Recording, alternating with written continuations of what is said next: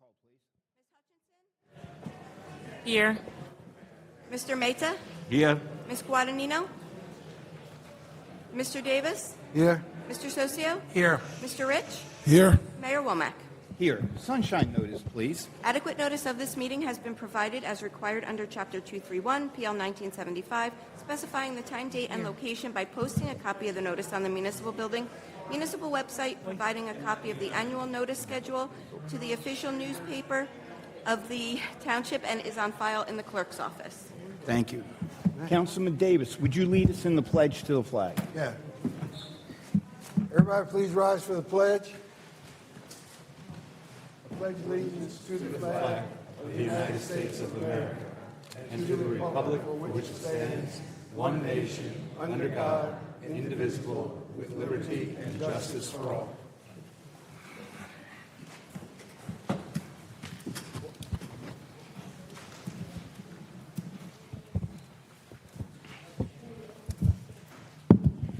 Captain Hoiberg? Okay. You want to wait a few minutes?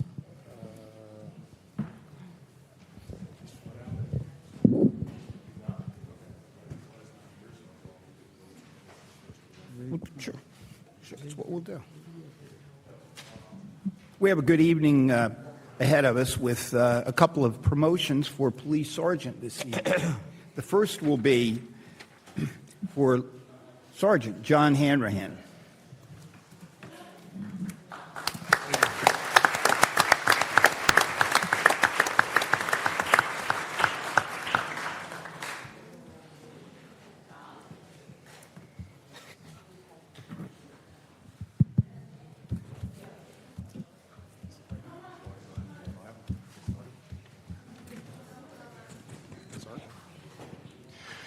Good evening, everyone. Happy to be here tonight to celebrate the accomplishments of two of our own that will be getting promoted to the rank of sergeant this evening. First, John Hanrahan joined the North Brunswick Police Department in July of 2005. Hanrahan has worked in the Patrol Division and the Detective Bureau. Hanrahan is the recipient of many letters of commendation and appreciation, including 2 unit citations and 3 life-saving awards. In addition to his operational responsibilities, Hanrahan has generously dedicated his time to mentoring the next generation through our department's Junior Police Academy. His willingness to invest in today's youth has helped foster positive relationships between law enforcement and the community, while inspiring young people to become responsible citizens and future leaders.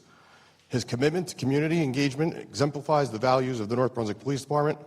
Hanrahan has been a PBA union delegate from November of 2016 to present. Hanrahan earned an EDS in Human Resources and Management from Seton Hall University. He is being promoted to the rank of sergeant this evening. His brother, Sergeant Ernest Hanrahan, will hold the Bible as he takes his oath of office.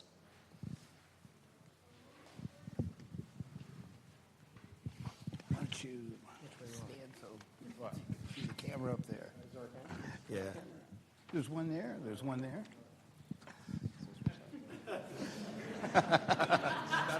That's good. All right, That's cool. good.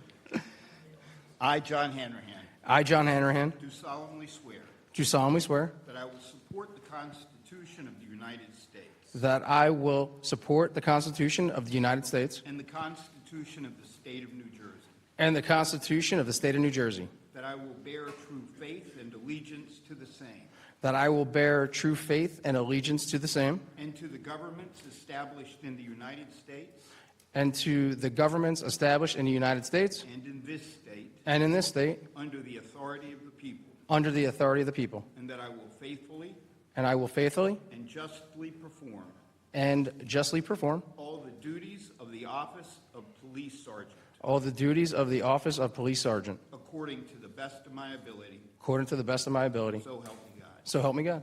Congratulations.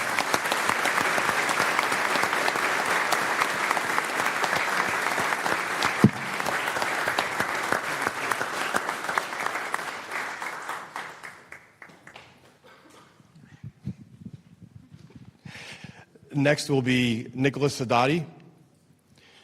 Nick Sadati started his career with the North Brunswick Police Department in April of 2016. Sadati is the recipient of multiple letters of commendation and appreciation, including 1 unit citation and 4 exceptional service awards. Sadati is a graduate of North Brunswick Township High School. He's being promoted to the rank of sergeant this evening. His mother and his father will hold the Bible as he takes the oath of office.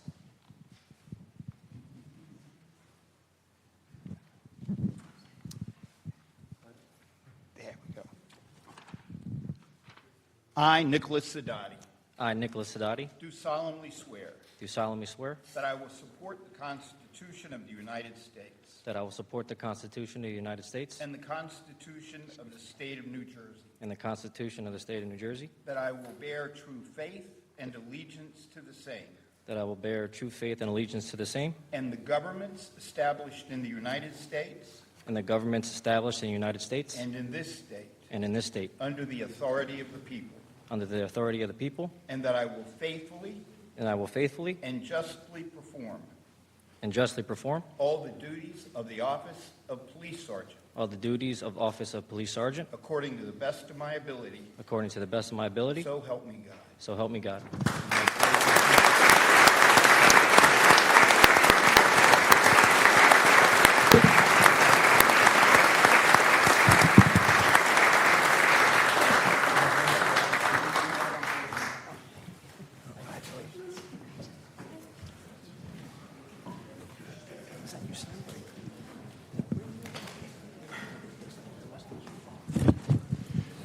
I just want to include that these two promotions fill two vacancies for the rank of sergeant that we have currently within the department.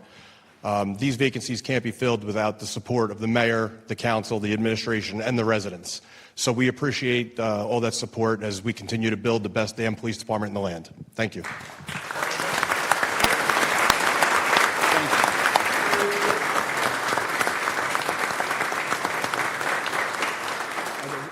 Is he here now? Okay, go right ahead. It's all yours again. Back on the mic. What we also do is when an officer retires, we also try to recognize the career that they put in with us over the years as they deserve moving on to the next chapter. So tonight, if we could have Sergeant Christopher Folletta come up. Sergeant Folletta has just recently retired. He started his service to our community and his career in North Brunswick when he joined us in 1988 as a dispatcher. He left the department when he was hired as a police officer with the Amtrak Police Department in 1990, but returned home when he was hired as a police officer in North Brunswick in November of 1998. Chris has served at the Patrol Division for his entirety of his career. He was promoted to the rank of sergeant in 2020. Sergeant Folletta is the recipient of multiple letters of commendation and appreciation, including 6 unit citations, 1 Medal of Merit, and 1 Life-Saving Award. We thank Sergeant Folletta for his professionalism and commitment to duty to the Township of North Brunswick, and we congratulate him on his successful career and wish him the best going forward. Thank you.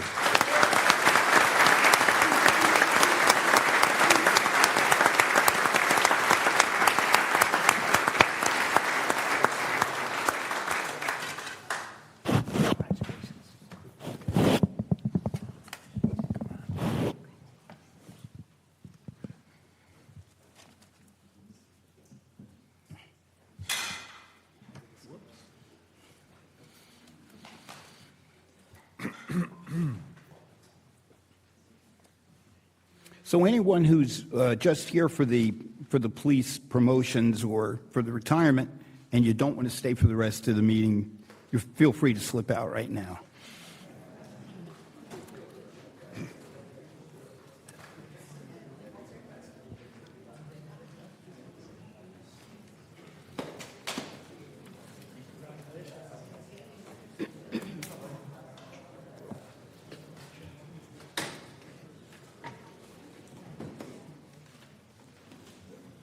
Is there a motion to approve the minutes of our June 8th, 2026 council meeting? So moved. Second. Discussion, roll call, please. Ms. Hutchinson? Yes. Mr. Mehta? Yes. Mr. Davis? Yes. Mr. Socio? Yes. Mr. Rich? Yes.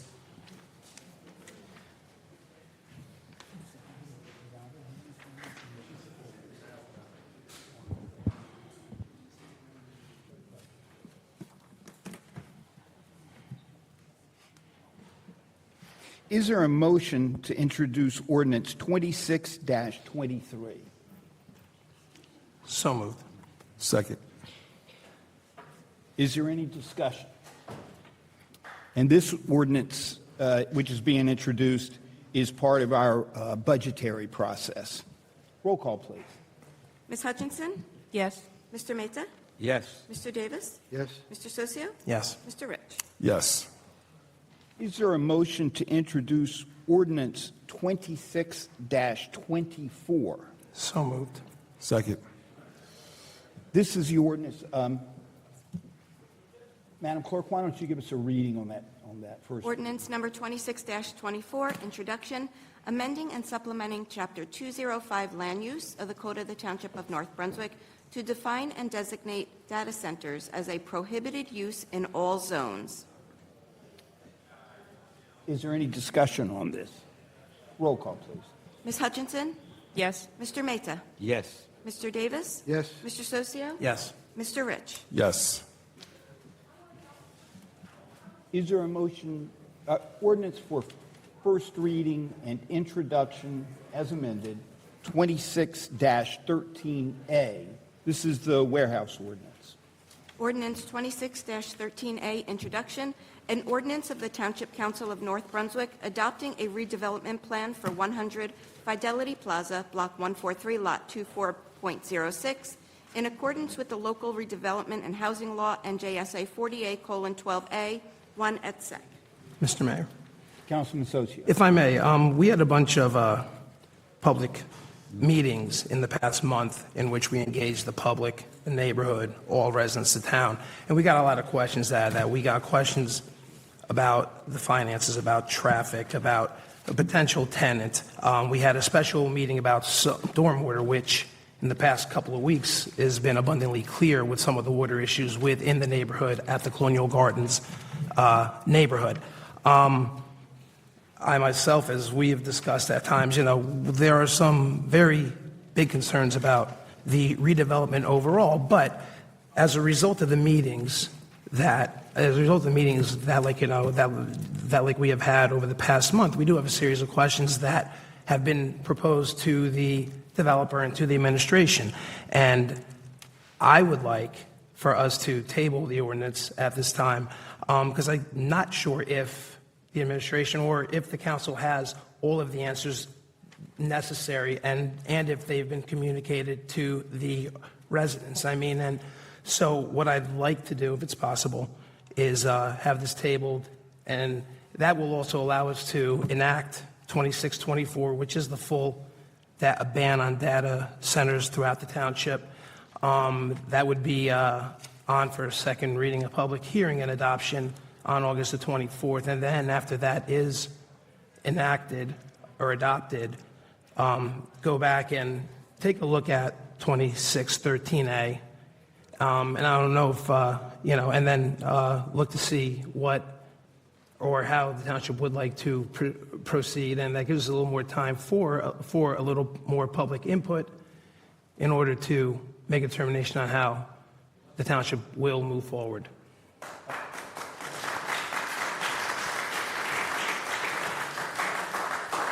Is there any legal reason that we have to move forward tonight, Mr. Gordon?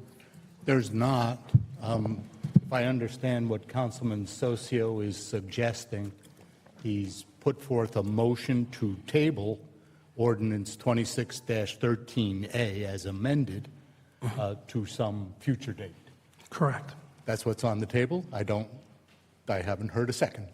So that's the procedural status that you're in. Is there a second to the motion? Second. Is there any discussion? I would note that we have internally been discussing who's going to be on vacation and who's going to be available for the August 24th meeting. And even if it were introduced tonight, we probably would not be voting on it until sometime in September. Is there any Mayor, we further- need a vote on the motion Yes, to that's table. right. Yeah. Is there any further comment on the motion? If I could say something, I would say what you just said with, with some people going to be on vacation and what Councilman Socios just stated, I just think it would be best if we table it.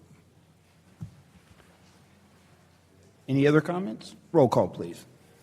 Ms. Hutchinson? Yes. Mr. Mehta? Yes. Mr. Davis? Yes. Mr. Socio? Yes. Mr. Rich? Yes. Ordinances for public hearing and final adoption, 26-21. Number 26-21, public hearing and final adoption, amending Chapter 276 Sewers, Section 7, Sewer Rentals of the Code of the Township of North Brunswick. Is there anyone who'd like to be heard on ordinance 26-21 regarding sewer rentals? Is there a motion to adopt ordinance 26-21? So move. Second. Discussion?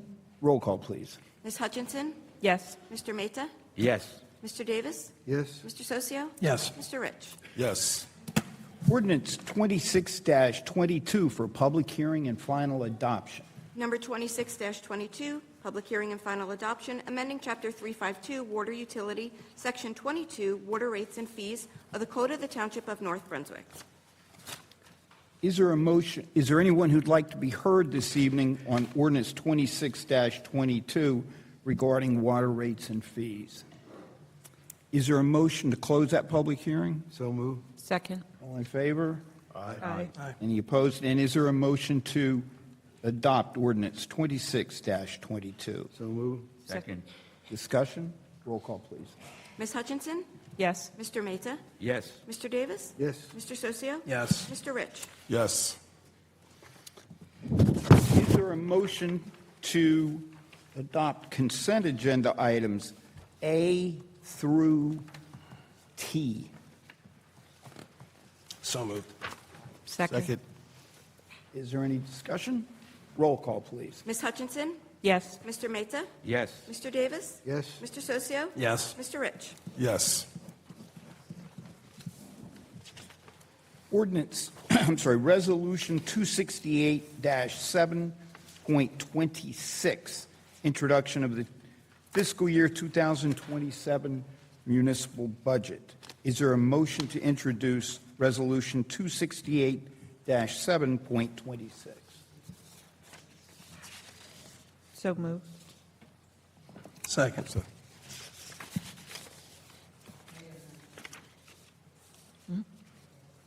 Cabell?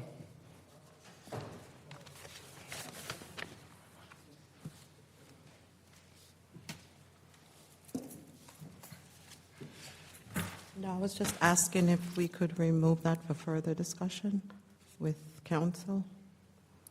So our chief financial officer has asked if that can be removed. Again, I guess essentially a motion to table. Yes. Is there a motion to table that? We have discussed bringing this up at a special meeting in the future. So move. Yes. So, second. Discussion? Roll call, please. Ms. Hutchinson? Yes. Mr. Mehta? Yes. Mr. Davis? Yes. Mr. Socio? Yes. Mr. Rich? Yes. Council President, any reports this evening? Yes. On this past Saturday, Councilwoman Hutchison and I attended the Gospel Music Festival in New Brunswick. It was an awesome experience. Big thank you to our Middlesex County Commissioner, Chanel Scott McCullum, for the invite and bringing this amazing event to Middlesex County for the third straight year. My wife and I, we had a great time. It was great music, great food, and just great vibes all around. It was a great experience, and I look forward to attending next year, and I hope everyone that's in this room would, join us down in New Brunswick for that Gospel Music Fest. Did you sing? No, I didn't. They asked me to, but I didn't. No. Anything else, Council President? No, that's about it. Councilman Socio? Yes, thank you, Mayor. Just a couple of quick announcements from the Department of Parks and Recreation and Community Services. Our Tunes at Twilight series will continue on Thursday, August the 6th. The band will be School of Rock, and Tempo Alegre, which is a Latin band. Food for the evening will be Bob's Kitchen and Vince Ice Cream. And on September the 10th will be Athletic Dance Studio, Young Picassos, and the Steel Pan Band. That night we'll have a food truck from Zinna's Bistro and Flirty Desserts. This will be at Community Park from 6:30 to 8 p.m. It's really a great time. It's a good family event. So on the 6th of August or the 10th of September, please come, bring a chair and a blanket, enjoy some music and some good community times. The Department of Recreation through the USA Sports Group will be offering various sports camps throughout the fall. Multi-sports, which will be held at Babbage, include soccer, lacrosse, t-ball, track and field, and tennis will be held at the Renaissance Courts. These are for let me backtrack. Sorry, I thought they were all the same. The multi-sport camp will be from ages 2.5 to 5.5, and they are weekly classes. And the tennis will be from ages 3 to 14, and those are weekly classes as well. So if you have anyone who's interested in that, please contact the department. And it's not too early to be thinking about Heritage Day, which will be held on Saturday, October the 3rd at Community Park from 3 p.m. to 10 p.m. There's live music, food, a beer garden, fireworks, a lot of cultural dance, and a lot of local vendors out. It's really a great day, and it's something to attend. It's really great. We have baseball's doing their fall ball, soccer has their whole regular thing, and it comes together at Community Park from 3 to 10. The rain date, which is not going to rain on the 3rd, will be October 4th at the same time at Community Park from 3 to 10. So if you have any questions on anything that I just announced, or any ideas or anything you'd like to see from the Department of Parks, Recreation, and Community Services, please give them a call at 732-247-0922, extension 475. Thank you, Councilman. Hi, Mrs. Blanchett. Councilman Davis? Yes, Mayor. It's going to be 25 years since that horrendous day, September 11th.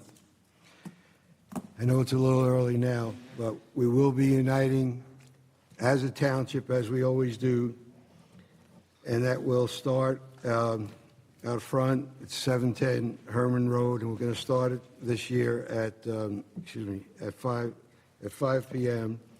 So we hope that everybody does show up.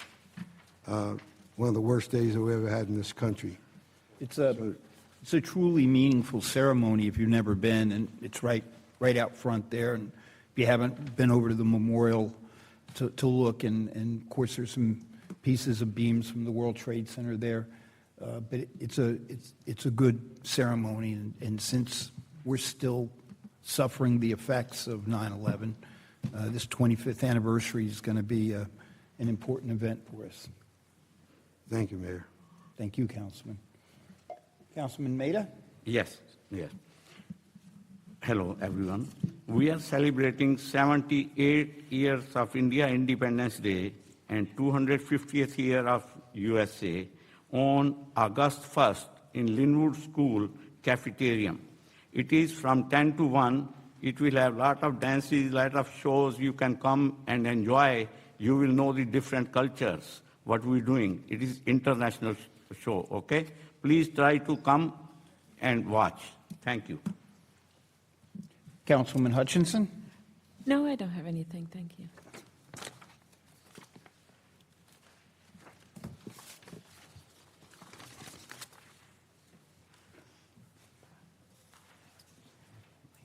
So I'm advised that as people came in this evening for the general public hearing, and this is a public hearing where you can discuss anything at all that affects the township. Doesn't have to be about the warehouse or whatever. But I'm told by the clerk that you had a system tonight. Yes, we handed out numbers, and we have names that match the numbers. So if you start at number 1, we have a copy of the names as well. Great. So whoever has number 1, come on up.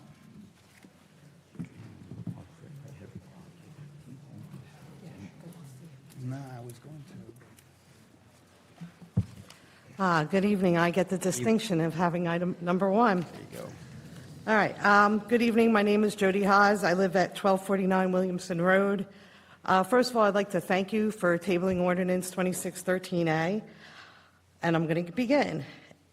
Every major decision that's made leaves a footprint. Some are made in concrete and steel, others are made in the trust residents place in their government. The question before us is whether that footprint will reflect transparency, accountability, and thoughtful planning, or a process that left residents asking questions long after it was underway. Many residents are asking a simple question. When were we supposed to know what was actually being planned for this property?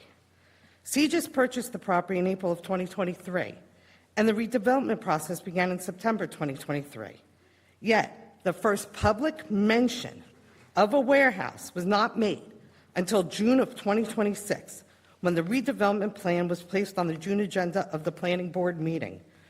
Residents deserve to know why such a significant detail was not disclosed when the process began. We also learned that the redevelopment plan was reviewed in closed session before it was available to the public. Whether that was legally permissible is not the issue. The issue is whether residents were given a fair opportunity to understand and participate in decisions that affect their community. Trust is not something government can demand. It is something government earns through openness, accountability, and honest communication. Again, as I asked at the last meeting, are we prioritizing thoughtful planning for our community, or are we adjusting our standards to accommodate development after the fact? This council's responsibility is not simply to approve projects. It is to protect the long-term interests of North Brunswick residents. Decisions made today and in the future will ultimately affect traffic, quality of life, and the character of our community for decades. One of the most significant long-term impacts of this project is its effect on traffic. The Traffic Access Review itself acknowledges a conflict of interest. Given the significant impact this project could have on surrounding neighborhood, I respectfully ask the Township to commission an independent traffic study while school is in session so that the busiest traffic conditions can be accurately assessed. Before I close, I would like to share a few quotes, as recorded in meeting minutes by council members after they were sworn into office. It is about collaboration, trust, and making thoughtful decisions that strengthen our community today and in future generations. If anyone needs anything, they will do their best to help them. Promises to keep every resident in mind while serving. Do my best to benefit the North Brunswick residents. The council and themselves will do the best for the township. The well-being of residents is the foremost important issue. Progress doesn't happen in isolation. It happens when leaders work together, when all of us work together. Tonight, residents are simply asking you to live up to those commitments.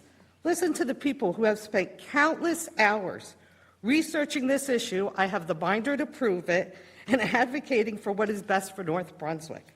I leave you with one final quote. North Brunswick in the coming decades will be a great town where kids would want to be here in their 40s. That is a vision worth protecting. The decision before you is not just about a warehouse. It is about the kind of town we leave behind for the next generation. Long after this meeting ends and the votes are cast, residents will remember how this council responded when concerns were raised. They will remember whether transparency was embraced or avoided, and whether their voices were heard or dismissed. Tonight, I ask you to listen to the residents who will have to live with the consequences of this decision. For that reason, I respect when, if and ever, it comes back off the table, I ask that you vote no on Ordinance 2613A. Thank you.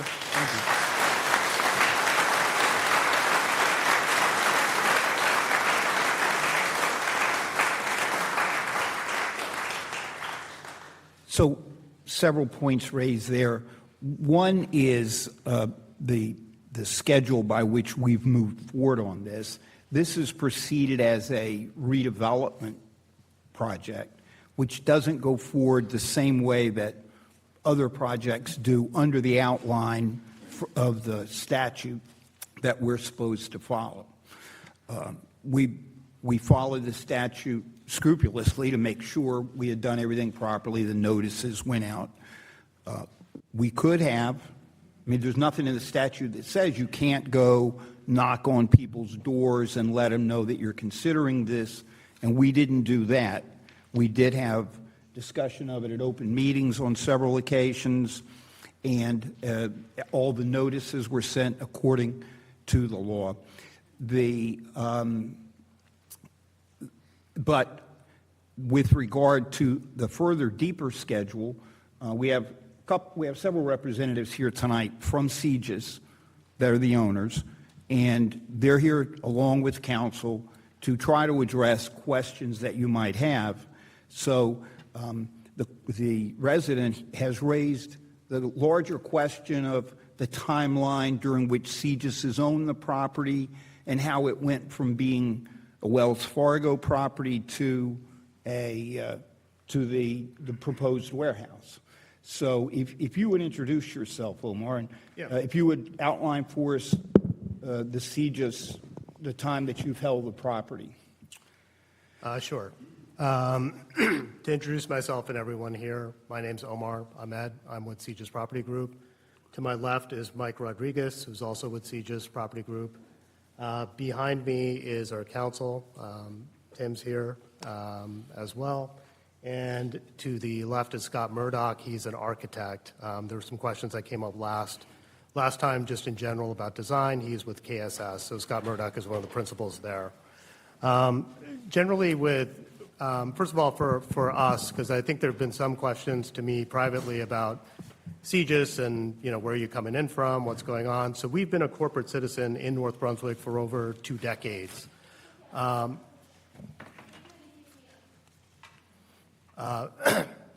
In fact, our first office in New Jersey was in North Brunswick here at 621 Route 1. So when we were in the early stages of our company, we were located in North Brunswick.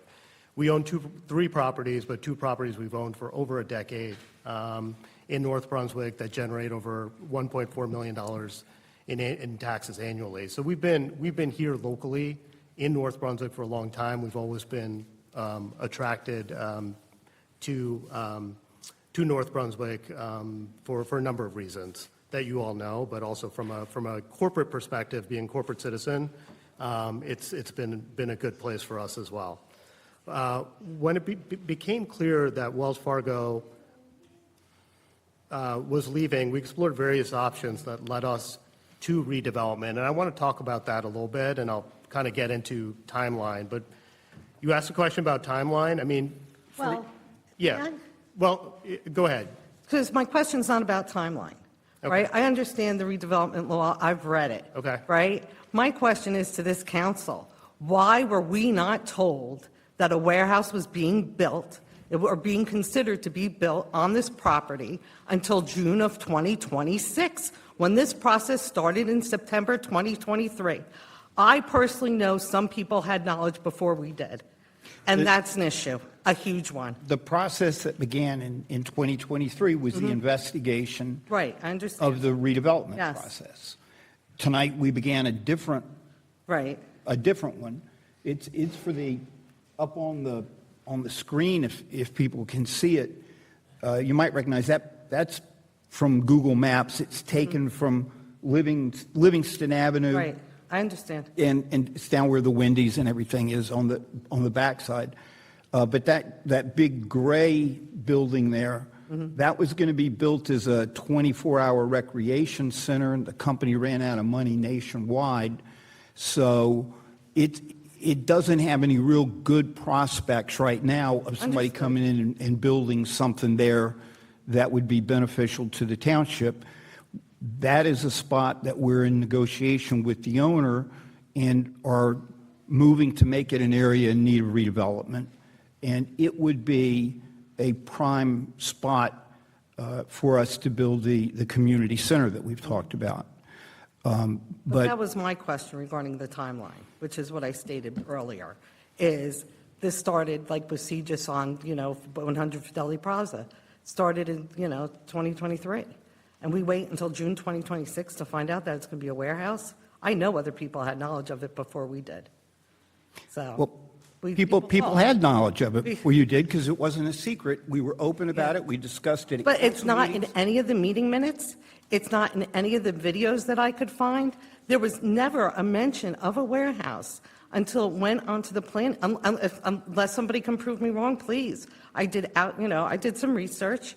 I mean, I've had a month, And I looked, I read anything that mentioned that property, I looked, I watched the videos. We've talked about it openly at council meetings for some time, and there's been, Well, if somebody could point me to the one where we said that there is a warehouse going on that property, I would very much appreciate that. we'll certainly see Yes. if you can. Thank you. can point in that direction. Yes, I And, appreciate that, because that's the point, none of us knew. and as you know, since people have come forward and said they want more time to digest it, they want more time No, I to study it, understand. we've had 6 or 7 meetings that are open I to the understand. public upstairs. We had the meeting Yep, a month ago. We have tonight. We're going to have at least one more public hearing if it's reintroduced. Yeah. So there's going to be 8, 10, 12 Oh, I open understand. public meetings. I'm for talking about people. just the openness and transparency. Like I said, if you can point me to where it was discussed during a council or a Well, what is your workshop- point? That somehow or other we were trying to sneak through a warehouse that nobody would notice? You guys want to talk about it? That's, yeah, Thank you. that's, right, That is Well- the point, Mr. Mayor. right. Well, your complaint there is with the state of New Jersey, because the state of New Jersey has provided the redevelopment law that we are absolutely obligated to follow. Understood. And- So, and but that if we- means you can't tell us. So when you even start, like, once it passed the resolution that was a property, using the correct terms, which I won't know off the top of my head, but once it passed and it was going into the redevelopment plan phase, like, you couldn't share with us that it was going to potentially be a warehouse? It was going to the planning board, Right? and the planning board was openly considering it, and I'm sure you've watched that planning board I meeting. watched that planning board meeting, which was just June of, last month. Yes, ma'am. And that's the first time I see a redevelopment plan that talks about a warehouse. And under the law, that's how it's supposed to work. The So you council's can't supposed- tell the residents what you're considering putting there until you actually write a redevelopment plan. You can. You can. I'm not trying to pretend Okay. you can't. No, I- But the no, way I the just wanna process. understand. I think we Right, do. the way the process is supposed to work is it's sent to the planning board. Right. They consider it in an open meeting, comes back to the council, council considers it in an Right. open meeting, and that's when it becomes I an understand. open public discussion, usually. So what I'm saying, I guess my time's up. Thank you for your comments. Just one more comment, because in your September 2023 meeting, Ralph Andrews did ask about zoning, and the answer he got is it could be zoning on top of zoning. Again, if somebody could point me to where there was a mention of a warehouse, I would appreciate it, because right now, we all feel like it was hidden from the public. Thank you.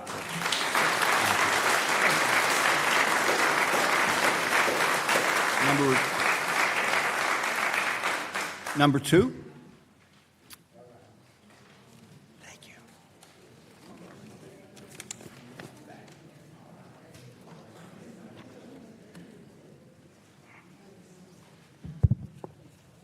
Hello, I'm Lorenzo Fasaro. I live at 415 Otis Road. Why don't you use this microphone?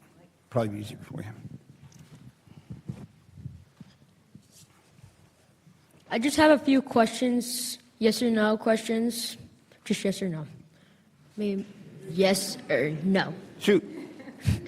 Will there be more traffic on Yes. Route 130?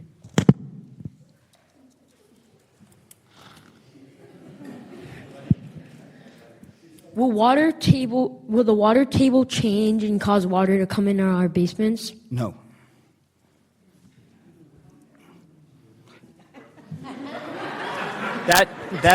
That'll be for the engineers, but you asked for yes or no, and I believe no. Will a home's price decrease because of the warehouse? I don't know. Come on. I don't know the answer. Wait, so you're saying if you had a warehouse behind your house, you think it'll be the same?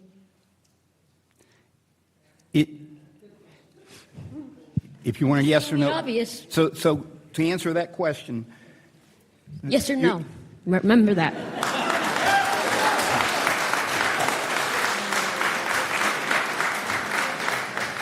A warehouse that is not done right will decrease property values.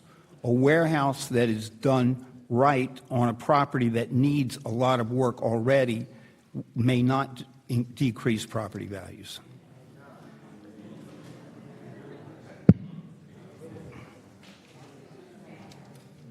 I'm going to put that in the middle.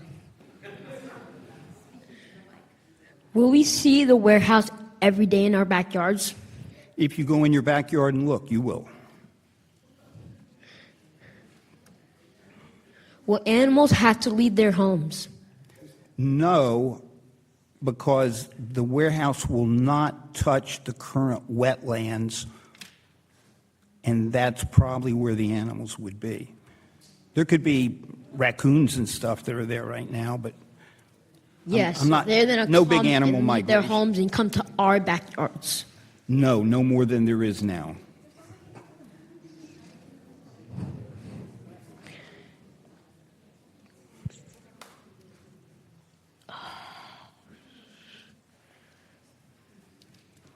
Will animals have, no, that's the wrong one. Will light from the warehouse shine into our houses? No. The New Jersey laws require that there be zero bleeding. What's the term? Bleeding? Spillage. Spillage. That there be zero spillage of light from any new development into surrounding neighborhoods. Will there be lots of noise from the warehouse?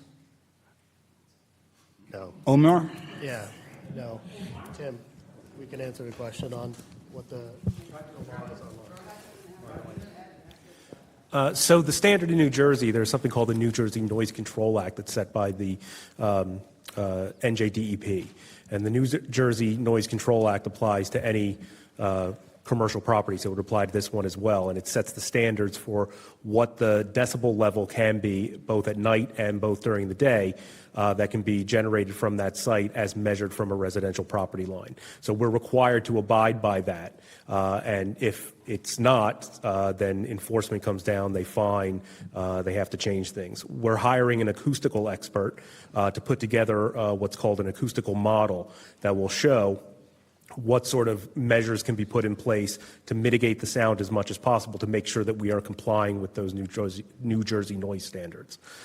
So can I say that no noise will be generated? No, I can't say that, obviously, but we have to stay amongst that standard that the NJDEP sets. What is the standard? I believe it is 65 decibels during the daytime hours and 50 decibels during the evening hours. At the property line, right? Measured at the residential property line, correct.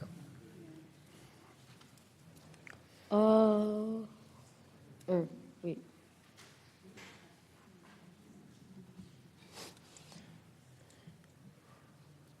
Will fumes from trucks pollute our air? I'm sorry, I couldn't quite hear. Will fumes from trucks pollute our air?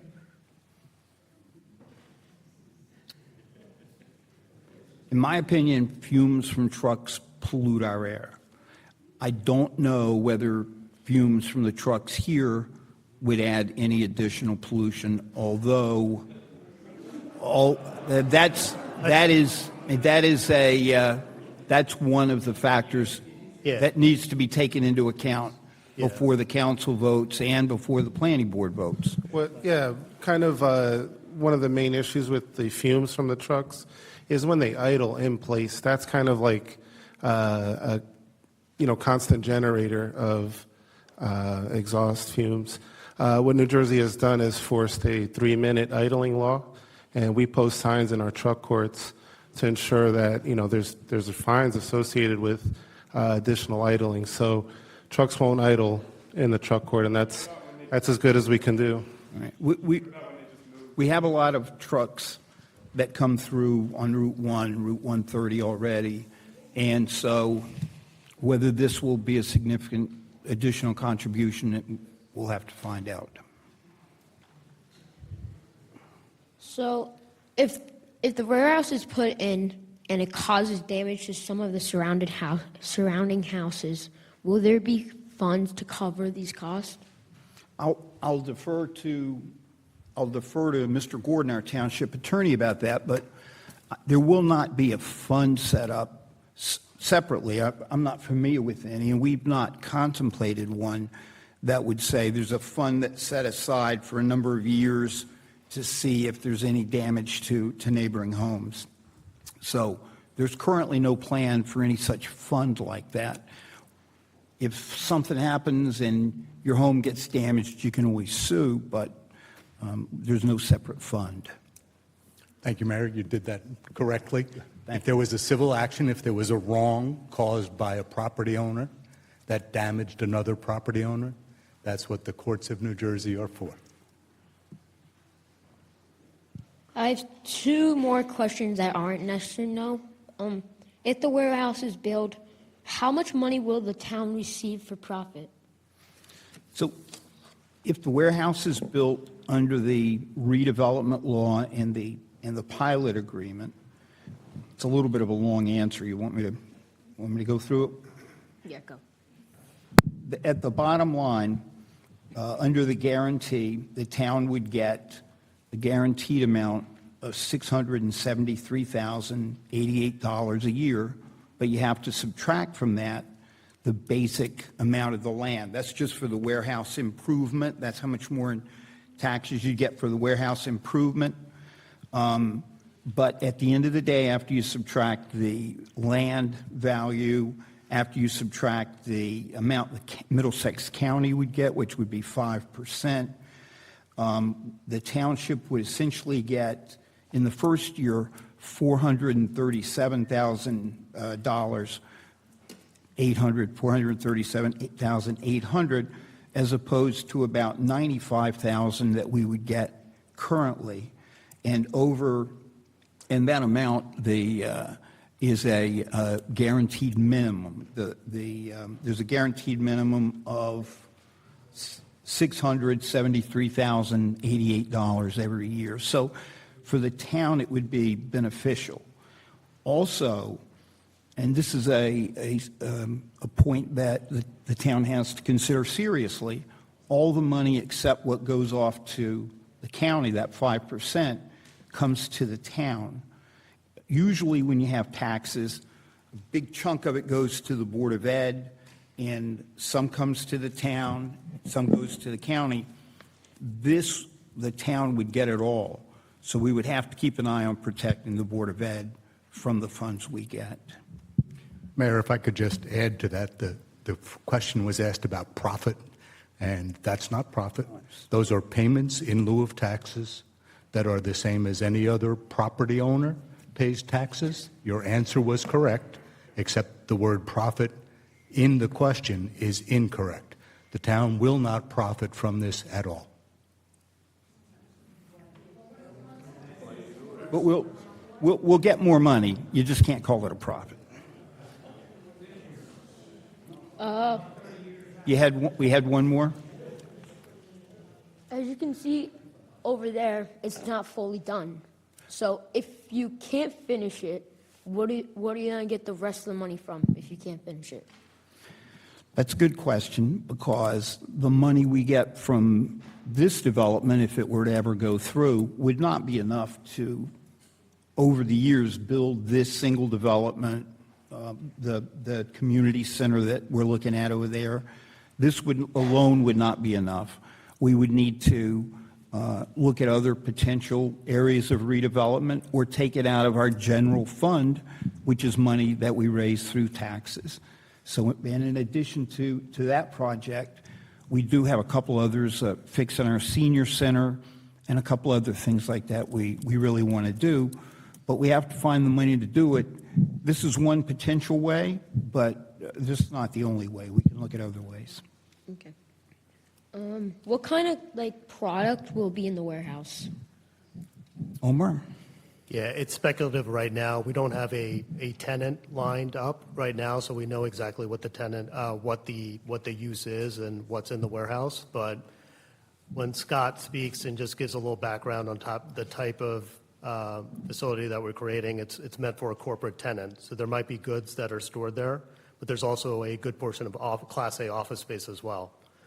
So the short answer is we don't know exactly what that is, but typically Class A or new buildings have goods and services that are moved. Okay. All right. I'm done, so thank you. Thank you very much. Thank you.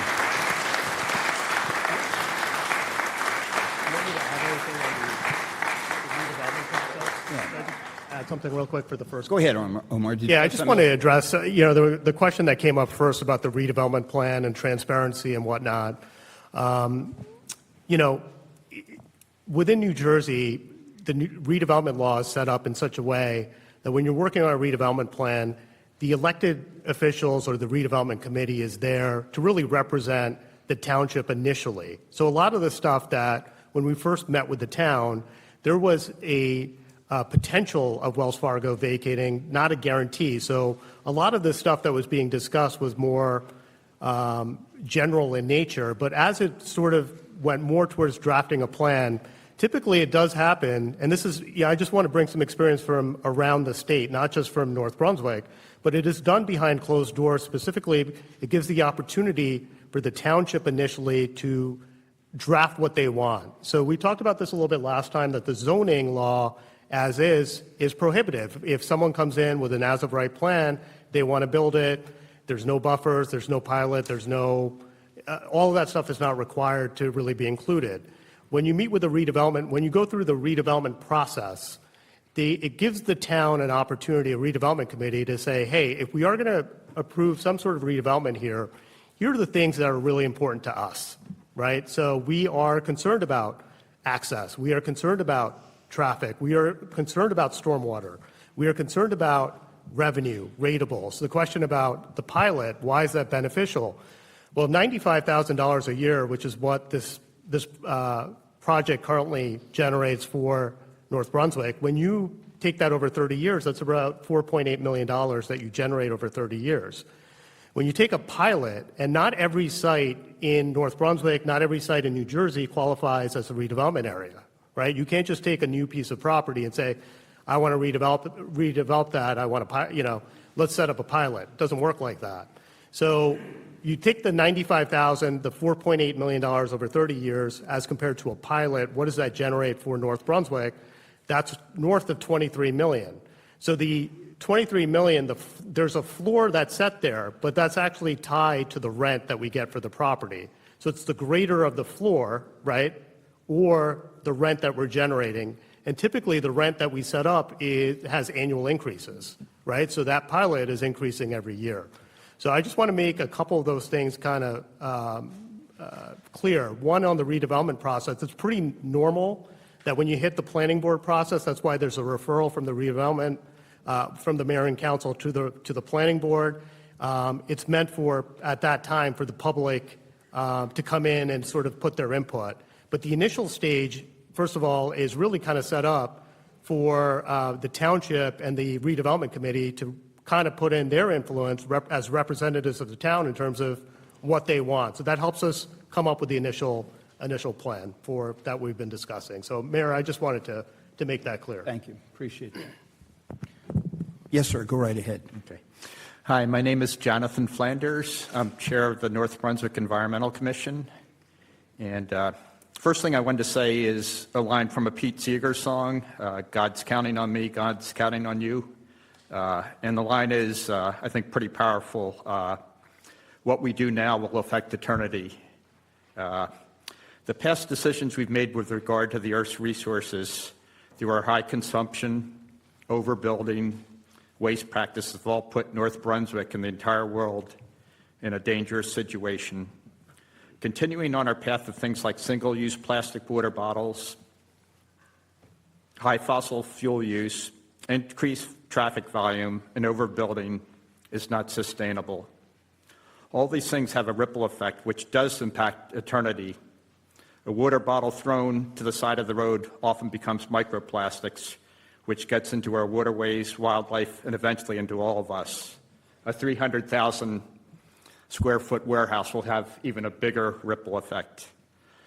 I believe the council and mayor to be good people who truly care about the town and its citizens. They're often faced with decisions the way the financial benefits of a new tax revenue versus preserving open space. The township does see the value of preservation as evidenced by past acquisitions of the Polda and Ocken farm. I think we've reached a tipping point, though, in North Brunswick, where building a 300,000 square foot warehouse is more of a detriment to North Brunswick than a benefit. The township, council, and mayor are bright people. I'm asking them to be creative and find a way to acquire the 100 Fidelity property and use it for open space. Speaking for myself, probably not everybody here, I'm willing to pay more taxes and cut other government services in order to pay for this acquisition. In closing, I'd like to say that God and the people of North Brunswick are counting on you, the mayor, and the council to do the right thing and prevent the building of this warehouse. Thank you. Thank you.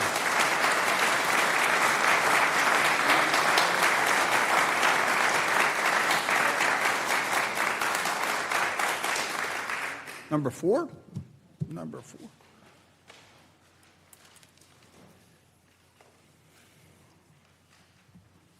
Good evening, all. Evening.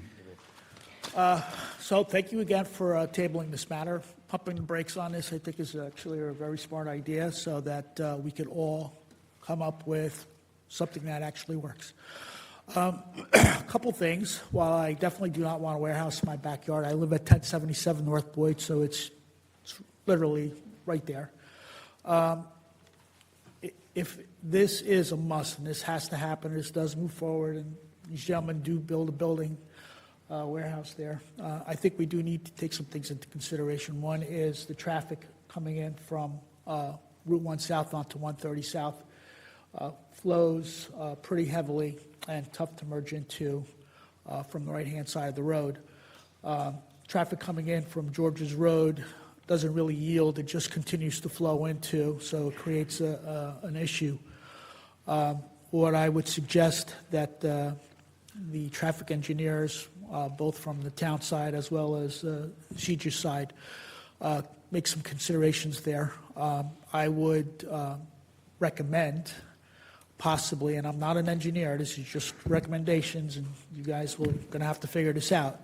I would eliminate entrance into 100 Fidelity Plaza from the 130 South side, and the reason for that is you would eliminate traffic that is coming from 1 South onto 130 South, trying to make a hard right turn across other traffic that's actually trying to merge, that's not really merging, they're not yielding. There is enough width on that road there that the exit out of Fidelity Plaza, you could actually make an acceleration lane for the tractor trailers.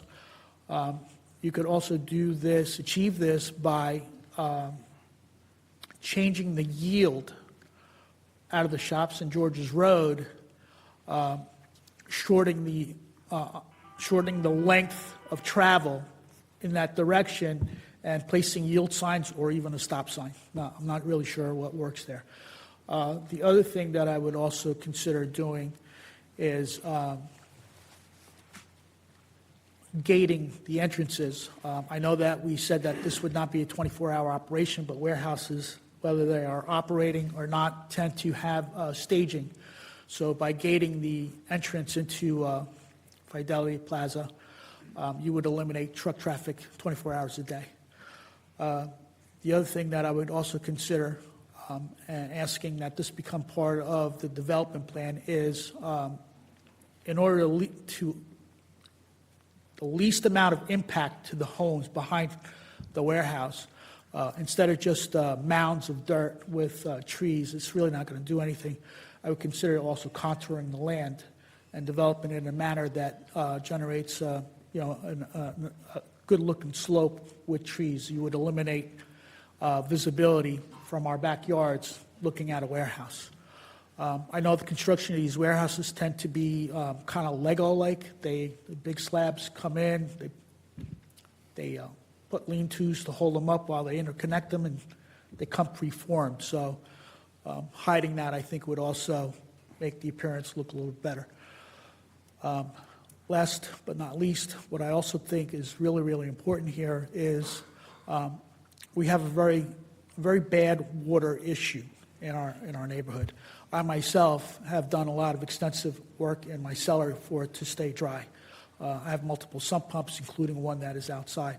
So I would make a strong case for a really good storm management program where you are finding a way to move that water somewhere else. And I think everyone here that lives in my neighborhood will tell you that we have a serious problem, and it's been like that for years.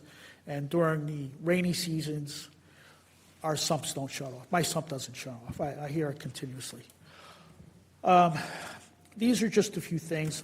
I'm not going to stay up here too long and drag this out. Again, thank you so much, Councilman Soso, for tabling this ordinance. I really do think it's important that we pump the brakes here and really come up with a really good plan. Thank you. All right. You made some excellent points. Let me back up from what you were saying to what Ms. Haas, who was the first speaker. She had pointed out that the town needs to do an independent traffic study, and we are commissioning a separate independent traffic study, a new one, to make sure. I won't put the CJIS people on the spot unless they want to be about the entrance in and out of Route 130, because that's a very active discussion amongst the council, and whenever we speak with them, that's a big part of our discussion. It's not resolved yet, I don't think. And the other, moving backwards a little bit, with regard to the water, we have tried to take that into account for all of the residents, especially those who live on Revere, Williamson, and of course Otis. But Mike, did you want? Going over the New Jersey stormwater management would be here all night. But right. What's the builder's position on that?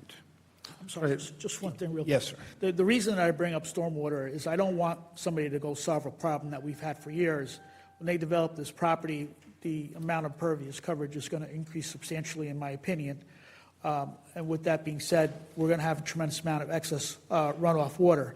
And while I understand that there's going to be, during their development project, that there will be retention basins put in, whether they're wet or dry type of retention basins, I don't think that may take into consideration the entire picture. This is why I bring that up. Right. Not because I'm looking for them to solve a water problem. I would not do that to anybody. But I believe that they'll create more. So since they are the owners of the property, it does back up to that creek, that little tiny creek that we have back there with, right, with the water issues, and including the wetlands that are further southwest on the lot. I think it'd be a good time to address everything. And sorry. Thank you. No, your point's well taken, because regardless of what is eventually built there, whether it's a warehouse or something else, we do have, for your neighborhood, a serious runoff pre-existing problem as from the wetlands behind Society Hill across the baseball field at the Board of Ed into Boyd's Pond. That's already a problem. I'm sorry. And if it combines with an increased problem from whatever is developed at Fidelity Plaza, that's not good for anybody. Mike, what's the story from you're the engineer, so from your perspective with the short version for stormwater? Yeah. Right. So today, this property was developed as the Boy Scouts headquarters many, many decades ago. That predated the current stormwater management rules. So the water that runs off the pavement in buildings today is going uncontrolled. So it as quick as it can get off the property by means of a pipe. A lot of the existing parking lots just sheet flow right into this ditch. That creates a lot of flow and velocity, which the ditch can't handle, and that tends to rise up. The proposed stormwater management would slow that whole process down, and you'll see a dramatic difference in that ditch specifically that runs between the site now and the homes on Otis and Revere. it ultimately discharges at a culvert at Route 130, and the Boyd Ponds are kind of a separate drainage area. But basically what we can control is the runoff off the development today will be dramatically improved. I'll add something. Sorry, Mayor. I'll just jump in here. Just a couple other comments. And thank you for your comments. The NJDP has very strict guidelines, probably the strictest, one of the strictest in the country, if not the strictest. And it's only gotten stricter since Superstorm Sandy and the higher frequency of what they used to refer to as 100-year storms. We talked a little bit about this in our breakout session that we had last week, but we have to design a system that captures runoff from this property. And basically it's designed to capture 11 inches of rain. So think about that. Like the average storms that we've had over the last couple of Saturdays might be 1.7 inches, Under 2 inches of rain, and they're pretty significant rain. I mean, when rain is coming, it feels a lot. It has to be captured, and it has to be filtrated as well. So there's filters now that have been put in place. So there are basins, retention basins, as you've mentioned. There's also something called porous pavement, right? And all that stuff has to be filtered before it's discharged in a very, very slow manner. And a lot of that stuff, when we get to the stormwater phase, which is typically at the planning board level, that has to be approved by 3 people, right? So it has to go and be approved by the DEP, which has to be approved by our own civil engineer, not Mike. Mike's a civil engineer, but we'll have a separate engineer who reviews it. That then would go to the NJDEP, and then at the planning board level, it would also have to be reviewed by North Brunswick as well. North Brunswick will have an engineer on staff that would review that. So stormwater is a serious part of that. When we went through the redevelopment process, that was highlighted as one of the key issues as well. So I want to make that clear. On the traffic, and I'll stop there. Just on the traffic, we have another hearing coming up where we'll figure out what it is, whether it's a breakout or one of these sessions, but we're going to have our traffic engineer there. Be best for, I took down some of your notes and we've heard some of those comments. Be best to be heard by the traffic engineer. To date, just so you know, we've had our own traffic engineer who's been retained by CGIS, who's come up with a study. That's been reviewed by a North Brunswick traffic engineer and then also another independent engineer. And I think, Mayor, what you're saying, there might be another engineer who also might be brought in as well. I think we'd be more comfortable if we bring another one in to take a look. So it will be, you'll have at least 4 traffic engineers in different capacities who will review that, but we'll go over that in detail in a separate meeting. Mr. Mayor, I'm sorry, Councilman, go ahead. just if I can tag along like I did last Wednesday night with the stormwater meeting, there's also the issue, forget about the developed part of the property, but the undeveloped property, part of the property. Now, we understand you can't go in and chopping down trees, everything, but there's a significant amount of debris and stuff that falls within there. And whenever we get a big rain, like we did 2 Saturdays ago, like we did 3 Tuesdays ago, Hurricane Ida, Hurricane Irene, it gathers at the culvert at the corner of Will Williamson and Franklin. Now, our guys go out there periodically, and they're retrieving new debris, and it blocks everything up and creates an issue that emanates from your property. So we need somehow, as we said last week on Wednesday, we need that to be addressed also, because it's creating an issue within the neighborhood in general, coming from what is the paper street to the mouth of Williamson and Franklin on a regular basis whenever we get a significant rain like that, and we're hoping we don't get it this coming Tuesday night again. So, again, I'd just like to, mention that to you to keep that within your radar as well.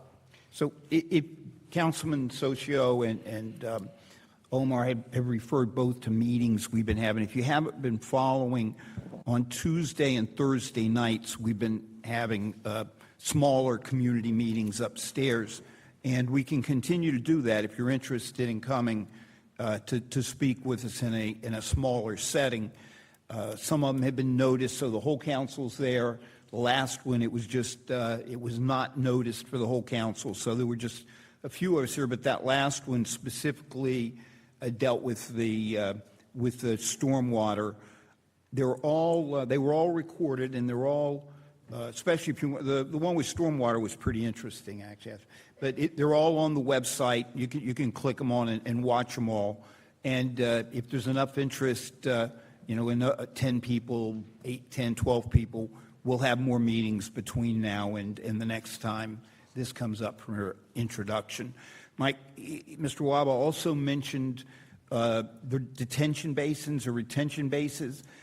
Are there going to be like pools of water, or what's going on with the detention basins? On the concept plan, there's a significant amount of space, not just for the landscaping buffering, but between parking areas, the loading dock, and the perimeter of the development for stormwater management, catchment areas that could be basins.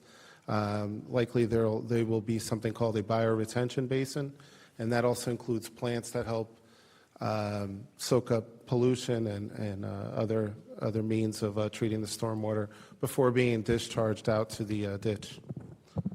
I know Mr. Waba made a lot of points, but the ones we missed, feel free to speak with us later. Number 5. I'm Ginny Kyle, and I live on Otis Road. And this is an aside. You mentioned, Omar, is it Omar? Yes. You mentioned that the process that you went through was very normal and very typical. And you mentioned that we had a redevelopment committee in town that was part of that process. And I want to correct you.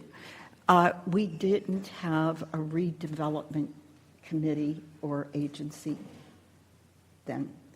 And as Mr. Gordon pointed out in September of 2023, other towns have that type of agency. We have one now. We didn't have one then. So what that eliminated was a competitive process, a vetted process in this decision to only have a warehouse company come in on this. I think what you're referring to, and you're correct, that with redevelopments, a lot of times a town will look at a property and say, boy, that really needs to be redeveloped. That's like Carteret did all along their waterfront with the old industrial properties, et cetera. Or South Brunswick's done a lot of redevelopment. And they'll go ahead and say, this area needs to be redeveloped, so the town will declare it an area in need of redevelopment. And then the town will go out and interview and, in a competitive way, try to figure out who the best developer to come in, because the town will say, gee, it would be nice if we had this or that, and they go try to find the developer. And that is one way that it happens. Absolutely. And that's a fair process, right. As opposed to what happened. Another way that it happens often is if the property is already owned by somebody and the owner wants to do something in cooperation with the town through a redevelopment process, you can opt to do it that way, which is what happened here. But you're right, the model of being able to go out and see. It's a crucial thing, because it was called spot zoning in September of 2023 by a member of the council, and that's what we essentially have here. We have a spot zoning. It's not a whole area like most redevelopment plans call for, This is one property that you're doing, and in my humble opinion, we're under the bus here. Our neighborhoods are under the bus. And I'm just pointing that out because if you want to call it fair, I don't see it that way. And I would think that you would have preferred if we went out and had other developers look at what they could have done here? Well, of not vetting other redevelopers. It could have been a senior, whatever, residence. It could have been anything but a warehouse from the get-go. Well, it wasn't a warehouse. Tell me how that happened. Okay, it wasn't a warehouse from the get-go. It was. You only have a developer that builds warehouses that's in the pie here. Then what are you going to get? They bought the property, and you tell me if I'm wrong, Omar, but the property was bought with an active tenant, and the intention and hope that it would be a continuing lease with Wells Fargo. And when Wells Fargo left is the period of time in which they tried to get another tenant in went, and it was unsuccessful. Well, this sort of committee a redevelopment committee. We now have one now. Yes, ma'am. The meetings have not been recorded, as I understand, and, so we're not getting the lay of the land of what's going on in those meetings. There's no minutes there. Some of us will show up the next time, because this is an important issue for us. It is very important. They you are can't requ- roll they are- over our neighborhoods with warehouses. You can't do this. They are required to have minutes, Ron, is that right? The redevelopment? That's correct. They must have minutes. Now, we've they never, did drop them after someone complained about it, but it took some time to get them out. now, So, and we are looking at whether we can televise those meetings, except when they're in closed session. So we're moving in that direction as well. The term closed session, all these meetings about this warehouse have been in closed session, except the one that I happened to be at in June. There was no mention of a warehouse anywhere, anytime.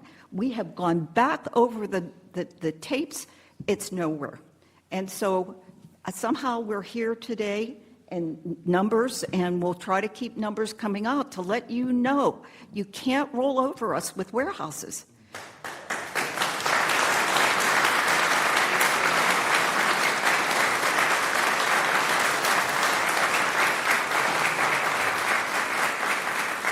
So my husband and I, based on what you said at the last council meeting, you said that there's not going to be a real significant decrease in our values of our homes with a warehouse in our backyard. That's what you said, if it's not in our sight line.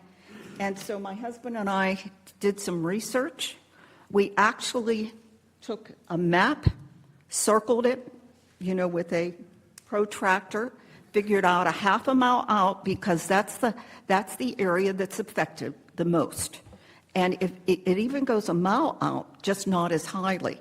A half a mile out, there are 450 homes in that half mile. Our houses are valued, according to Zillow and Realty.com, at the average house in North Brunswick is $567,200. 450 times that number turns out to be $255 million in home value. The low ball figure for the reduction in the value of our homes is 10%. That turns out to be that every single resident within a half a mile of this warehouse will lose $56,720, or $25 million overall. You're only bringing in $23 million in tax in the pilot program, and yet we're losing a bundle. And you people, I'm sorry. I respect you. I care about you, but you have to care about us. Where does that money come from? Where does that money come from? You may not be in that half-mile radius, but you're pretty close to it, and you're in it. I don't know where anybody else lives, but, do you really want to give this kind of money away? I hope you think about it. We've quoted some studies here. We have more. We really did it. Leave them with the clerk, and she'll make sure everybody gets a copy of them. Thank you. Thank you, ma'am.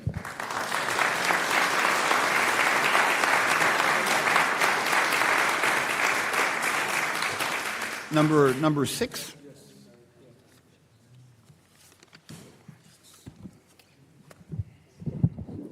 Good evening, everyone.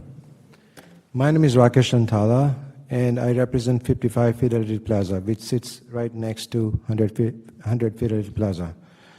I acquired the property in 2020, right during the COVID time, when then the Bristol-Myers Squibb sponsored daycare, which was Bright Horizon, used to exist there, and they vacated the property in 2020. I took a chance. The Wells Fargo was pretty much vacant, and I knew that Wells Fargo is going to slowly cut down, and I have first-hand info that they were not going to stay there for long term. And I have the info from them as well. So that's a misconception I just want to clear for everyone. But I'm very concerned about the daycare being completely ignored or being masked or being completely not even included in any of the studies. So that's the reason why I'm here.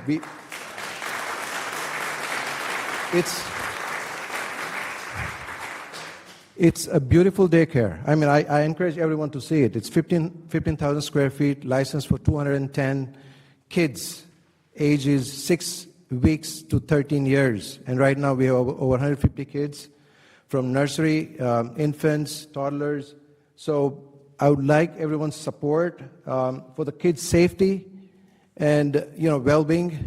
We all know what happens if a truck passes through the roadways that is right next to a playground. The renderings you see right now posted does not have the detail of the daycare. I would like you to see on Google Maps how close it is to the Route 1 entrance.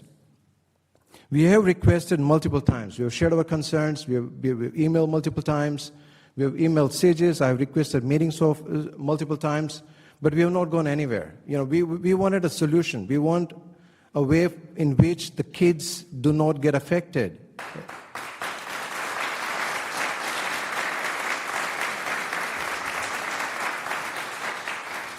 There has been no mention of daycare. Can I ask SIGs and or the experts why there is no mention of daycare? And what is the mention you want? You want them to be... None of the redevelopment study plan or traffic studies have daycare. Even the trip generations that they have calculated does not have daycare included. Now the traffic study and is the town's review of the traffic study will have to include some assurance that the daycare is going to be in a safe area or somehow is done in a way that does not impair the safety of the daycare center. The council and the planning board but the trip otherwise. Yeah, but I understand that if you're a traffic expert, in the trip generation, you would include the daycare traffic. Yes. 150 kids, Yes. carrying infants to toddlers to, a single mistake by a truck driver for a wrong turn can end up in the outdoor play area. It'll be an essential part of any traffic. Yeah, but it's not there. It's not there. No, that's why. Right, we don't have that study. Yes, so my traffic engineer was to come here today, but he will attend the August 24. I'm presenting some of the observations and the questions he has raised. But from again, your I request everyone to please keep in mind kids' safety is a lot more important than making dollars. Thank you.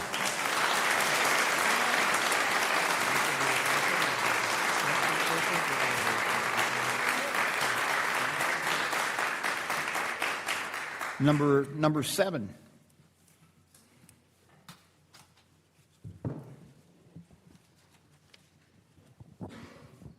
Good evening. Evening.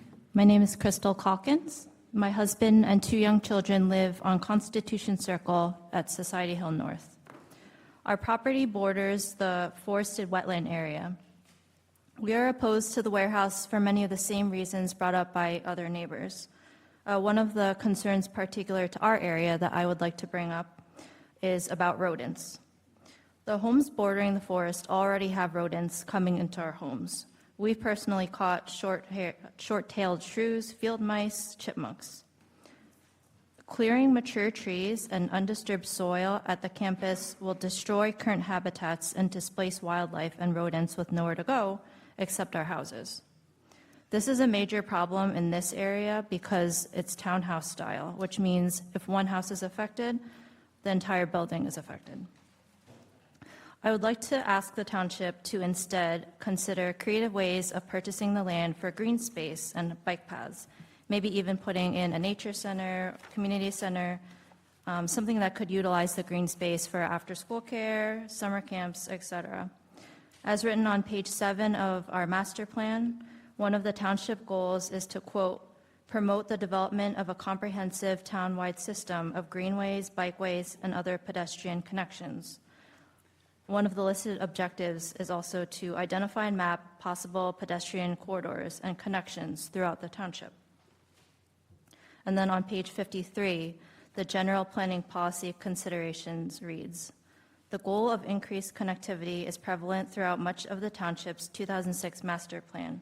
In essence, connecting people with goods and services is an important consideration of any community. To accomplish this, various means such as strong sidewalk systems, a highly connected roadway network, and pedestrian greenways should be considered in every planning effort regardless of size. Green space, bike paths, walking paths in this area could provide more connection among Society Hill, the shops of North Brunswick, the high school, other neighborhoods neighboring the high school. This could bring more business to that complex. And then on page 67 of the master plan, it says, quote, Wachovia, number 22, the Wachovia site is currently zoned GO. It is recommended that the site be designated OR Office Research. In addition, the township should consider either purchasing the rear portion of the site near the high school or working with the property owner to utilize it as public open space. Wetlands are a consideration in this area, and a delineation may be necessary to determine their extent. However, the area allows for a natural extension of public school property and greenway connections to the surrounding neighborhoods. So I urge the council to take into account public sentiment. As you have said, that redevelopment projects are a partnership with the township and the residents working together to come up with something agreeable that would benefit the township as an entity and the residents who live here. And yes, I also ask again, please consider the space for open space or green space. Thank you, Ms. Conklin. Hold on one second. I used to live on Constitution Circle, so I'm very sympathetic to what you're saying. Omar, Mike, what habitat is going to be altered or changed as a result of the footprint of the warehouse as opposed to what's there right now? Yeah, that was, we're also well aware there's been several wetlands delineations done over time. They only have a 5-year term. They need to be reevaluated because wetlands can change. So we're currently going through a process to get that done with the DEP. They've been out to the property. They've inspected the wetlands. We already knew that from past delineations that entire wooded area just cannot be developed.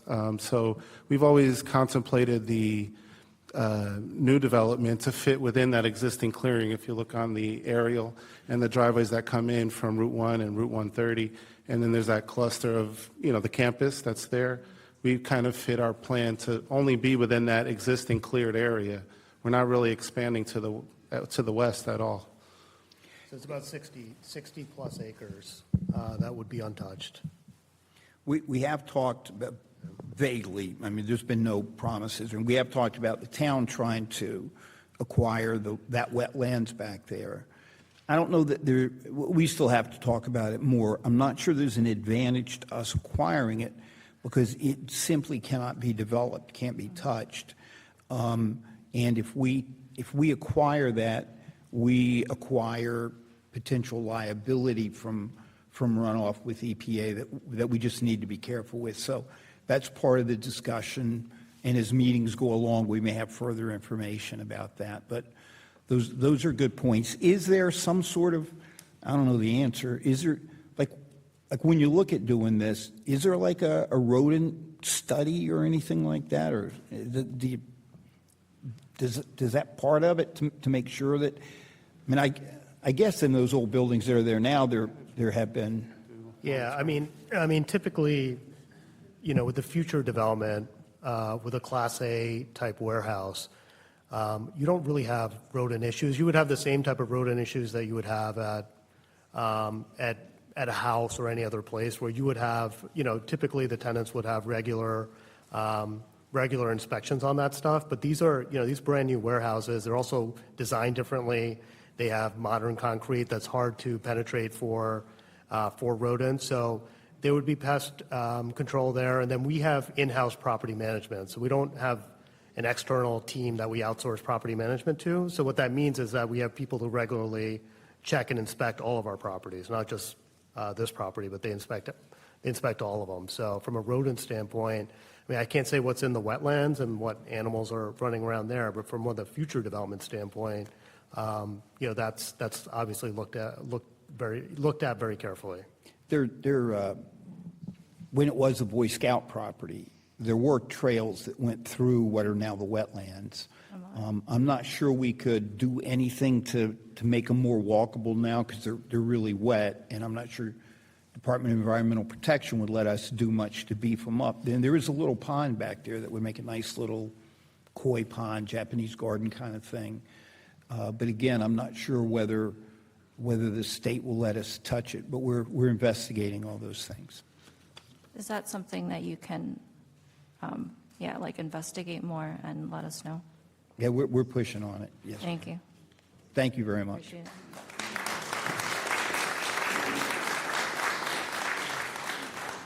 Number eight.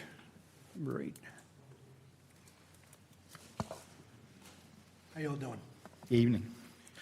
First of all, with wildlife, when you're messing around with an area that's wooded or that doesn't have a lot of buildings in the area, when you disturb that area, it shakes them out. So, for instance, I live over on Shepherd Avenue. My name's Doug Forche, by the way. And we regularly see families of deer. We hear about foxes. Last year there were bear walking around. So that wasn't a problem that we had 10 years ago before all the developing that's continued to pollute us, basically. So I said it the last time I was here, for the last 3 years, the mayor, members of the town council have won their seats unopposed. 2026 is headed the same way, and when they had opposition running against them, a small percentage of North Brunswick's population made a decision for the rest of the majority on who was running this town. All right? I think every one of you began with a fire to want to make a positive change in this town with good intentions. I think like any politician in office too long, I believe that focus has shifted. And you kicked the hornet's nest up. Do you see this going on the last few months? So, anybody remember Raceway Park in Englishtown? Right? And those cars were loud. The wooded area, the surrounding trees created a sound barrier around that racetrack.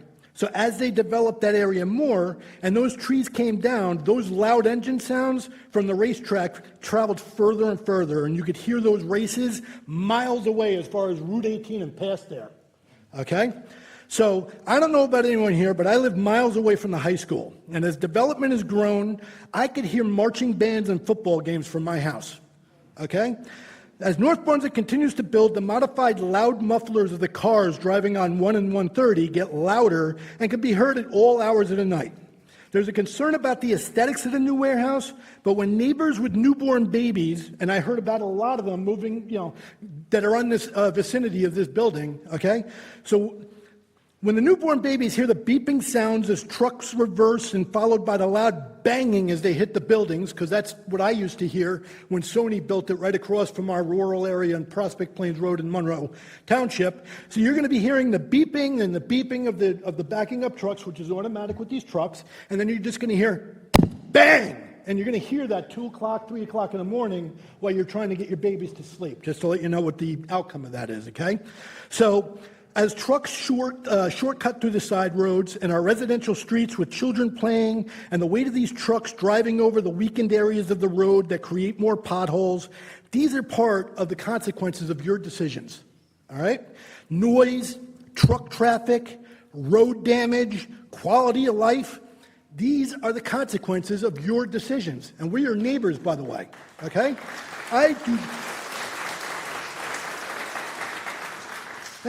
And I do want to recognize Councilman Carlos Socio, okay? Because at the last meeting when the council was asked where they stood on this proposal, you were the only one that ended up giving us an answer with the concerns or reservations about this. So whether you agree with his position or not, that's the kind of transparency that we should expect from every single one of you standing up here.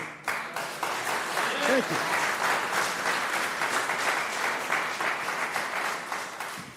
There's a woman who owns a house 3 feet from a warehouse. The owners turned it into a food distribution warehouse, which attracted rats, lots and lots of rats.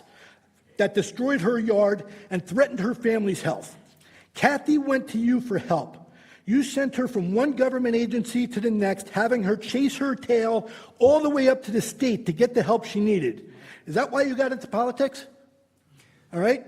You are all supposed to be our neighbors before elected officials. And when residents come to you looking for help, they shouldn't be sent on a bureaucratic scavenger hunt. We should feel the people we elected are fighting for us.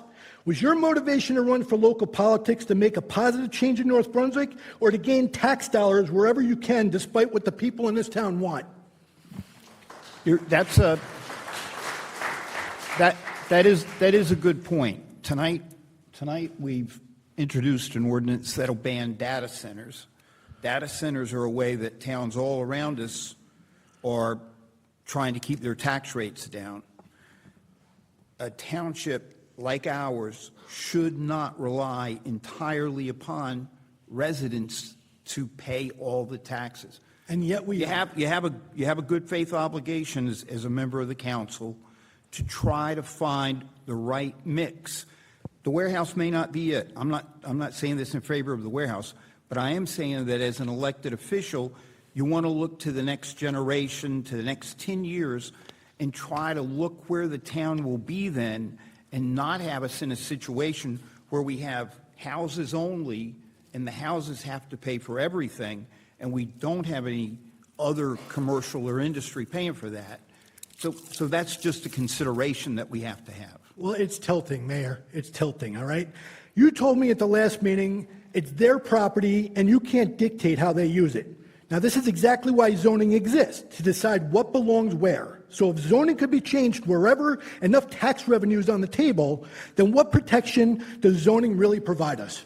What I should have said, if I didn't, was that a person who owns property has a right to try to do whatever they want to with it. And zoning is the way that you try to box in what can and cannot be done there. And so you're right about that. If I said that, no, if you own property, you can do whatever you want, that's wrong. You can try to do whatever you want, but the local and state laws are there to try to make you conform to what's around you. And it's especially important in a state like New Jersey and county like Middlesex, where we're some of the most densely populated areas in the country. I'm with you. So the tax revenue seems to be more important to you than the will of what we the people don't want in our town. That's my point. That's everybody's point here.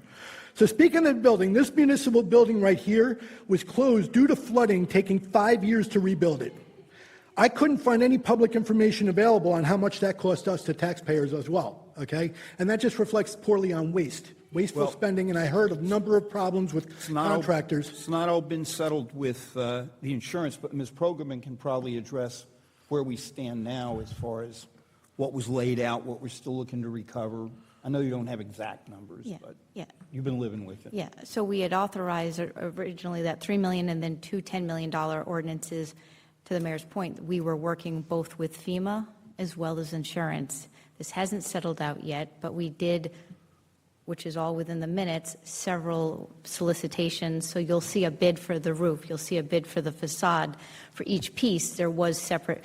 We can work to put it all together, but it has not yet resolved, both with the insurance as well as with FEMA. But that's something that we can disclose once all the parties have settled out.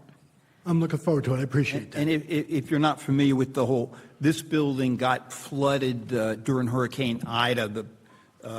It was a very interesting storm, and the water came down Herman Road in this area from the direction of the library, flooded down below, and within a few days it was moldy. So we've had to rebuild a lot of it. But hope I'm just giving some background. No, it was just a little obscene on 5 years, though, to get it. I watched buildings, entire developments in East Brunswick get built up in the time it took for this building. That was took forever. Is that what? Can I just? That's your time, but if you got another couple points to make. Just one more point here. So 20 years from now, none of us are going to remember what this project added to the tax revenue. We're going to remember what it changed about our town. And the question that each of you should ask yourselves before you vote on this warehouse is very simple. Will North Brunswick be a better place to live because of this decision, or just more profitable place to build? That's your legacy, and these are the consequences of your votes. So that's. I just want you to really start listening to what the people are talking about here. Thank I'll you. say it again. November, vote. Number 9? Thank you very much. Thank you, sir. Number 9?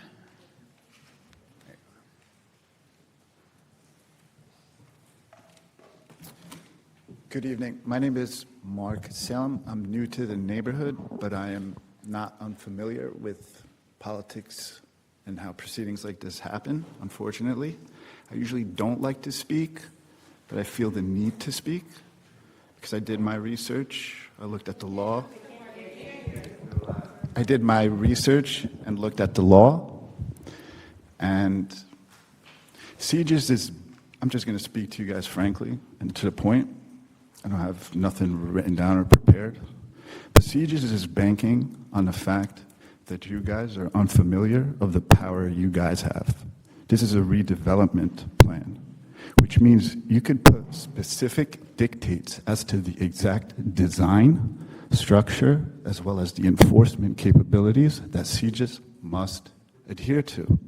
And you can place points of action for them to take, meaning exactly where the loading docks will be, only Route 1 side, where the HVAC, where the generators, are they acoustically shielded? The design, you guys have an architect on staff, I assume. It's going to cost them more money, more pain. It's going to cost you guys more heartache, more work. But that's the whole point. That's why we're here. You got to do And the you're work. right, that is the whole point of, not the whole point, but that is a big point of the redevelopment, is for the township to maintain as much control as possible. They mentioned about New Jersey law has specific mandates regarding stormwater and runoff. It can't beat the code. The code just specifies minimal. This needs to be a long-term enforceable plan. Yeah, and you're right, except with regard to storm, and I'm not trying to get nerdy, but with regard to stormwater management, every town in the state was compelled by the state to adopt the state stormwater management. So, like it or not, we're all, everybody who builds here now is going to have to adhere to that code. And here's the thing. A company, an industry, a factory comes into a town. They, in the past history, they usually provide a benefit to that town, not just take from it, not just do the minimal, the cheapest. There needs to be a genuine collective benefit from this. There needs to be structured design. You can't just have vague language like architecturally beautiful or architecturally consistent or no, there needs to be specific requirements as to the architecture with different material changes and facade layouts and setbacks in which lighting cannot be directly towards the homes and the houses. Every home and house that's visible to that can't have any loading dock areas or trailers idling or specific access points. You have an opportunity as a council now to create a standard for design, and Sieges has an opportunity to create a factory that's unlike any other factory. Why can't they do that? It's up to you guys to enforce that and to hold them to a standard that's able to be designed, but that has to be written legally binding according to the law, and this is now the time to do it. You can't have vague promises for the future. It has to be written now with set specifics, and that for them to meet, not just word of mouth, not just, well, yeah, we'll talk about it, we'll see it. No, there has to be intelligence, there has to be smarts, there has to be actual work because the people are upset. And you have a chance now to essentially be representatives of the people in order to create Sieges to be held to the standard, not Sieges holding us. It doesn't work that way. So the fact is that this is going to, it doesn't need to be 50 foot. They just presented their plan. Why accept it? Come back at them and say, lower the height. You can do that. This is you're legally entitled to do that. And they are not going to be happy, but they have an architect.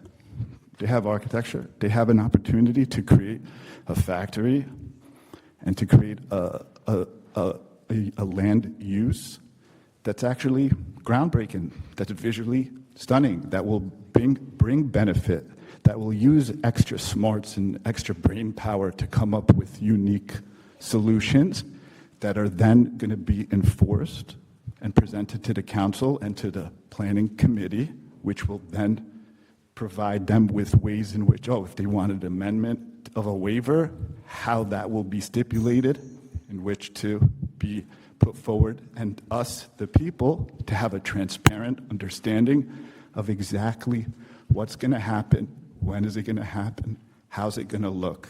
We have the capability, they have the capability. They're not going to want this because they just want to get it done the cheapest, roughest way.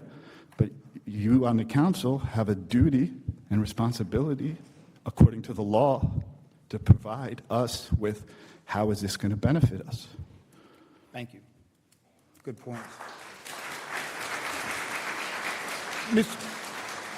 Mr. Ritz, do you want to address briefly the process of how we got as far as we have here with the plan?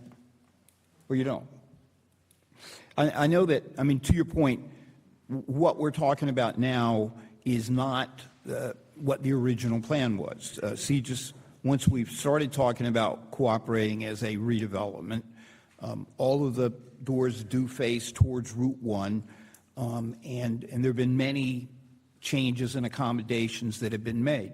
Several people here tonight, and we're still in the process, as you say, and many people here tonight have recommended other changes that if the council were to approve a warehouse that they would like to see there. And so these are things that we're going to continue to work with CGIS on to see if those changes are appropriate and ones that can be made. And at the end of the day, the council will decide whether, I think it's fair to say that everyone's reaction is much like your reaction. My initial reaction was certainly absolutely not no warehouse. But sitting down, looking at it, can we make the warehouse work there? I know many people here tonight feel that we just can't make a warehouse work there, and we understand that. But that's what this discussion is. It's a discussion we have to have once we've initiated it by law, and we need to go ahead and follow it through and see where it leads.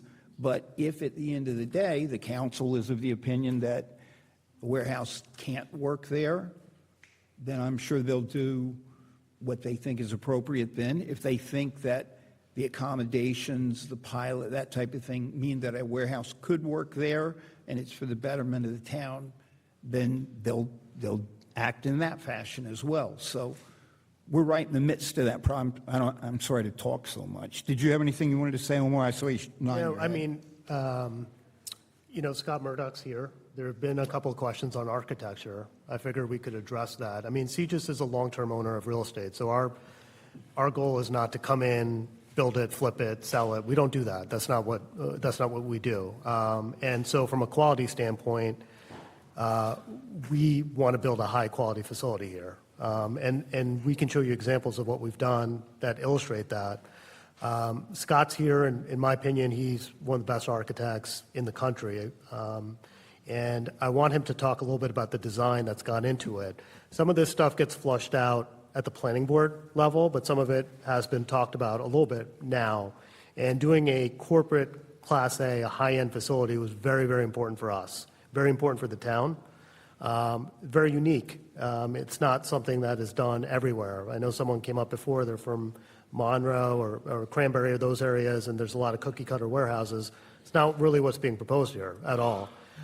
If I may, Mayor, Scott's here, just give a couple minutes to give a little background on. I would, if we, that'll be fine. I know Ms. Sussman. Sure. So we had 4 or 5 meetings just with general public answering questions upstairs, and we tried to limit them to about 20 people so that everybody has a chance. But we had 2 meetings a night, so we can continue to do that. We can have as many meetings as we need. The most recent meeting was on water and the stormwater, And I'm sure that after tonight, before the end of August, and certainly into September if we go that far, we can have a meeting that will specifically address architecture, and we certainly will do that. Make sure I don't forget, okay? But we'll do that. And I know Ms. Sussman's two speakers away, so and Laura's an architect, so I know she'll have some questions about that. So why don't we hold Alan off for just a minute on that? So the next person is number 10, Erickson.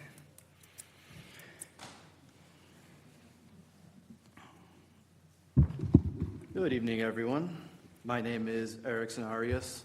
I was born and raised right here in North Brunswick, and I'd like to take this time to read a letter written 4 years ago by someone who I hope to see amongst our neighbors here this evening.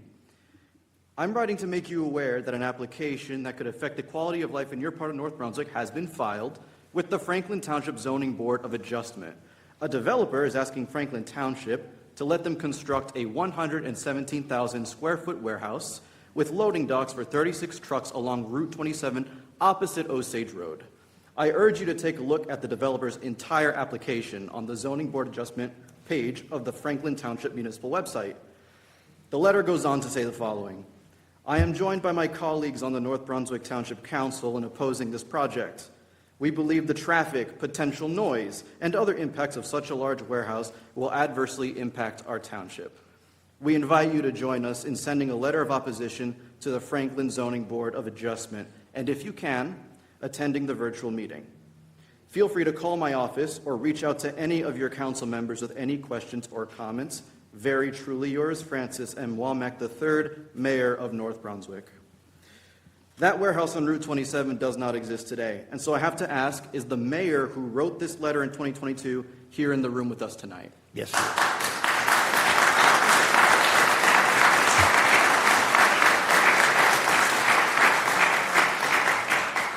I would like to submit that letter for the record.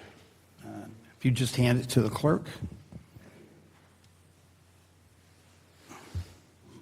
The redevelopment plan for 100 Fidelity Plaza is not 117,000 square feet, but 300,000. Not 36 truck bays, but over 50.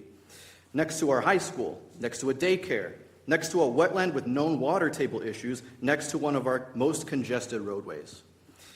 Mr. Mayor, in 2022, you raised your objections under similar circumstances. You mailed them to our neighbors in your official capacity as mayor with the backing of this council. You It wasn't the same council entirely, but just to be clear. Of course. You provided us meeting links, dates, addresses, phone numbers, everything we needed to get involved. And then I recall 1 month ago in this very room, the responses given by this council on the topic of outreach, that the obligations to notify residents as prescribed by the law were met, that it's hard to get the word out. Quote, have you any suggestion on that? I mean seriously, end quote. These aren't the things you say nor the steps you take if this ordinance were supposedly to our benefit. Last month, we heard from a traffic engineer, from an architect, from multiple chemical engineers, from an EPA Superfund cleanup specialist, from an atmospheric chemist. We heard from lifelong residents and from new neighbors, from teachers and from students, from grandparents and new parents, from those of us who are actively involved in our politics, and above all, from those who were compelled to approach this podium and speak for the first time. We are all of us resolved to the same conclusion. Do not for a moment assume that our opposition comes from not knowing enough. Just look around this room. We have professional and life experience plenty amongst our neighbors. There is no amount of explanation, of lecturing, of promises, or of plans that will sell us on this. So I urge this council to stop running interference in the interest of a corporation and start acting in the interest of your constituency.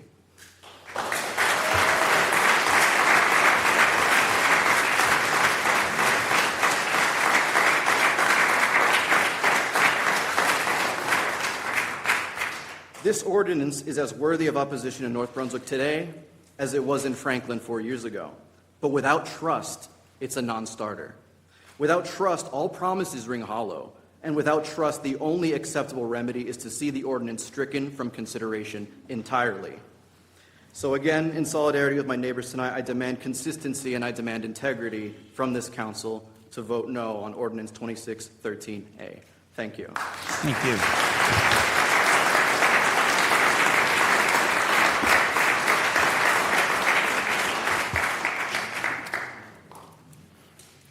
And to be clear, I, at that time, did not believe that the proposal before the Franklin Zoning Board was for a warehouse that could be made to work from a traffic point of view for North Brunswick's benefit, and certainly did oppose it, and would not and will not support this warehouse or any other warehouse unless it's something that can be made to work.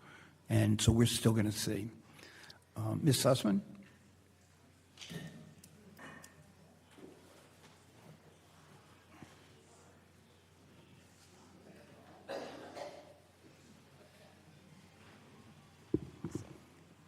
Hello again. Thank you for Evening. having me again. Sorry. I'm sorry, I don't really want to talk about architecture, if that's okay. I know we have the architect here. I'm sure you'll do a great job, though.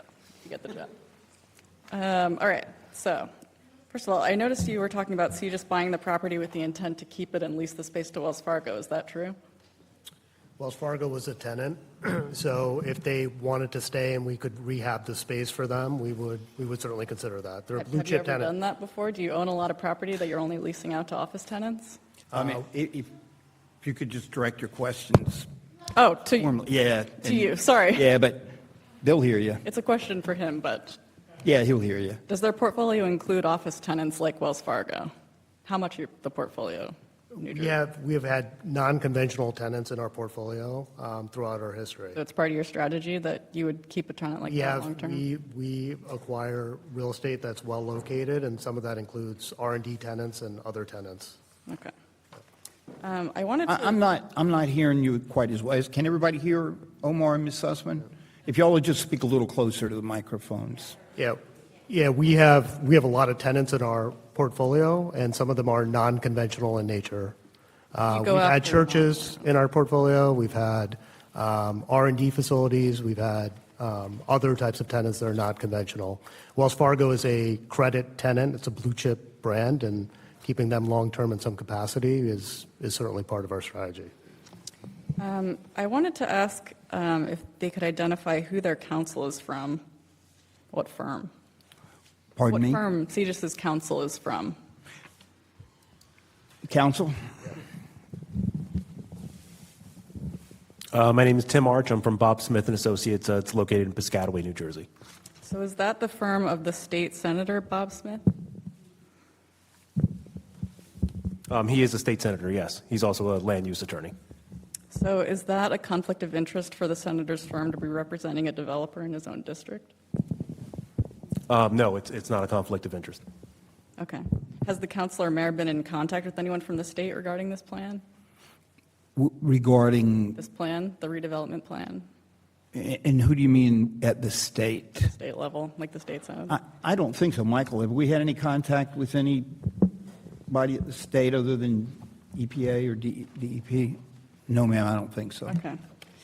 I can tell you that being a state senator, we are prohibited from practicing in front of any state agency. So no, there wouldn't have been any actions in front of any state agencies.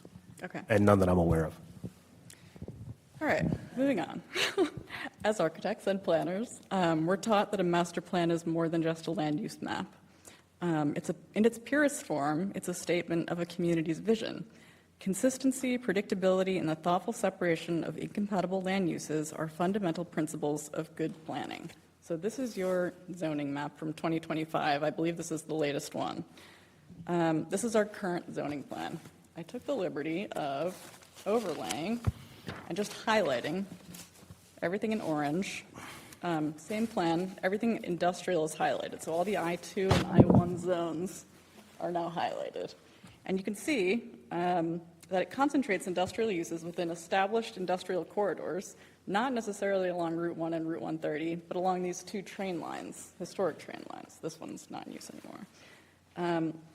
So clustering similar uses together, especially industrial, is a core planning practice because it helps address issues like traffic management, buffering operations, and compatibility with surrounding land. These two orange areas make sense, right? This is the site that we're considering right here. This does not make sense to be orange. You may want to go ahead and show everybody.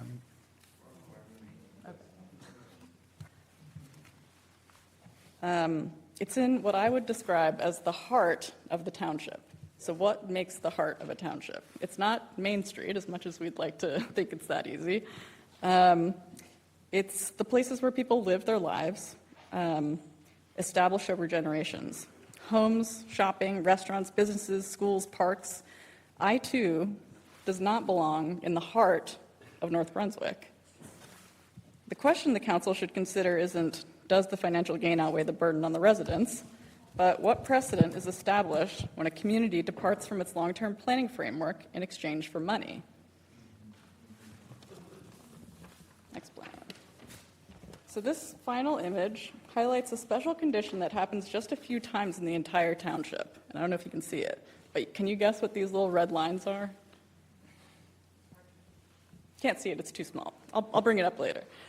So all of those areas are just the few times in the entire township where I-1 and I-2 directly abut residential zones. It's not usual. These areas should look familiar for other reasons. This one was a 1 million square foot warehouse fire in 2015 that involved mass residential evacuations from North Brunswick Manor and Hartwood condos. The heat alone from the site set adjacent residential buildings on fire. This one was more recent, and we heard about it tonight. It was about a rat infestation behind a warehouse between Jersey Avenue and Columbia Drive, where homeowners can no longer use their backyards due to the amount of rats coming out of the warehouse. This one, second red line, is in 2024. This is Nassau Street off Georges Road, a 9-alarm fire just outside of a mattress warehouse. One moment. Explosions, fire departments from multiple counties, and evacuations of the neighborhood to save lives. Nothing has happened at this and this other site yet, but we should probably keep an eye on them because that's where events like this are possible. Sorry, a couple more seconds. They illustrate why planners routinely examine risk compatibility and emergency services, environmental impacts, and quality of life considerations when evaluating land use decisions. In the case of 100 Fidelity, we're adding a fragile traffic system and a shared road with a preschool into the mix, which, if that doesn't make you sick, it should. And he's right.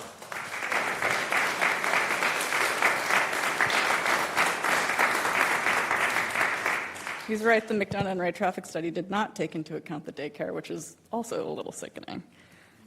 Good planning looks beyond the boundaries of a single property. It looks at the cumulative effects of decisions that we make over time. Development is a powerful tool, and we should welcome investment when it helps us become a better community. But planning decisions should be evaluated based on sane and reasonable guidelines. Residents, businesses, and property owners all rely on that predictability when making decisions about where to live, work, invest, and raise families. I hope the council will listen to its constituents, as others have said, and seriously consider whether this zoning change is consistent with the long-term vision of our town before asking your neighbors to bear the burden of irresponsible planning. There are places for warehouse. This is not the place. Thank you.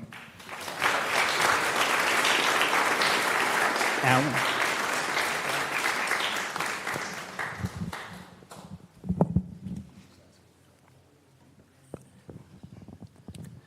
Sure. So, as an architect, we were brought on board by CGIS, to evaluate both the history. Our job here was largely to take our distribution experience, corporate headquarter experience, and see how we could merge the two to build off of the contextual history of this site. This was a headquarters, as has been said, for the Boy Scouts, and we took great care to understand that from a design context as what this site was.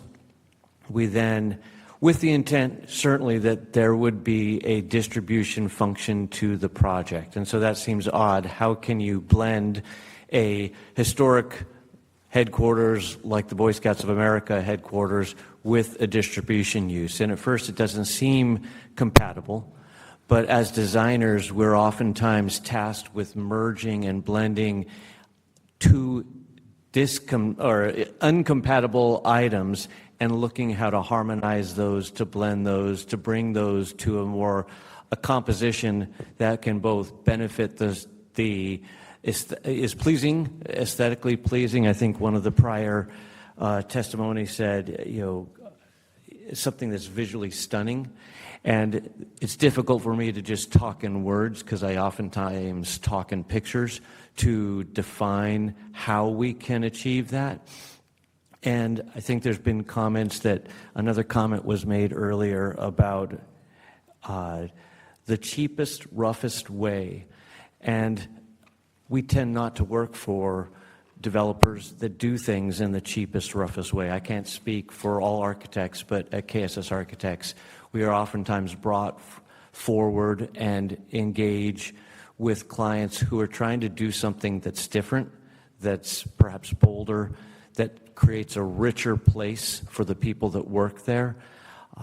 In fact, that's one of the core philosophies of KSS Architects is we are looking at how these buildings aesthetically are perceived from the outside, and at the same time how they work as workplaces for people who want to have a better place to work.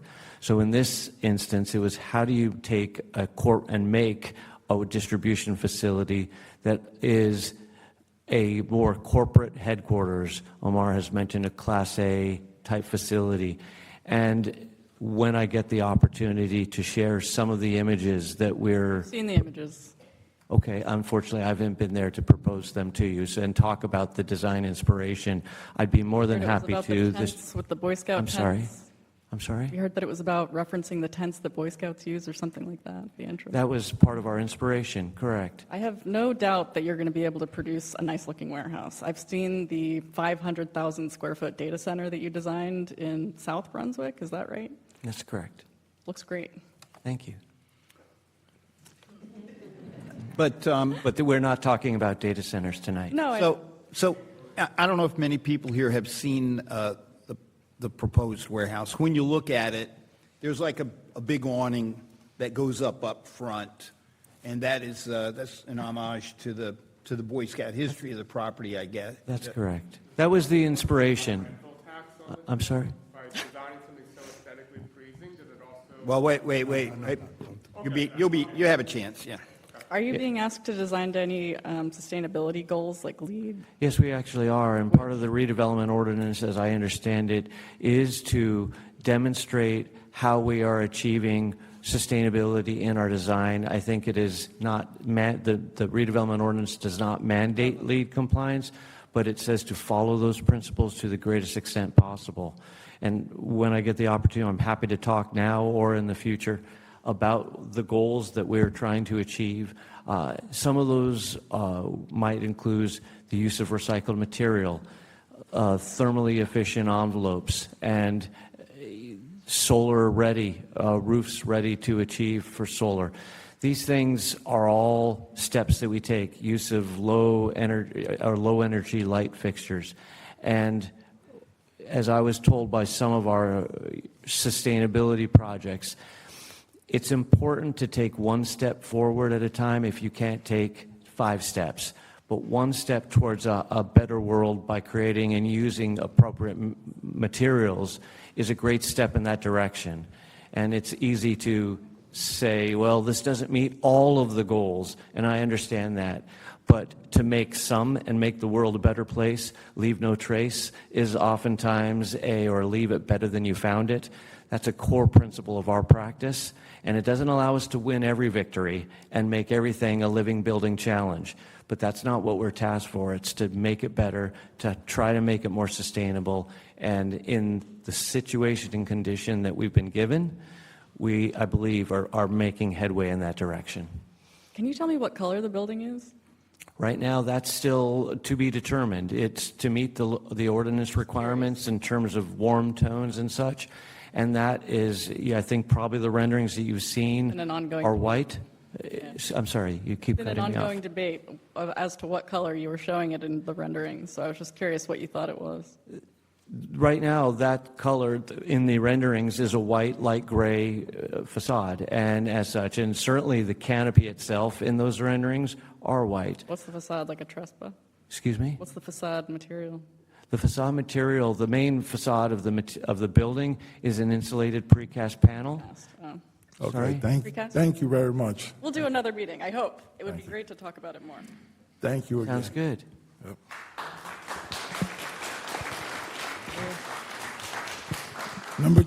Number 12?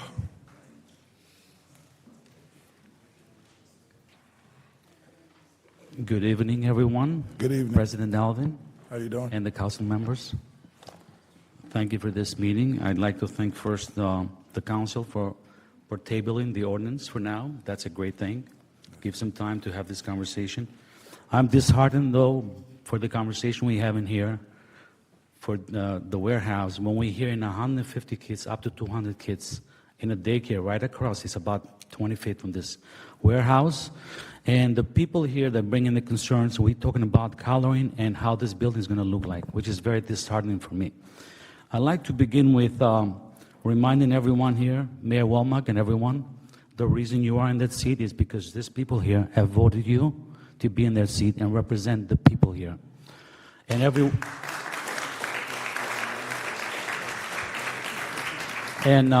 you and others have taken an oath to really represent the people faithfully, impartially, and justly under the authority of the people stated in your oath, which means we are the people. I would like to hear more of you being more active.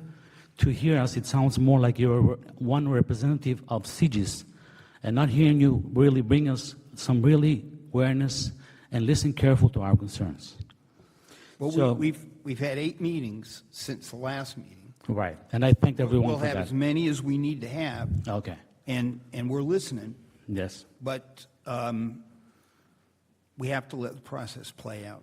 I totally agree. I respect your sentiment. I totally agree with that. I wanted just to say, your vote no to this CGIS development keeps the master plan in place.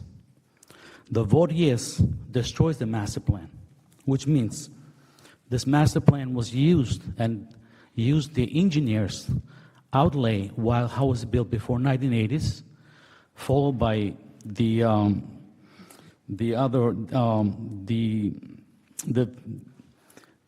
banks, the engineers that got to do the engineering studies. We have also recent engineers that are members of the Engineer of the Environment Agency, Dan Patel, which no one seemed to pay attention. He is now making a big concern about this development. It's in the wrong place. That's his concern.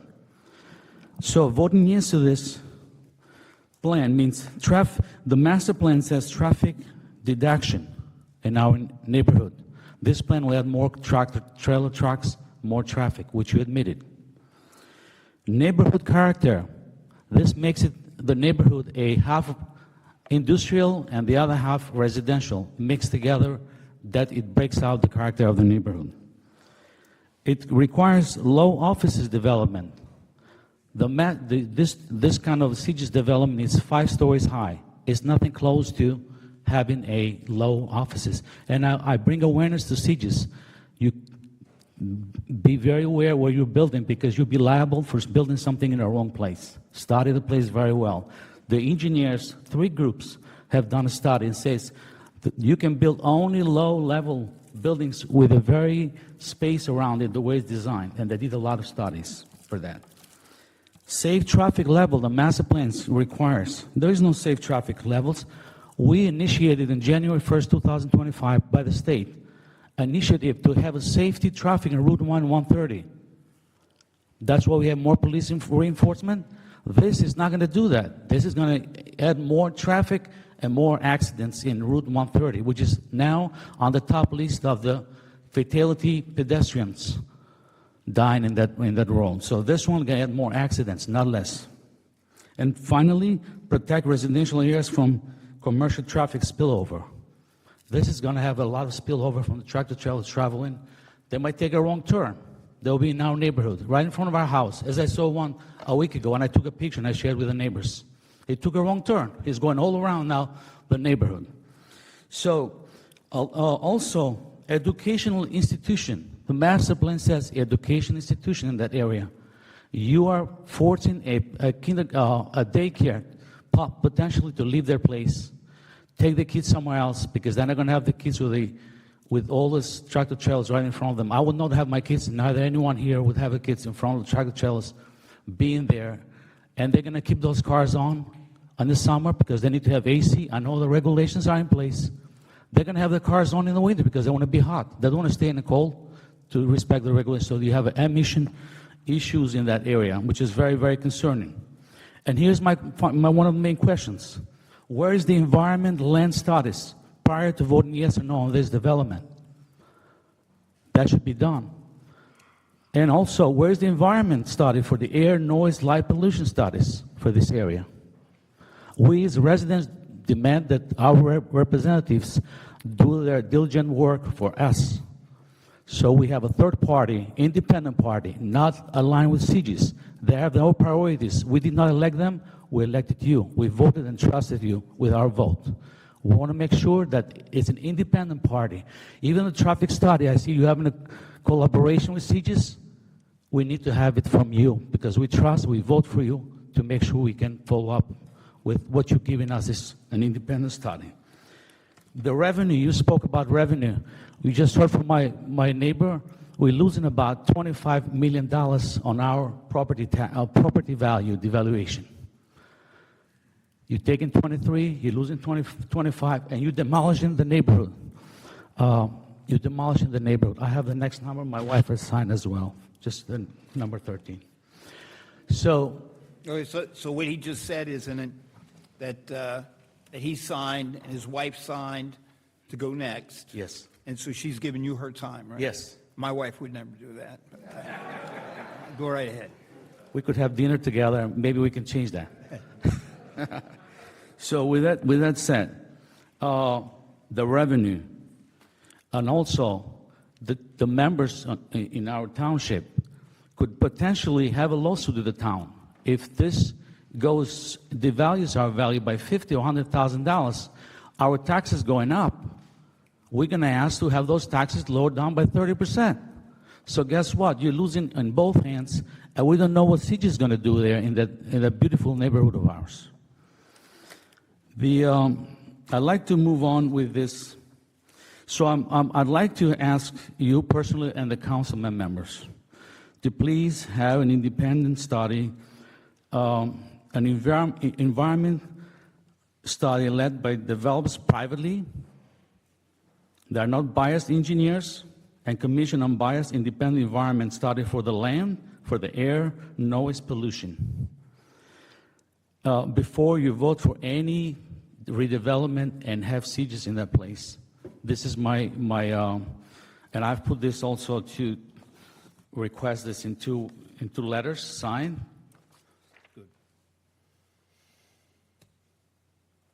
And I think this will put faith on the community that you really, really care about us and you want to do the right thing. Have those studies in place. Also, I'd like to, I know one of the prior speakers talk about your being the same mayor you were in 2022. We would love you to fight like you fought for the Franklin Park residents. You personally sent a letter. You did say to one of the members here that I'm not knocking on the doors, but that's close to knocking on the doors. You said we do not want to have you demolish your lifestyle with air pollution, noise pollution. We want the Mayor Womack to be in North Brunswick doing the same thing. Good. Thank you. Okay? We care, we have trust in you, but we want you to do the right thing. Money, revenue, we do care about that, but this is demolishing our lives and our future and the kids, not at that expense. Also, I'd like to mention one more thing, because in that writing that was written on this article by Susan Russell on March 14, she also mentioned this. This proposed site is directly across from a large residential community and an elementary school who should not bear the impact of poorly located, not permitted industrial use. And this quote is not by you, but it's Mr. Ritz who wrote this in an email. which it sounds exactly what we're dealing right now. We have a development in front of an elementary school, a daycare, and we should not bear the impact of this poorly located, not permitted development. It's not permitted for industrial. I'd like to ask a question for the CGIS representative. Your corporate portfolio is almost exclusively focused on high-density industrial logistics, shipping, and warehousing. When you purchased 100 Fidelity Plaza, it was strictly zoned as 20581 or middle-rise office research, which explicitly bans warehouses and heavy truck terminals. Did CGIS have any closed-door meetings or written assurance from municipal officials before you closed on the property that the town would strip away or the OR zoning protections and grant you this lucrative industrial overlay? If not, why did your logistics firm buy a property where your core business model was completely illegal under North Brunswick law? Did you follow the whole question? I think so. Okay. I think I got it. CGIS is a long-term owner of property. We buy property in general. Our main core property is industrial warehouses. We do have other properties from time to time. We also take land positions long-term. Since we own long-term, we tend to take land positions long-term. When we bought the property, Wells Fargo was our tenant. We've had other instances, as the question came up before, we've had office tenants, other types of tenants in different locations, in different states as well. So if you're a long-term owner, that's basically what we... You're not answering my question. Did you see the OR zoning does not allow you to build their warehouse? Did you see that when you purchased the property? You knew it was zoned We're aware OR. of the zone, yeah, correct. So how would you buy something knowing that it's illegal to build what you're building? What kind of premises did you have in your mind? We had a tenant in place. We had a tenant in place who was in the building. You were not building, you're going to use the same building that the Wells Fargo had for the tenants? If Wells Fargo was going to stay there long-term or wanted a retrofit of that facility in some capacity, yes. So you're not building a warehouse, basically, prior to purchasing this place, correct? We bought it as is. We bought the property as is. Yeah, because this doesn't make sense. You purchase something that is not allowing you to build what you want to be. You're going to have a lot of issues because all these people here, if their basement is cracked and they have a lot of damages, all this house is going to sue both parties to pay for those damages, just so you know. Thank you very much. Appreciate your time. And thank you. Nice point. Hopefully we can get something. I would love, we'll end with this, to do something nice for the neighborhood, willing to get whatever it is to enhance the neighborhood, bring them up and not down. And we are all for that. Thank you. Thank you, sir. Number 14.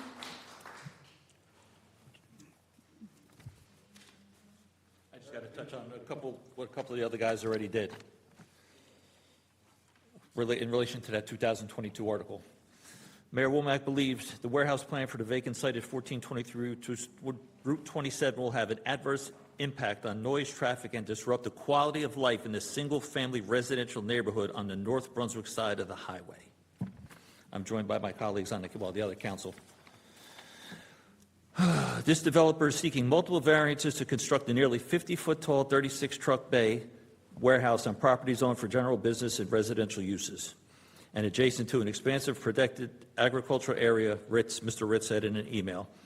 This proposed site is directly across from a large residential community and an elementary school who should not bear the impact of poorly located, non-permitted industrial use. What has changed? You were against this. I was against that warehouse. I didn't believe it was done right. It was in another town. That's right, directly adjacent to our town.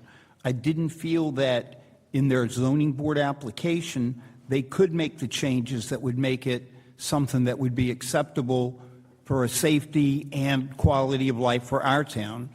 And what we're here for tonight and what we're going through this process is to determine whether the CGIS warehouse is something that could fit into that box. Really? Because I don't care if the architect makes rainbows and unicorns and everything on it. Would you put that in your backyard? Would you want it in Well, your backyard? the question is, and he. Well, I he was can- asking him. Yeah, but you have to go through me, but we can ask him if he. I think the answer, though, is that nobody wants just a generic. You come out against this in another town. Because nobody, I agree with you, nobody And Mr. wants. Ritz, who seemed to not be here anymore. Yeah. Amazing. But the point is that nobody, and I agree with you, nobody wants a generic warehouse in their backyard. Nobody wants a warehouse. Forget generic. Forget. I don't care what's on it. You got to let me try to answer the Well, question. it's not in anybody's backyard, but everybody's sitting here. Community development, right? But your question was, do you want a warehouse in your backyard? Let me just answer that question. No, nobody wants a generic warehouse in their backyard. However, if the warehouse is done properly, then it's something that can be considered. That's what we're here for. That's what we're here for. Hold on. We gotta be correct with this. Thank you, Albert. Thank you. Thank you. Go right ahead. That was pretty much all I had. You just answered it for me. You don't want it. It's not. Same thing. Yeah, I mean, I think if you're going to phrase the question he that talked about the way. impact in the school is a quarter of a mile away. The residential, everything, it just doesn't make any sense. You guys are forcing this down our throats. And what part of the community development is that? The community's sitting right here.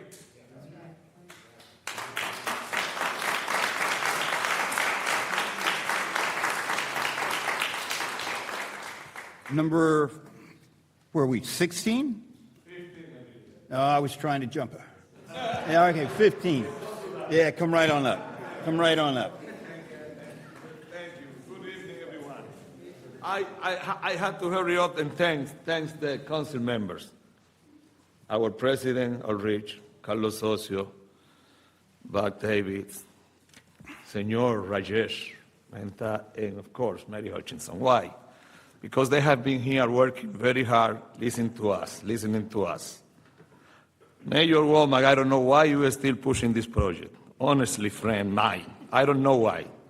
And my respect, Councilwoman Guadagnino. Last time I saw the video, you were off all night. And today you're still off. And that concerned me. Because we need your attention. This is important issues to us. I'm not speaking personally. I just let you know the camera is there. You can watch yourself. Taking notes. I'm writing down notes. No. You can shake your head. It's fine. No. I'm telling you. I would appreciate if you. But wait. You get up there and say something negative about me, and when I tell you the truth, you shake your head? I just want you to check the camera last meeting and today. And that will be very, very nasty because these people. Would you like to here, see them? Everybody Look, here no, has work to do. Person's name and everything. Listen. We have work to do. This is your job. Yeah. So to be here. Right. But We don't have to be here. We are here because this warehouse that you said, well done. Okay, it's not going to be well done, knowing these people. Okay, and let me tell you, I will show you this again. Please. This is our neighborhood. You see, this is our neighborhood. A beautiful neighborhood. The paradise. You mentioned about $550,000 a house. It's not right. Not there. Not there. That may be someplace else in North Brunswick. Our house is at least $800,000, $900,000, $1 million. This year, you can look the real estate numbers. No one is sold less than $700,000. No one. So why are you pushing, Mr. Mayor, this project? You know what they bring in? That's what they bring in here. Trucks. You see contamination. Tons of trucks. No one, no two. Problem issues. A lot of problem issues. A lot of problem issues. Traffic and noise. Look what they bring in here. Count. I have another observation. Mayor already knew I was leaving at 9:30. It just happened to coincide with the time of this gentleman. Yeah, Ms. Guadagnino. I'm talking now, Ms. Guadagnino. Thank you. Councilwoman Guadagnino did indicate before she got here Listen, tonight she she can had. late. She's now in there. She's now on duty. She can go. I'm telling you. Now, this is not my problem. This is my problem. DC, mechanic working on your site. Mechanic working on your site, contaminating oil, soil. Yeah. without need. That's in Jersey City, in Jersey Avenue, here in North Brunswick. Is that a Caesar's that's warehouse? inside. Okay. And then I already last time brought 85 of these fire in North Brunswick.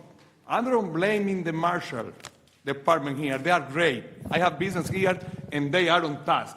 But this thing happened. And you cannot have the warehouse, industrial zoning, in residential zoning. Why are you pushing this, Mayor Womack? Why? The story about the $30 million, that's also wrong. I told you. Let's make the calculation. Take your own cell phone.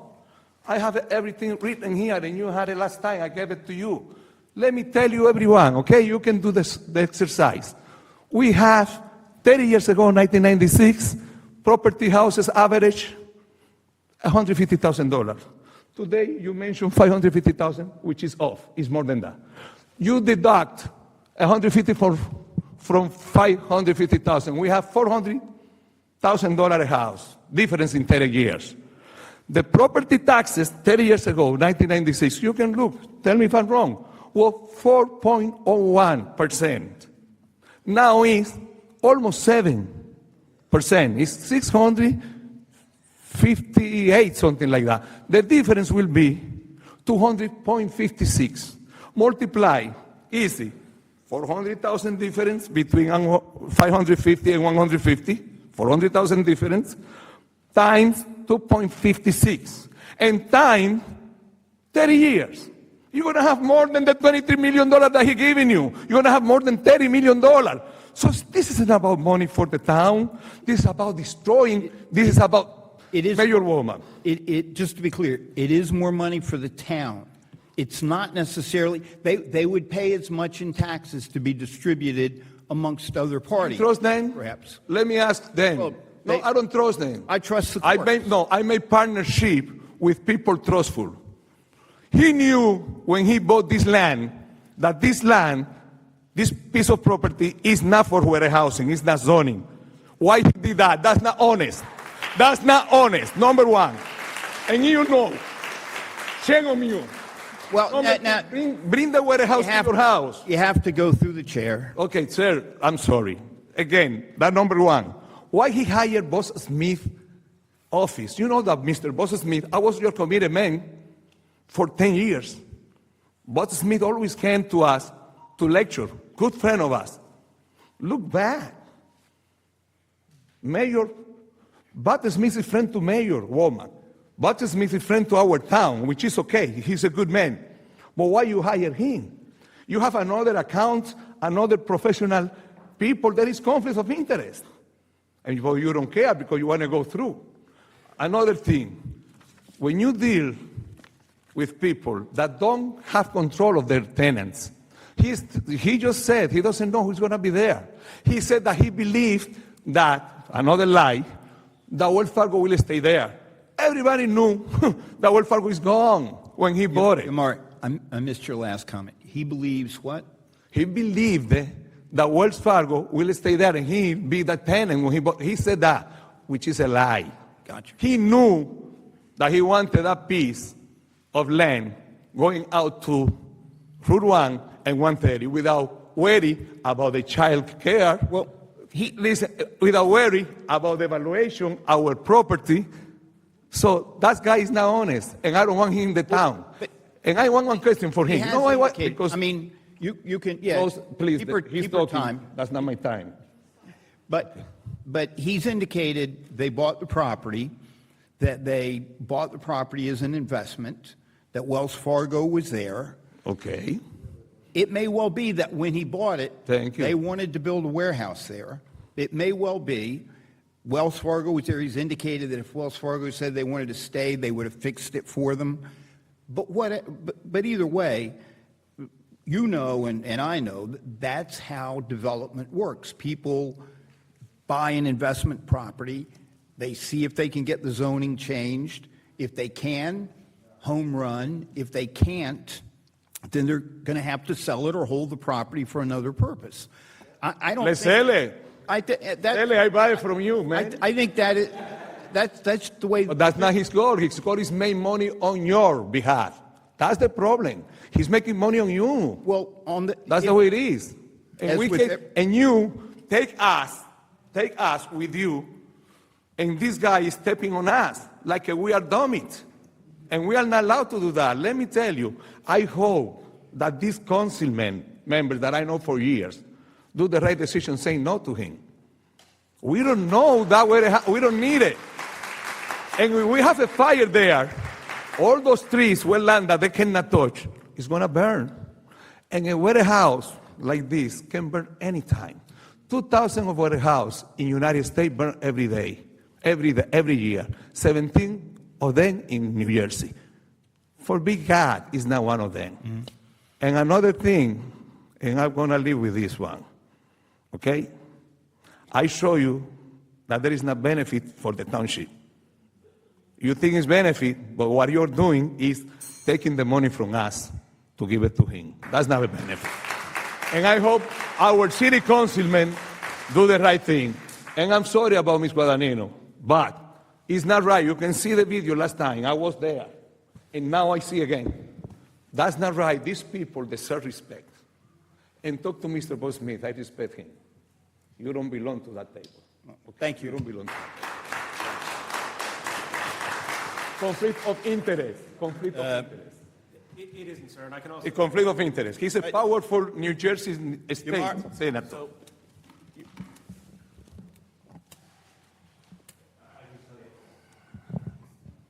It's not a conflict of interest, and I can tell you that CGIS has been a client. He represents Middlesex County, and we are Middlesex County, sir. And a lot of these things, the mayor said go to never the mind, state of sir. New Jersey.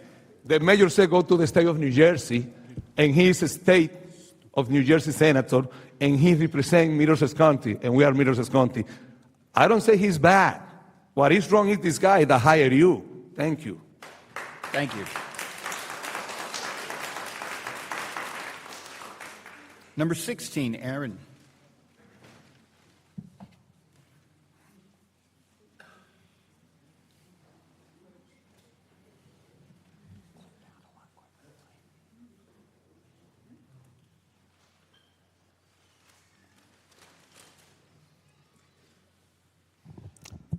Evening. I was ready to turn into a pumpkin an hour ago, but these two wanted our concerns heard. Eric Lilly and Mary Molitor, 1095 Route 130, proud homeowner since 2008 there. We would be the immediate next door neighbors, next driveway from 100 Fidelity. Have a lot of concerns about it. Is that on the northbound or the southbound? Southbound side. So I guess one of my primary concerns is the trucks, like many people. And that's as a son of a Teamster, cross-country Teamster. I was raised on trucking money. Had the fortune to ride alongside my dad a couple times, and trucks leaving a complex and going through 10, 15 gears, they're making a lot more noise and spewing a lot more than the ones that come off Route 1 and ideally just coast on through. So that's one of our primary concerns, just that any truck traffic would be allowed on 130 out of this. It's very concerning to us. I will yield the time. If you girls want. No? You're scared now? You wanted to give them hell, but now we're stage shy. All right. It's bedtime. So thank you for the time and consideration. Thank you very much, sir.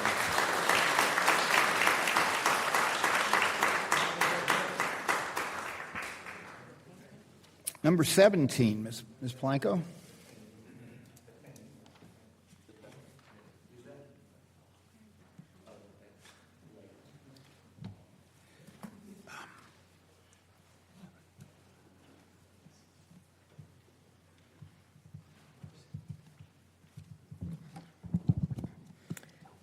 Good evening, Mayor and Council members. My name is Wendy Polanco, and I live at 1140 South Boyd Parkway, right in front of Boyd Ponds. I'm a longtime resident of North Brunswick. I attended John Adams, Parsons, Livingston Park Elementary Schools, Linwood, graduated from NBTHS, class of 2001. After leaving North Brunswick to pursue higher education and start my career, I made the decision to return 6 years ago to raise my own family in the same wonderful community that helped shape me. Today, 2 of my children attend Judd Elementary School, where I am entering my 2nd year serving as co-treasurer on the PTO board. You can ask any Judd family, and they may mistakenly suggest that I work there with how much I volunteer to try to ensure that our children have a positive and enriching educational experience. My youngest son recently completed his first year of school ever through the North Brunswick preschool program at Kids Are Kids Learning Academy, the facility located adjacent to 100 Fidelity Plaza. Kids Are Kids is a wonderful example of a valuable community asset. It is a purpose-built facility with exceptional outdoor spaces designed to maximize children's physical, cognitive, social, and emotional development. As a parent who has gone through the preschool program at both Judd and at Kids Are Kids, I have seen firsthand the value of creating environments that allow our children to learn and thrive, such as that at Kids Are Kids. That is why it is deeply concerning that you are considering a redevelopment plan for 100 Fidelity Plaza that intends to significantly alter the site conditions of a facility intentionally designed to support young children's learning and development, and raises questions as to whether the interests of a private redevelopment proposal are being appropriately balanced against the needs of existing community resources, families, and students. That is why I'm here tonight. Not only as a Colonial Gardens resident, not only as a parent connected to the Kids Are Kids community, but as someone who cares deeply about the future of North Brunswick and the decisions that will shape this community for generations. To respectfully request that you oppose Ordinance 2613A and pursue a redevelopment plan that better aligns with our community's long-term interests. I want to be clear, I'm not arguing against redevelopment. I think we all understand that 100 Fidelity Plaza should be put back into productive use. The question before you is whether rezoning this property to allow a 300,000 square foot warehouse is the right decision for North Brunswick. At the last council meeting, Mayor Womack actually made the most salient point that has stayed with me over the last month. In response to a resident's concern, he noted, and I'm paraphrasing, "Something has to be built there, and that is better for the township to have control over what it is." I agree with that principle. However, the most control the township has over this property is right now. The decision before you is not simply about whether this property gets redeveloped. It is about whether you are comfortable changing the zoning before you have all of the information necessary to understand the full range of uses, impacts, and long-term consequences that this zoning change could permit. Once the zoning is changed, the township's ability to reconsider fundamental questions about the site becomes much more limited. That is why this decision deserves the most complete information possible before it is made, not after. We have heard concerns from residents about environmental impact, water, traffic, noise, and quality of life, to which the town continues to respond that these issues will be addressed by the planning board as the process moves forward. But the fundamental question before this council is whether the zoning should be changed before these questions are fully answered. I understand your decision to table the ordinance as recognition that these important questions remain unanswered, and I hope that you take this time to continue to reflect on whether the ordinance should ever be introduced or adopted as it stands. As an example, we can focus on traffic. One point that we may all agree on is an issue at the Route 1, Route 130 interchange. The traffic study provided for this project relies on generalized assumptions, yet the actual impact of a warehouse depends heavily on what type of operation ultimately occupies the building. We have already heard that they don't know. A 300,000 square foot warehouse can represent very different levels of activity depending on whether it is a low-intensity storage facility or a high-volume distribution operation with significant truck and employee traffic. Without knowing the future use and without clear guarantees regarding future operations, how can you, the council, accurately evaluate the true impact? And these are the kinds of questions that can be made across the gamut of our concerns.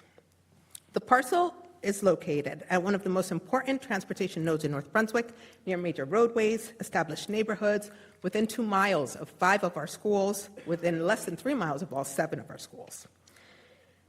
You put this picture up as a site of a proposed community center. But in fact, this is a perfect location for a warehouse. It's a commercial district. It's an industrial zone. There are no residences. It is far farther from all of our schools than 100 Fidelity Plaza. At one of the small group sessions held earlier this month, Mayor Womack expressed support for warehouse development when it is out of sight and out of mind. This is out of sight and out of mind. 100 Fidelity Plaza is neither. The property is highly visible, occupying one of the most prominent and strategically important locations in North Brunswick at the intersection of major transportation corridors near some of the township's most significant residential, commercial, and community assets. The redevelopment choice here will shape how residents, families, and visitors experience North Brunswick for decades to come. A decision like this is not only about one property, it is about the type of community we want to build. As elected officials, you have the responsibility to look beyond the immediate opportunity and consider the long-term consequences of the decisions you make today. A vote against this redevelopment plan is not a vote against redevelopment. It is a vote for responsible planning. It is a vote to ensure that redevelopment reflects the needs, the character, and the future vision of North Brunswick. I respectfully ask that you oppose the rezoning of 100 Fidelity Plaza and pursue a redevelopment plan that better aligns with our community's long-term interests. Thank you for your time and consideration. Thank you.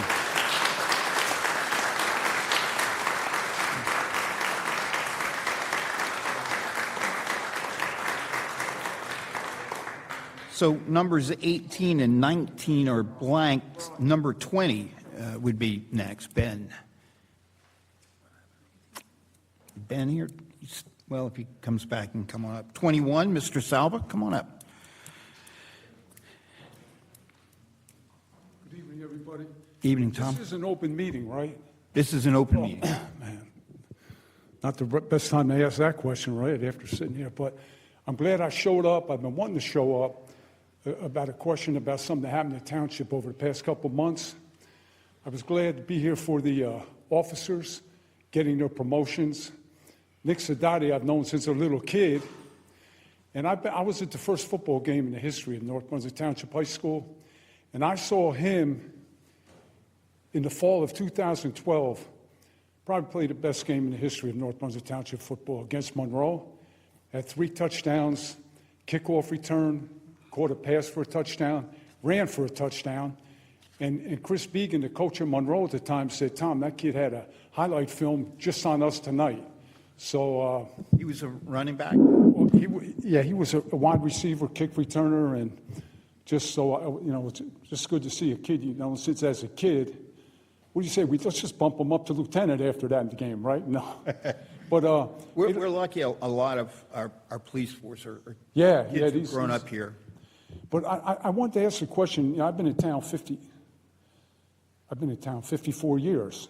Grew up in New Brunswick, graduated New Brunswick High School, and my family moved up here a few years later.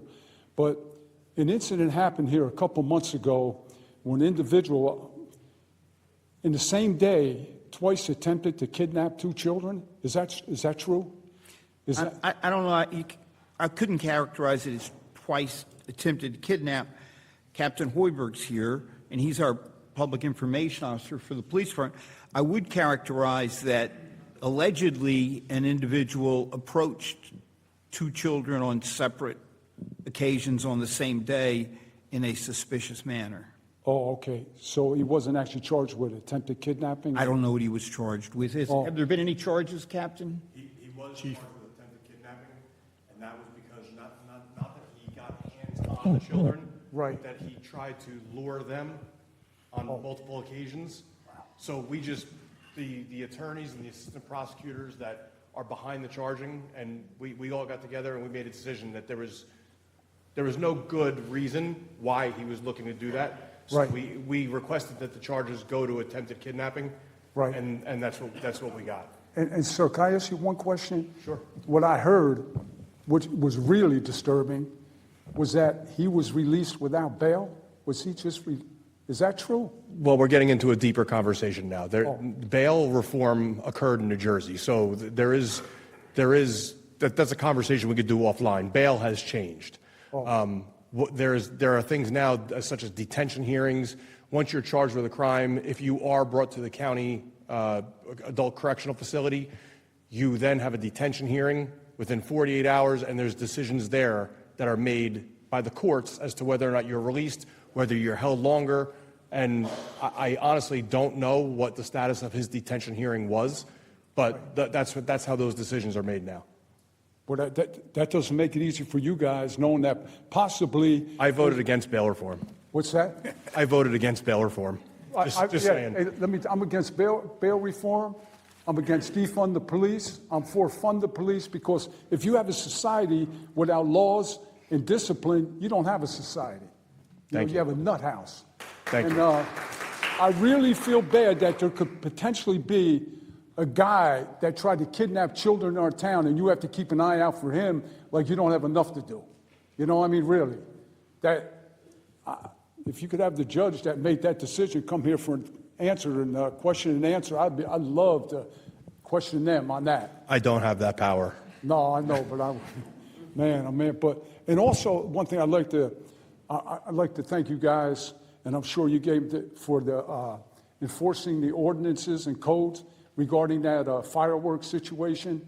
I mean, we got kids, you got elderly, you got pets, you know, and if there's ordinances and codes, they're there to be enforced, you know. And one other thing, I don't want to tie it up anymore, but we have a situation in our town, and it's pretty bad, where we have Cape Cod homes being used as rooming houses. I mean, you have people renting out basements, garages, single-family homes. And if you ride around town, I'm sure, sir, if you ride around, some of these streets here, you can't even get through because one home will have 12 cars in it, in the driveways and out front, and it's a small Cape Cod house. And the trickle-down effect is that if there's children coming in renting out these garages and basements and this, you know, the more students, which costs more money for the taxpayers.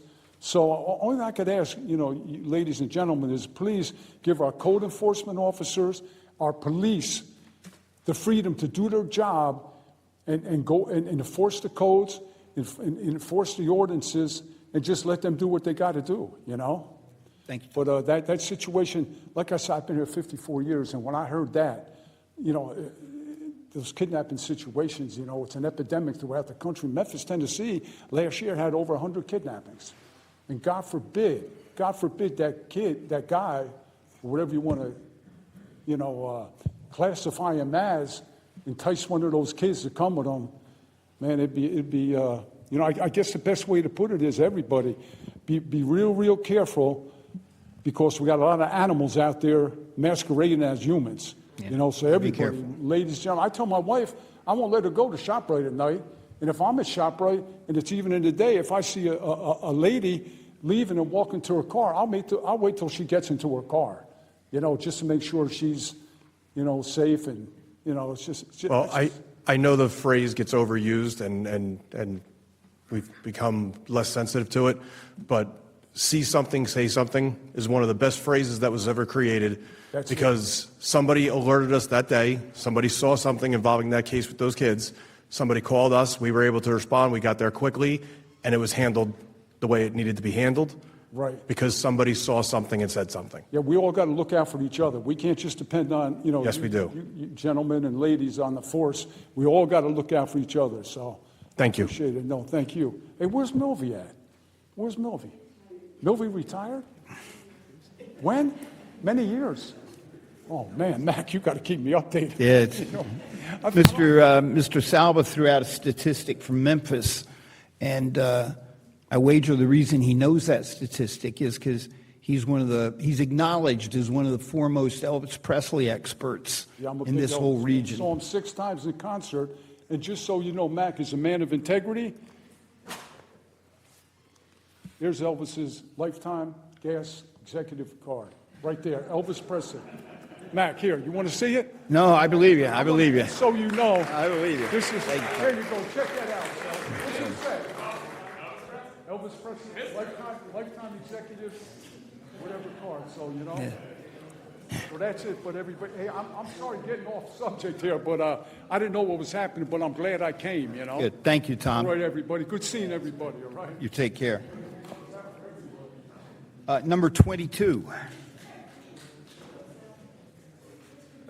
Good evening. I'm Andy Rosenberg. lived here most of my 40 years of my life. I think last month I basically spoke from an emotional appeal standpoint. I want to go with some hard numbers that I've researched, and please correct me if I'm wrong in any of this. But I'll cut to the point. I'm not here to complain. I love this town, but I want to see it better, and I want to see better decisions being made than the one that's already proposed. So the township says it will receive, as I understand, $750,000 a year through the pilot agreement on the project. That number sounds significant until you look at our own town's budget.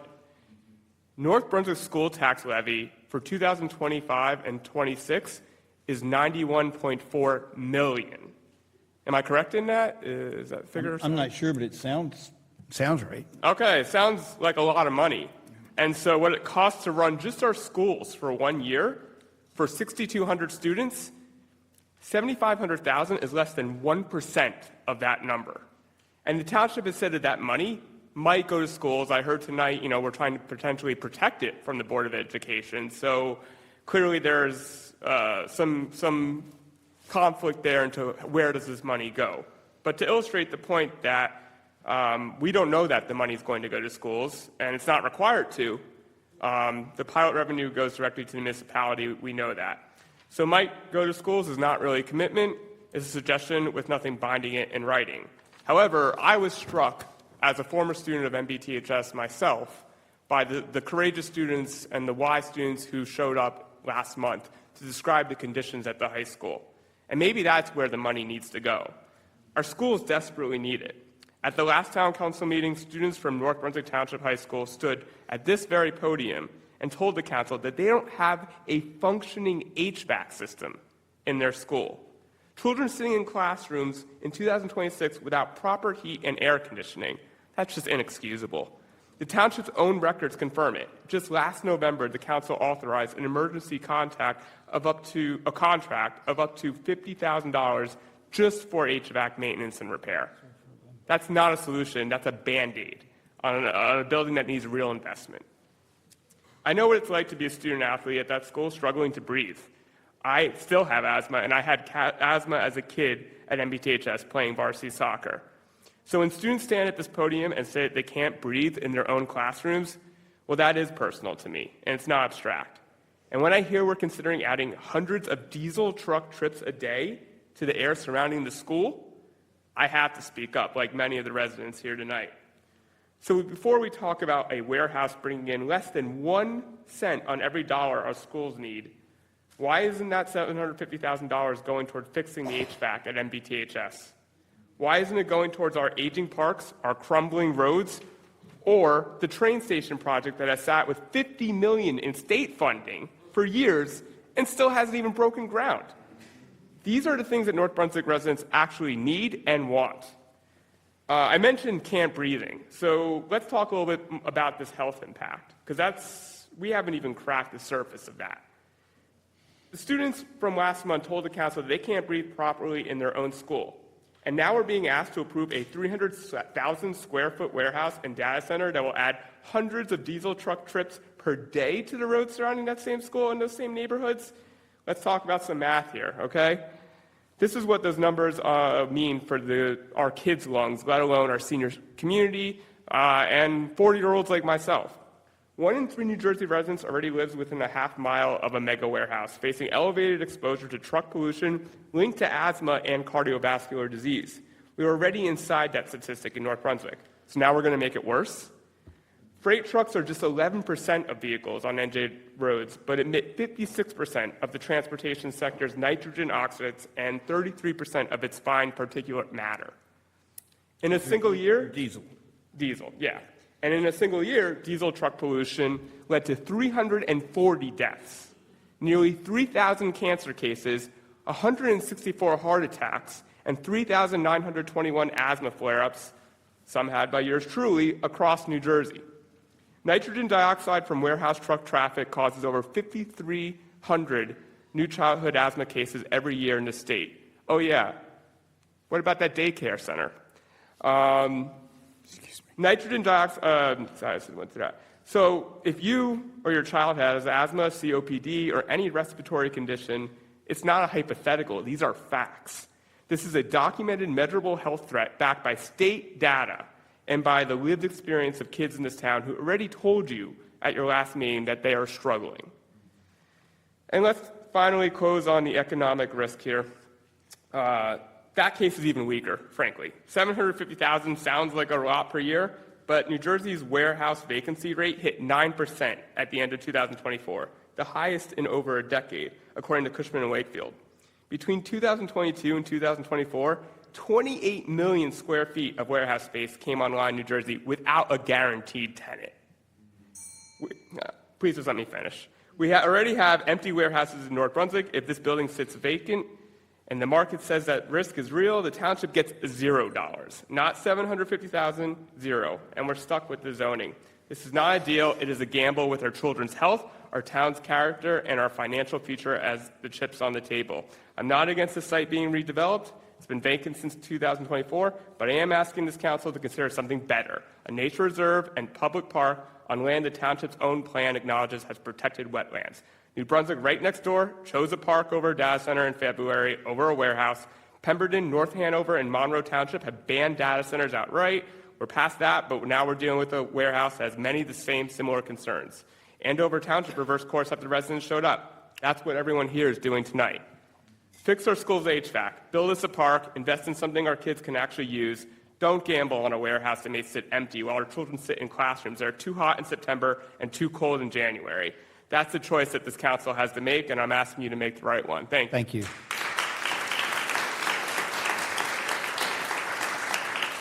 It is important to remember that the council and the Board of Ed are totally separate in town. It's all kids are all our same kids. One of the reasons that we're looking for alternatives and redevelopment, no matter what it may be, is we want to have some sort of community center that the town actually controls.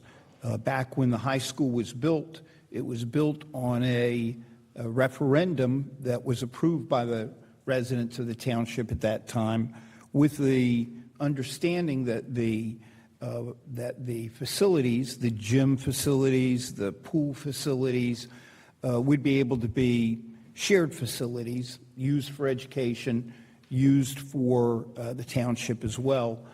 But the educational needs and have made that a difficult thing for continuing. So we would like to find a way to get our own community center. I'm not saying a warehouse is the only way to do it, but it is something that we do want to consider.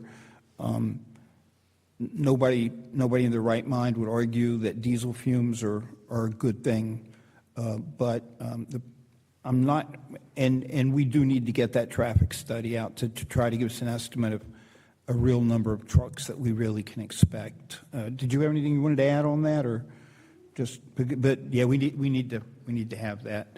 Thank you very much for your comments. And that would be Mr. Patel. How are you, Dan? Good evening, everybody. Good evening, council members. Good evening. In fact, a lot of the stuff that I would have brought up, many of my resident neighbors have already, and the stuff that I wanted to elaborate on, most of the prior speakers, residents have already mentioned loudly. With regards to making the zoning change, I would urge the council to undertake a full environmental impact assessment study prior to even considering zoning change, which means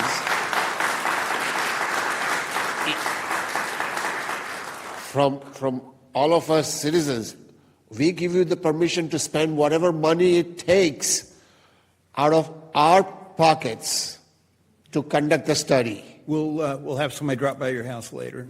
So the thing is, we don't want to give ourselves any excuse that, we don't have the funds to undertake, because that money will be well spent a priori of changing the zoning. Let me because it's a full-fledged environmental impact study involves not only about air pollution, about noise, light.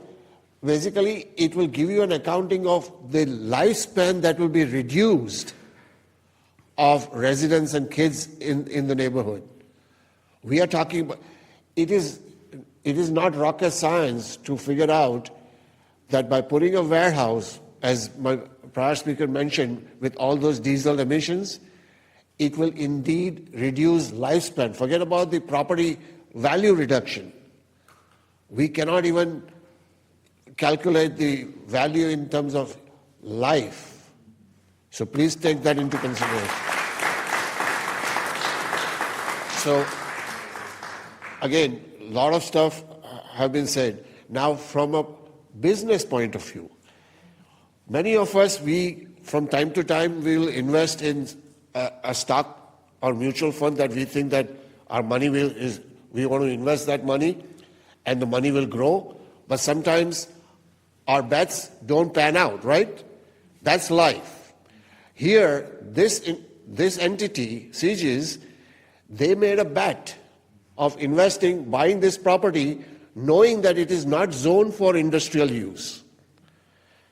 Now, the burden is not on us, the town, to give them a pass.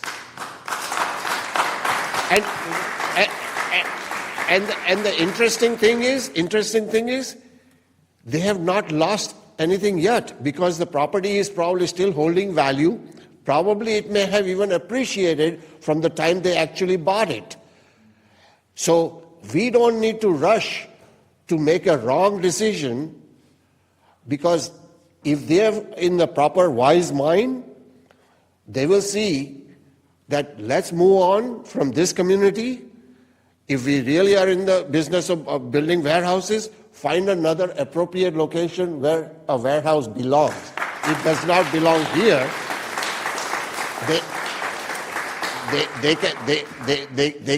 They can sell this property to another, at which time the township will have a redevelopment. Again, everybody said we are all for redevelopment, but not, this is like trying to put a round peg in a square hole. It does not belong here. So we don't need to bend over backwards to accommodate somebody else's investment strategy. This was an investment strategy, and if they want to come up with a development plan which fits in the current zoning, we will all entertain. Within the current zoning of office/research, whatever is allowed by the zoning regulations, if they want to propose a project, we will all entertain that. We are for redevelopment, but we don't have to twist ourselves to accommodate a zoning change. I'll end with that. Thank you. It is. I'm sorry? Can you say your background? Yeah, I'm an environmental engineer. I work for the US EPA, and for the last 35 years, I'm busy cleaning up the most toxic sites in the country, called the Superfund sites.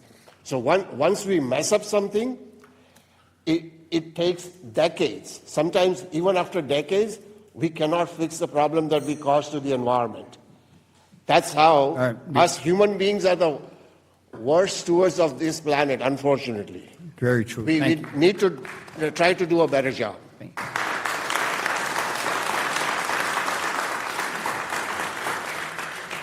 Is there what as we proceed, if it's reintroduced or goes to the planning board, is there some form of environmental study that will be performed, and what is the current thought on that from your perspective? Yeah, I mean, typically there is an environmental presentation in terms of impact to the property that includes lighting, right? That's looked at carefully. That's everything: environmental assessment, phase 1, phase 2. We're doing an acoustical study for air pollution. Yeah. Sound of air pollution. Well, let him answer, the reason I'm asking is just to find out what the current schedule is on the environmental study, and you can, if you want to talk about what it'll include, that's fine. And then as we have further discussions down the road, we'll be able to talk about what the schedule is. And here's our collective position. Even if they were to present an environmental impact assessment study and a statement, we will not rule out having our own independent study. Well, of course, of course.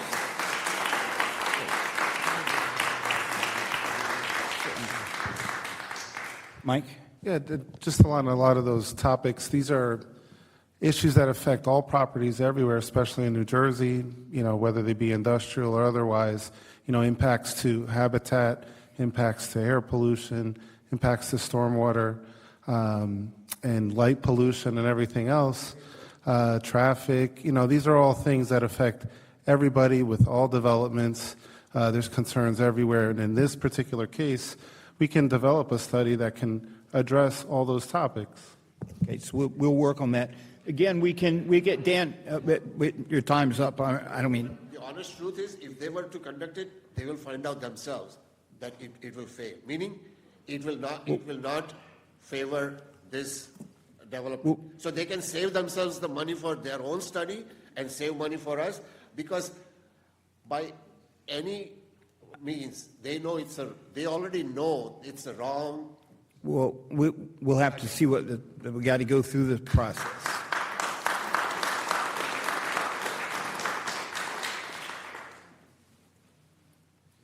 Ms. Taylor? Yes. Hello. Good evening, Mayor and council members. My name is Tolani Taylor. I serve as the Zero Emissions and Warehouse Organizer for Clean Water Action. And although I'm not a North Brunswick resident, I'm here in solidarity amongst all the residents here that I've spoken up today. Before I get into my testimony, I just wanted to share a few statistics that are coming from the New Jersey Warehouse Boom Report. This report was published in 2024 by EDF, the Environmental Defense Fund. And the facts that I'm going to be sharing are relevant towards the county that we're in and other bordering counties close to North Brunswick. So in the report, in this region in particular, it was reported that 876 warehouses are in this region, and they generate 149,000 truck trips per day.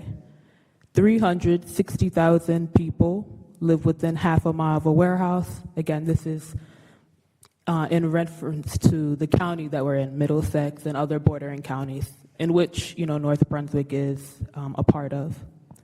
Another fact that was reported: 600 annual nitrogen dioxide attributable pediatric asthma cases were reported, with up to 68% of nitrogen dioxide coming from on-road vehicles, predominantly diesel trucks used in warehouse operations. So I say that all to say that, these facts, this is just reported in 2024. Since then, a lot of warehouse development has increased overall across New Jersey. So with just those facts alone and the concerns brought up by many residents, the air pollution, the truck traffic, the impact to children's health, the elderly and everything, I'm just strongly urging you all to reject the warehouse project in question at 100 Fidelity Plaza. Thank you. Thank you, man. Appreciate you coming up here tonight. Number 25.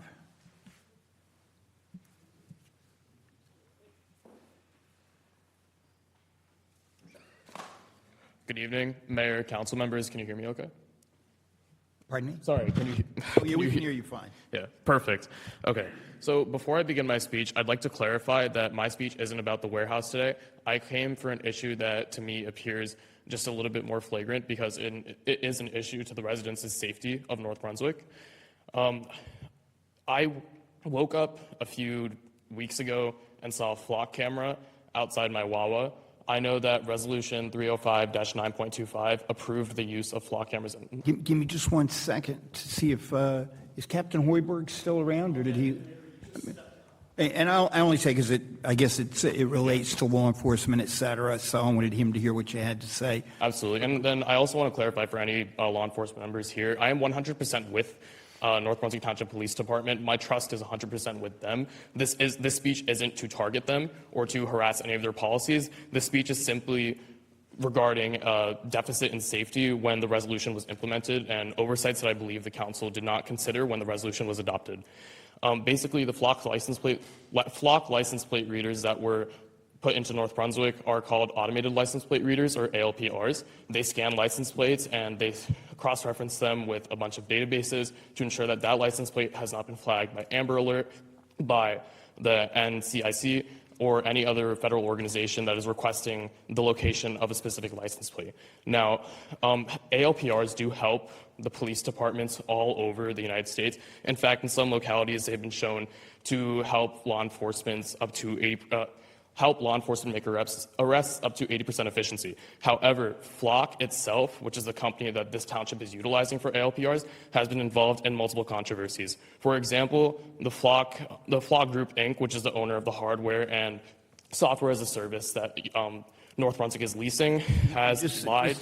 Because since we changed gears from the warehouse, is everybody following? The town adopted a resolution some time back that we would have cameras in town, and the cameras can read license plates. So there's that to begin with. And this gentleman's talking about the company that we're using, Flock, and he's indicating there's some issues with it. So I hope you don't mind me interrupting. Thank you so much for clarifying. I appreciate that. But basically, Flock, the corporate entity, lied to the council of Oshkosh, Michigan, and told them that their cameras do not create a heat map, when in fact they do. For anybody that does not know what a heat map is, in regards to ALPRs, a heat map shows where a license plate has been in the past 7, 30, or 180 days, whatever a council sets through a resolution. I believe ours is 30 days. I'm not sure about that fact. I'm currently getting the records from... Do you know our Flock resolution, what our designated time was, 30 days or? I don't remember it offhand, but just so we're speaking about the same things, I apologize, I walked in a couple minutes late. Heat maps, as you're defining heat maps are more utilized towards crime trends. Okay, not license plates. Yeah. If we have 20 burglaries in a neighborhood, that heat map is going to light up and show us that that's a problem, so we can address our resources in that area. Sorry. It doesn't address license plates or specific things. It addresses, we use those for crime management, crime trends, and how to allocate our resources better. Sorry, the specific heat maps that... and you were using it as an example that Flock was not credible in Oshkosh when they said they weren't using it for certain reasons, and in fact they were. So I'm actually, I'm sorry, Mayor Womack, for interrupting. I'm talking about a different type of heat map, which is available through Flock. It's a heat map that shows you where a license plate has been in, per se, the past 30 days. More like a history rather than a heat map. I think we're just getting caught in the definition. It's more of a history of a license plate versus a heat map. Yeah. History would probably be a better term. Flock uses a heat map for anybody confused. But basically, the reason why these heat maps, although they can help a township police department, for example, the North Brunswick Township Police Department, in tracking down a license plate attributed to a crime, if somebody were to gain access to this heat map and exploit it, per se, to find out if an individual has been attending a specific house of worship, to find out their religious identity, it could be used against the individual for purposes that we do not know and purposes that could endanger the individual. Additionally, in Toledo, Ohio, an ALPR given by Flock misread a license plate, and unfortunately, the city council had to settle for $35,000 with that specific resident for injuries regarding the license plate reader misreading the license plate. And finally, negligence in data safety. Flock has been known for their cameras. Unfortunately, their ALPRs are too new for me to give you any data regarding negligence in data safety. However, for Flock's cameras specifically, which are for privacy, they show people's faces, they track where they're going. Those cameras have been known for security, like lacks in security, which allow anybody all over the world to look at the camera feed and see who's where. Now, unfortunately, North Brunswick has these flock cameras, and what I come to the City Council to propose today is for one of you to sponsor me at the next council meeting to have a further discussion on alternatives to flock to ensure that flock does not have our data and that our data cannot be abused. Now, I do have a few more points and some questions to ask to the council. But I think the way we ought to handle that is through the director, police director was the proponent of the flock in town, and he made presentation to the council. We went forward with it. If Deputy Chief Hoiberg and the director, once he's back, I think he goes on vacation this week, but once he's back, if you'd like, why don't we sit down, go over those points, and then you'd be able to come to the council either jointly with them, or we'd be able to present it pretty closely, but we'd be able to hash things out first. So if that's acceptable to you, we'll set up that meeting. That'd be great. And Mayor, if I could just touch on 2 quick points, just to alleviate your concern. I know before you mentioned that a flock could misread a license plate reader. I don't want to specifically say flock. A license plate reader could misread a license plate. Sure, with technology, it can. But that's why we, in our policy, mandate that the officer visually inspects the license plate and confirms it before any action is taken. So we don't take it away from the human officer. We work in conjunction with technology so that we come to a better place. Sorry, officer. I think I missed that policy on your website. So that's my apologies. When we sit down and meet, I'll be more than happy to go over it with you. Yeah, I mean, I don't think our objective would be to rescind flock, but to, if there's ways that we ought to tighten up the resolution, then we certainly would want to look into that.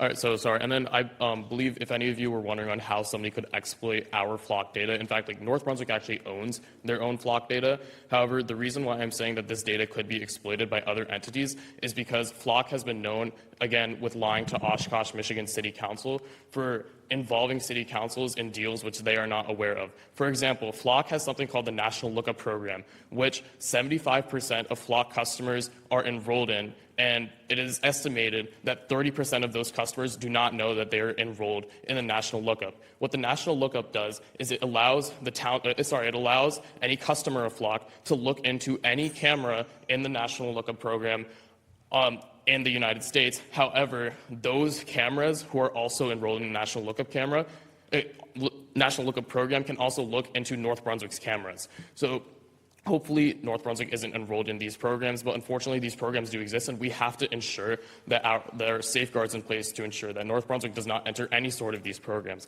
And I'm sorry, do you mind if would you entertain one more point? One more point. One more point?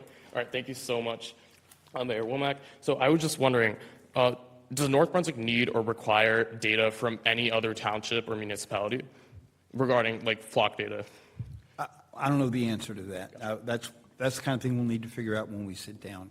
Gotcha. Okay, Mayor, I would just like to inform you that according to Flock's own transparency portal, North Brunswick has requested and gained access to flock camera data from Chadbourne, North Carolina, Williard, Ohio, and 2 New Jersey townships. And those are only publicly available information. There are some townships which do not choose to publish which townships have access to their data, and unfortunately we do not know if other townships North Brunswick has requested access to data from other townships, but again, this is something that I believe the entire council should look into and reconsider working with Flock and maybe switch to a safer solution such as Adaptive Recognition, which is another company based in the United States. Thank you. Thank you very much.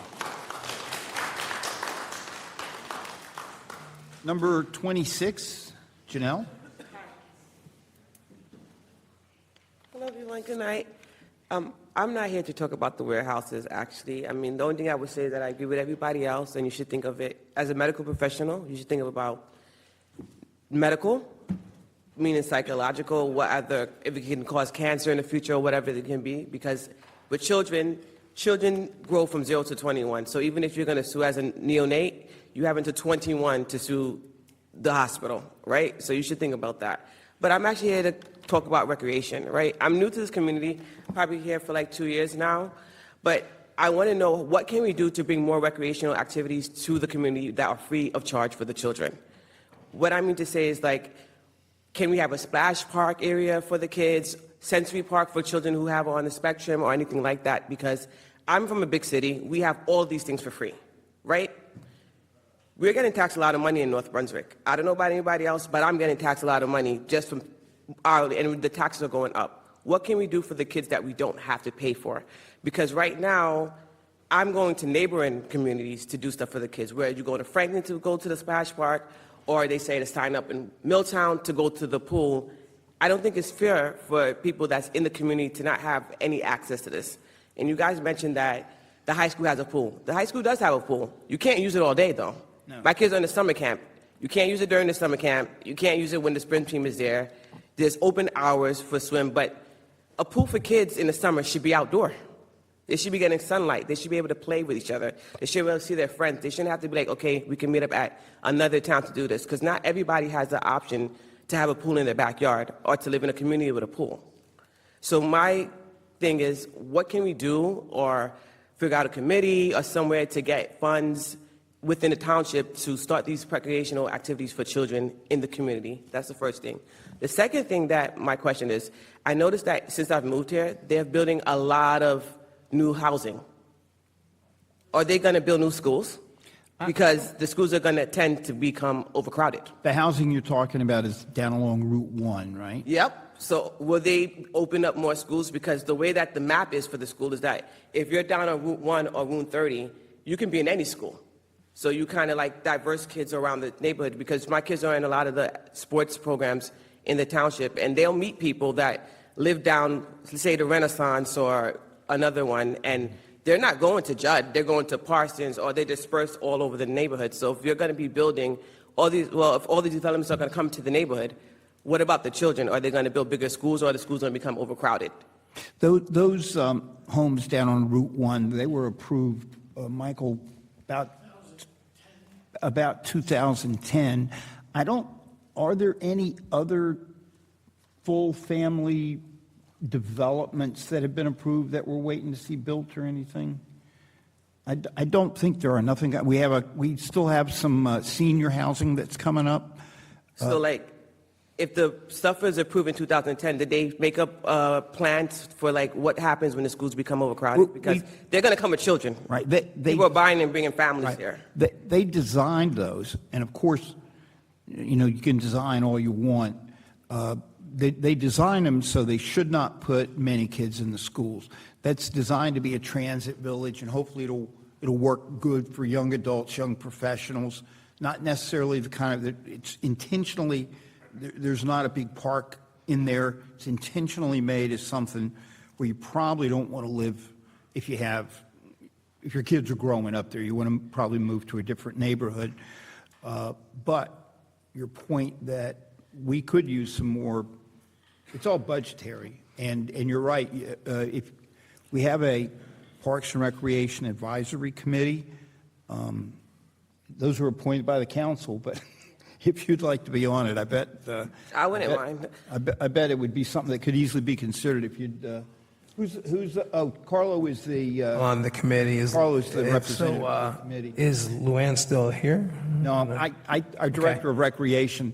I thought everybody's going to talk about the warehouse, so I told her she could leave. But so that's my fault. But Carlo will be able to address. So the Parks and Rec committee is. I think our next meeting is going to be September 15th. I know we're always actively looking for members. So if you can give your name and your information to Lisa, to our clerk, we'll have Luann get in touch with you. And then I have another question. Who's responsible to like clean up? So like Route 1, and even like if you go down Cousins Lane, there's so much garbage. It's all over the place. Like who's responsible for the cleaning of the neighborhood? Because, you move to the neighborhood, right? And there's people that's been here for a long time. It's starting to look dirty. Yeah. It's just papers, garbage, bottles everywhere going. Driving down Route 1, you see it. Driving down Cousins Lane, you see it. I don't know about anybody else. If I see it, if we're at Sabella Park, we pick it up. Community Park is relatively clean, right? So who's responsible to clean these other areas? So, Michael, you want to address that? The immediate answer is that every property owner should be cleaning up the public right-of-way in front of their property, whether it's a single-family homeowner, a business owner. I mean, we're all responsible for cleaning up immediately. So what about like the turn? So like when you're on Route 1, right, Yeah. and you turn on Adams, you go down the turn, there's garbage all over there. So who's responsible to clean up that area? I mean, Because that's the Yeah. community. we We're not could gonna kill ourselves potentially to go do it. we so- could potentially address it. Adams Lane is a county road. Yeah. So, and I don't know, I'm not familiar with how often the county may or may not send people out. Route 1, the highways are DOT, and they do regularly. If you travel every day, you'll see periodically that the DOT trucks come out and they have litter pickers that literally walk up and down both sides of the highway. It's not on a weekly basis or even a monthly basis, but it's regular. But if you have a particular area that you're concerned about, including that one, I can talk to our Director of Public Works and we'll address it. And if we have to, we'll use the township's resources to try to get it cleaned up. And then I have one more question. So like, you know how we changed the recycling? So obviously recycling is always every other week, and we can bring out a lot of recycle. Now we have one bin. Why can't we have two bins? Dan, Because do you I want to have a lot address of that? bottles and boxes, so what's happened is my garage is literally a recycling center. So You can't get rid of all of it. So the township pays per household to have your recycling picked up. Your 90-gallon tote is picked up. Each resident in town is charged by the town, or the recycling company bills us for every cart that's picked up. So if every resident in town wanted another cart, that would be twice the cost for the township to pick it up. So we are actively looking into ways to make things better for the residents, so it wouldn't cost you money to have that picked up. I worked today with my secretary from recycling. We're looking at other ways of doing stuff. One point might be to have a recycling center somewhere in town where certain hours of the day you would come, show your ID, and bring your extra recycling, bring your extra cardboard, which would then bring our tonnage up and help our grants. Because we discussed this the other night, that it's one bucket and that's it. And we've also offered it if you call the Public Works Garage and if you got a new bedroom set, we know that you can't break that down and put it in a blue bucket. It'll take months for it to go away. So if you talk to the recycling coordinator, she'll let you come up to the garage. We have a dumpster, and we put it in a dumpster so it gets taken away. A few years ago, recycling, we could have had two cans because companies were begging because they made a lot of money. They picked up the recycling, they took it to the recycling center, they got paid for it, and they wanted towns to send as much recycling as possible. Now, they're not making money off recycling. I'm not sure why that market changed, but they're not making money off recycling, so they're hitting us, and we contract out our recycling. Did we ever do it in-house? We did it for years when the money was good and you were making money, but now the only money that we're getting back is for cardboard, clean cardboard. There's no money in the aluminum, there's no money in the glass. The only money is flat, clean cardboard. Okay. That's it. And then next, I think, I know we do the fall festival in the township, and you know they have the youth sports festival. How come they don't do something in between for like the town? Like in the summer, why don't they do like something in the summer? Well, earlier, I'm only Mr. asking Mayor, because, can like, I? Mr. I mean, Mayor, I'm just can I thinking jump about in? ideas for the community to make it better and fun for everyone, so. No, it's good. Earlier, I made announcements. We do a monthly. Oh my goodness, Tunes in the Park, a monthly gathering where we have a different band and food trucks and things like that. That's at Community Park. The next one is, I have it here somewhere, August the 6th, and then the one after that, September the 10th. We are now doing our community farmers market. The next one is this coming Friday, right? Then go ahead. If I could say something, we did have our inaugural Juneteenth Yeah. celebration. Did you come out to that? I wasn't here. Oh. Unfortunately, it was my kid's birthday. It was good. Well, it was our inaugural, so we're going to do this every single year. It's a great community event. I I know they encourage. had the night out here, that was really good. And National Night Out is coming up. But, Yes. but yeah, we don't have any We should do like a anything bet- smorgasbord. They have that in the city. When the local people come in, they share their food. In Williamsburg, right? Huh? In Williamsburg, right? Yeah, and they have it in Brooklyn too, like in like Prospect Park. But it's like they do it like say something like a park, like community park. Sorry, it's like a park, like community park. Different vendors from the county would come, and they'll have like stalls when they show like the different type of food that they have in the restaurant that people can buy, taste, and try. And it just brings money to like these small businesses that have restaurants. To actually expand on like your point, we did do a taste of the town back in March. That was at the church, actually at Our Lady of Peace. We did announce that we have Heritage Day coming up on Saturday, October the 3rd at Community Park, and all these events, the Tunes at Twilight, the community farmers market. We also do an annual Easter Bunny thing. We do our Winter Fest here, and Santa Claus comes. We do pictures with that. So we are doing periodical and seasonal things. It doesn't mean that we can't get better at it, and it doesn't mean that we can't offer more. But all of these events, including Heritage Day, which I just mentioned earlier on October the 3rd, can be found on the Township website under events. Now, our website's going to be changing soon, I know that, but right now if you go to www.northbrunswicknj.gov, on the top ribbon, you'll see a tab that says events, and that'll have a listing of everything currently coming up that is happening. I guess my only suggestion is it's going to be a big event, like how they have like the fall festivals and stuff. We should probably put like some kind of poster around. Yes, if you check with Carl and see about getting on that committee. Don't worry, I'll contact Luann. I've talked to her. Yeah, it'll be good. Okay. It would be good. Cool. Thank you so Thank much. you very much for coming tonight. That's everybody who's signed up to speak, but the law is everybody who wants to talk gets a chance. So if you didn't speak yet, but you want to, you have the right. Hi there, Rich Allen Page, 430 Otis Road. So you've heard from dozens of residents already about how this project's going to impact their daily lives, the quality of life, et cetera. I'm not going to talk about that right now. I just kind of want to shift focus to figure out how do we get from here and everything that you just heard to actually making an informed vote. So personally believe that like representative democracy works best when deliberation happens in public. How can we see that not just our questions are answered, but that the council is doing their due diligence, that they're being able to ask questions, that they're getting information from the developer? I heard a lot today, you telling the clerk and at the last meeting too, like, oh, we'll look into that, write that down, things like that. How do we get a comprehensive plan instead of ad hoc meetings with competing agendas where not everyone can attend all at the same time? Rhetorical question. So real questions is, so this ordinance was tabled a month ago and with a plan on voting before Carlo introduced the motion to table it. So like what information did council members receive during the first tabling and through what mechanism to then even be informed to vote on this today? Tonight would have been a vote to introduce. It would. Oh, 13A. It would have not have been a vote to approve the ordinance.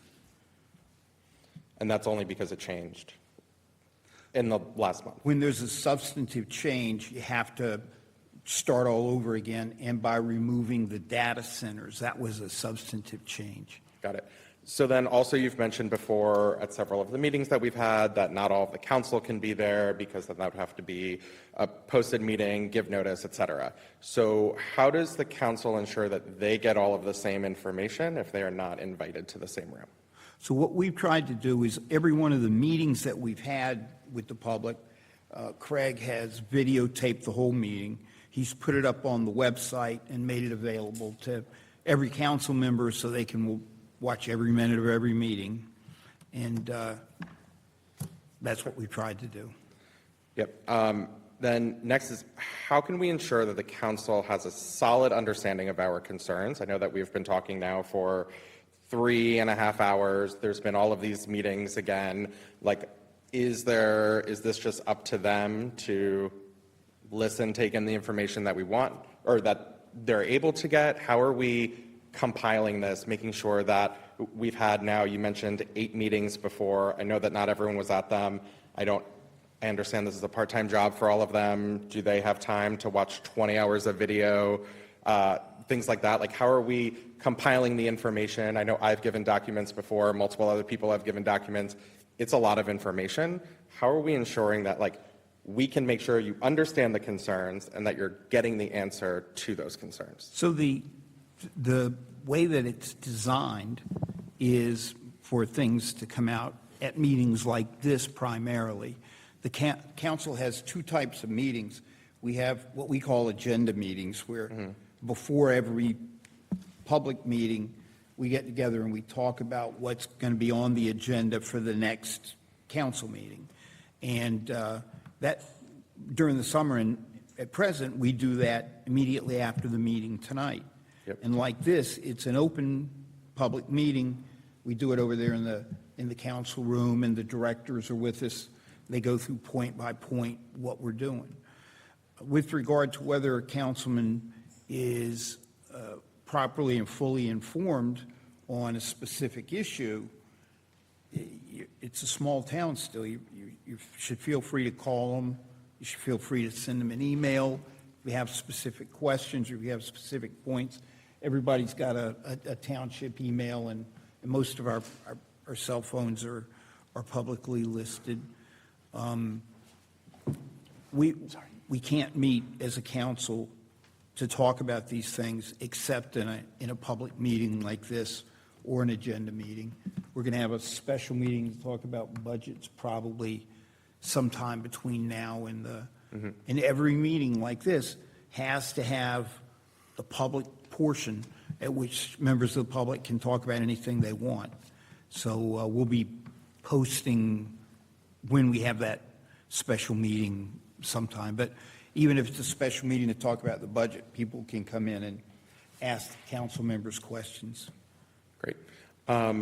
So another question is that in previous conversations, we learned that CJIS originally wanted a larger warehouse, more favorable conditions for themselves. That was changed in like the shaping of the plan that we see before us from MJ Planning. So was the council involved in that previously? Like, do they understand like the steps we're at now? Like, does this now look more favorable because they understand what happened before? And is that why, again, we haven't heard necessarily in public that there's been questions and debate about this. I understand certain council members have asked questions at some meetings, not many. Well, I think because it works through the Department of Community Development, a lot of the meetings occur with Mr. Ritz. Mr. Ritz then often will reach out and talk to me about something going on. I'll reach out individually to the council president, and then he or I will share with council members what we've learned, what we've updated. If there's a new report, and there really haven't been many of those, we'll disseminate that to members of the council, talk to them about it. But we have to be pretty careful about getting 3 or more of us in any one conversation. Understood. One thing that you mentioned earlier that stuck with me too is when someone was bringing up pollution, you're like, oh, we haven't looked at that yet. Lots of questions around that, but it's just like, since this was first introduced previously, introduced last meeting, introduced again, you've talked about several different independent, whether it be studies, reevaluating what's put up there. What are you planning to look at before voting for redevelopment compared to what do you vote on when it comes to a planning stage? That's what I was asking before. Right now, I don't know that there's any environmental study that if we vote on this in September at the 14th of September, I don't know what we'll have at that point. The developer could say, hey, I'm going to, we've got escrow money, go ahead and do an environmental study. Although environmental studies, they do take time. So I don't know what we would have by September. As we've said, and it's an accurate statement, it doesn't satisfy people who have immediate concerns. that usually occurs before the planning board, because that's really the planning board's job. But everyone is correct that with a redevelopment, where it's the council that's saying, okay, we're going to change the zoning here, which, if approved by the planning board, will let you have a warehouse and bring in trucks, it may increase the council's, it may increase what the council ought to be looking into environmentally, whether it be a full study or informational. Got it. And just because you mentioned September voting and traffic studies previously, would you have the traffic study reevaluated independently prior to that vote, or is Yes. Okay. Yeah, the traffic study, I think we can have done independently. Another thing that's come up a few times is just there was a meeting last week, specifically around stormwater. We learned today, or obviously today, there's an architect here. We learned today that there's going to be traffic engineers at the next meeting. How can the public know ahead of time who is going to be present at meetings, so this way they can ask appropriate questions? There's not a formal process that's ever been set up for that. We can do it. We can certainly try to let you know. Like I thought tonight that we had invited the bond council to be here so they could go into but I just thought we didn't.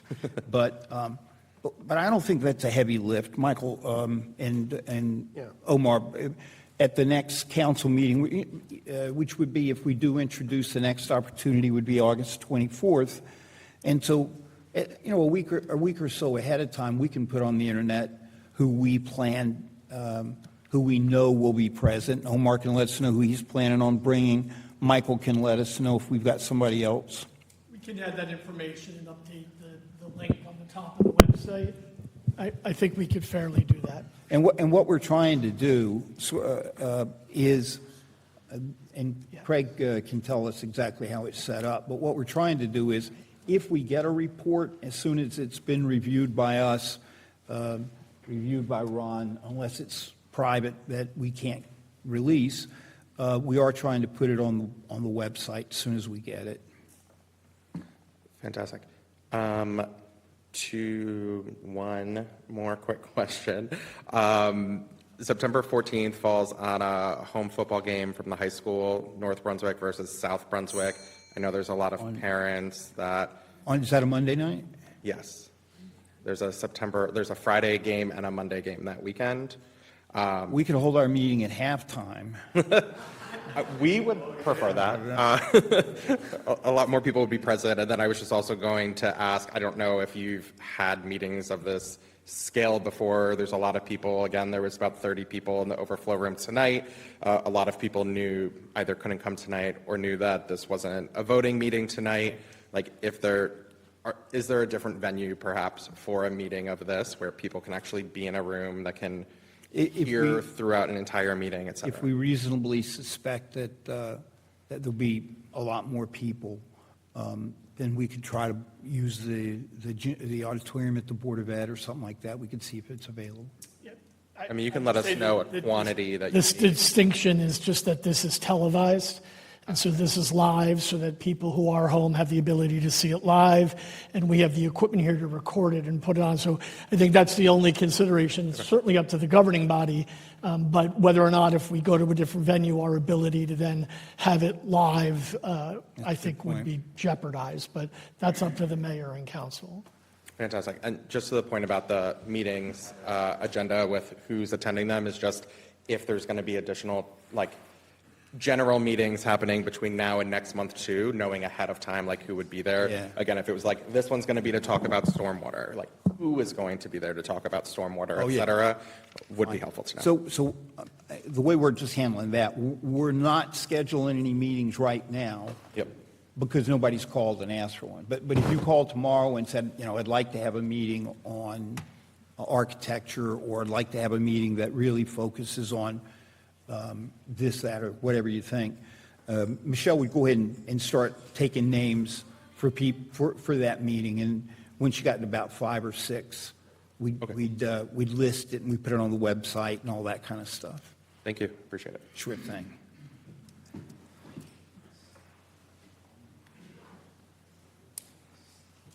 Hello, Council. Thank you for staying so late again. I know it's like 10:30, past 10:30. I was wondering, so that building, is that the intended structure for the community center? Like you would keep that? The fellow who owns it, he wasn't the company that went out of business, so he was a developer. He owns it. We're negotiating with him whether we could buy it or rent it. And while we're talking with him, we're hopeful that he's not going to be giving it out to somebody else. There's some concerns with that building. The pool wouldn't be very big. Yeah. We would like to have a bigger pool. And there may not be enough gyms that if you had a bunch of kids on Friday or Saturday that came in and wanted to play, you may only have a couple of gym courts available. So Yeah, I struggle to see how that could be a successful community center. Like I'm looking at the top-down view on Google Maps, and it looks like it's 4 Wendy's big. And if I'm like guessing, I feel like this room is about Wendy's size. That's 4 Wendy's. We did a walking tour of it, or Council President Mary went on the. Oh, okay, Amanda went on a tour of it with the owner. Alvin, what would you? I mean, they told me it's bigger than it looks. It's about 40,000 square feet. With the right planning, we could do some things in there that would service the community. It would give us something that we don't have, and it would give our students and young people and our elderly. We could really touch base on just everyone in the town. I mean, it wouldn't be grand like some of these other towns, but it would be a starting point. Yeah, I do have one other concern about the location. There's like no grass, trees, nothing. It's surrounded by parking lot, and it's between Route 1 and pretty much just Livingston. So how would we ever have like an outside event, enjoy the fresh air? It would have to be on concrete, or if you have these outside structures, it's going to be on concrete unless we're radically changing the parking lot.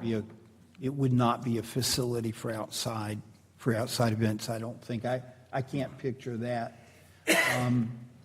Another possibility that is under discussion, although it's a long way from fruition, and at the moment I don't see financially how we can participate, but the Franklin YMCA has met with us, and they would like to build a community center YMCA together with Franklin and with South Brunswick, so a very big facility, and that would be at the corner of Finnegan's and Route 27.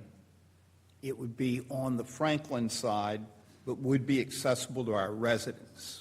Yeah, that sounds like a great idea, because then you would have a big pool, you'd have those big meeting areas, because I'm just thinking, like, we want this to be like a town-wide thing. I don't see how we could fit that many people in this building. We'd probably have to, like, have a ticket system or something. So it would be way better to have a YMCA. Like, I've been to YMCAs in other towns. They're great. If we could afford to participate, and if we did that building, there is the option that it could be expanded, but we haven't reached that point yet of design or anything. Yeah, and it would be pretty hard to expand it while keeping parking spaces, so. Would be close to Wendy's, though, so after you work out, you can run right over. That's true. That's too tempting, though. Just worked everything off. Yeah. That's pretty much all I had to say. Thank you. Thank you for the comments. Hi, good evening. My name is Ibelisa La Cruz. I live in Colonial Gardens. I live in Independence Boulevard. I'm listening to all this. Been here for 3 hours listening to this. And why don't, instead of putting a warehouse, you speak to them, you talk to them. Instead of putting that, you say a community center there. Why don't you put a community center where they want to put the warehouse? I think it would be better that way. We have the high school. We have our community that maybe could walk over there. We have Starbucks. We have all these little businesses that are there. Instead of putting a warehouse, why don't you just talk to them? You guys also, you said you work with Wells Fargo. You work with other companies. Have you ever decided maybe to talk to the community, and see what we need But instead of putting a warehouse? But you have to understand that they own the property. Yeah, I We understand. don't own the property. Okay, We I could understand, probably but- negotiate with them to buy the property. Right, but I'm saying, instead of putting a warehouse, build something else. Build something that may help us as a community. Well- Maybe something like, I used to work at Avenel, next to Carteret. They have a center there. They have concerts. The Performing Something Arts like that Center. that'll give us, like benefit us. Maybe we can have a place like that where we can build, concerts. We can have concerts here. Even something that benefits our town. It would be a great Instead of location warehouse. for But what does, listen, I used to work for a freight forwarding company. Okay, I used to work, it's in Avenel. It's a big warehouse. But that warehouse is nowhere around any town, any homes. It's only warehouses. So you say that trucks don't bother people. Listen, I used to drive there. I used to be beeping at the trucks to make sure that they don't hit me. So you can't say that this warehouse won't affect us. This warehouse will affect us. Okay, these trucks, they're there 24 hours. You can't say, you have to put something. I think instead of building a warehouse, you should work with the community, work with them, and try to see to build something else instead of a warehouse. That has nothing to do with us. I've been living in this township. I moved in 2008. I used to live in New York. Came to North Brunswick because I'm not used to this hustle and bustle of New York. I moved out to come here. My town, Colonial Gardens, I love Colonial Gardens. I have people who come, even from abroad, who come to our town. That area where we live in, they love it. They say, "Oh my God, look at this! It's something different." Okay, and then to come home, and then I have to, I work in New York, so I have to come home, and then I'm going to be, driving down here, and then looking at this warehouse, looking at these trucks coming. I'm already tired of looking at buildings, because I look at buildings every day, and I got to come home to look at this warehouse, hearing trucks coming on Route 130, probably maybe getting the risk of hurting myself driving. We don't need this in our town. We need something else. We need something that can help us. And also, when somebody was talking about homes, my children, they already graduated. They don't live in my house, but I have this house that I have. I love my house, but maybe in the future, I would love to sell this house. But if you put a warehouse there, like someone said, my house is not going to be worth anything. Because when somebody comes out, a family that wants to come live here, and they see, "Oh my God, you got a warehouse here? You know what? I'm not giving you that money. I'm not going to give you that because that house is not worth it anymore because you have a warehouse there." So if I ask you as a company, CGIS, you're a big company, you're all over the state and everything, work with them. Instead of putting that warehouse, put something else. Because I know you got the money to put something else. Work with them. Try to do something for us, a community center, something. Because let me say something to you, and I know all of you must have children, and you have a family, you have a house. I don't know you guys want that warehouse in your house. And you don't want your children playing near that warehouse. You have to be honest, and I don't know. I don't know if you guys, like I said, I don't know if you guys have children, but think about all of us. That we have to come here, we have to worry about this, because we have to worry about our kids, about how we live, and how our community is going to be turning to. You said you have warehouses in Route 27. Keep them there. I mean, whatever, Livingston or whatever keep them there. Don't put us in our town, in our area. Colonial Gardens doesn't need that. Doesn't need those warehouses. Please think about what you guys are doing. And think about us and what we have to do. 3 hours to talk to you guys, to convince you guys to not put this in our area. Well, actually, we're here to Whatever, convince the one phone call council to you not guys. to let them put it there. But anyway, I'm just saying, to be honest with you, I've been living here for a long time, and this it breaks my heart that I have to come here to hear this, that you guys are putting a warehouse in our area. It really hurts me. Anyway, thank you. Thank you, ma'am.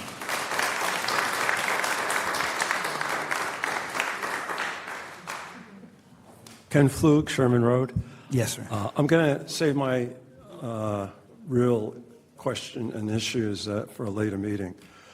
But we're talking about environmental studies, so I just have a very quick question. But it's my understanding that if the master plan changes, before deeds can be exchanged, that a soil testing has to be done on the property, and that soil testing has to be sent to a state testing site within 5 days. And if there's any contamination below the surface in terms of chemicals, that those chemicals have to be removed. And that process of removal is simply, you could dig up the dirt, put it in a dump truck, but then it's where you send it. And depending on the chemical, you may have to send that chemical as far away as Chicago, because that's the only place in this country that will take that particular chemical. So my question is, has any kind of testing of the soil been done? Because if you change the master plan, that's required. So just to the basic part of your question, Mike or Omar, have you already done any of that kind of soil testing? Yeah, so when you purchase a property, you conduct what's called a Phase 1 preliminary assessment, Phase 1 PA. So it looks at historical uses at the property, kind of assesses if an area needs to be identified, further characterization of an area needs to happen. So a soil test examination is not 100% required. Unless what is required is that you go through a Phase 1 PA by a licensed site remedial professional who will go through and assess the previous uses. They'll do site investigations. They judge if certain areas need to be characterized further. So certain areas were characterized, but historically this was, the Boy Scouts of North America. There was, Wells Fargo, which is a financial institution. So those were historical uses. Now, on other properties we own, just to give some clarity, there's heavy manufacturing and there's heavy Phase 2, there's soil investigations. What you're talking about is if a soil is characterized as hazardous, it is sent out to a facility that handles hazardous soils. But that's not really the history or the situation here with this property. Any of that testing that's been Sir. done or applications have been filed, is that public information? I'm not 100% Phase 1 or PAs are public information, but I'll have to look into that. I see, okay. And Mr. Gordon, So if may be something able- is filed with the DEP, right? So if there is a characterization that needs to happen, that is public information. Yeah. So for example, if an underground storage tank is removed, that has to be done under the guidance of either a DEP or an LSRP. That process is publicly available. That would have to be documented. And Mr. Gordon, part of his question was, if there's a change in the master plan, does that trigger a soil test? That was your basic premise, and it's incorrect. I'm sorry to tell you. Change in the master plan only affects what uses and zoning can be authorized. When property changes hands, however, everyone who is in the chain of title may be liable for environmental issues at the property, which is why a prudent purchaser has a Phase 1 environmental study so that they are not buying into the environmental issues at the property. If the Phase 1 environmental study shows that there are environmental issues that need to be examined further, they move on to a Phase 2 environmental study, which is more detailed. But the master plan doesn't affect that at all. Sorry. I have a follow-up question then. If you have a vacant lot and you're going to put up more than 3 residential homes on that vacant lot, does that require testing of the soil? I honestly can't answer that because I'm not an environmental attorney. But it's my understanding that prior to a multifamily house being put up, multifamily 4 or more. Correct. So you said 3. So Or more. or more. It would be incumbent upon any developer who sought financing for that property to have the same type of environmental testing, and any financial institution that I'm aware of wouldn't put their money behind it unless they had a clean environmental test. It's the best I can give you. Okay. I'll save my issues for a later meeting. Thank you. Thank you very much, sir.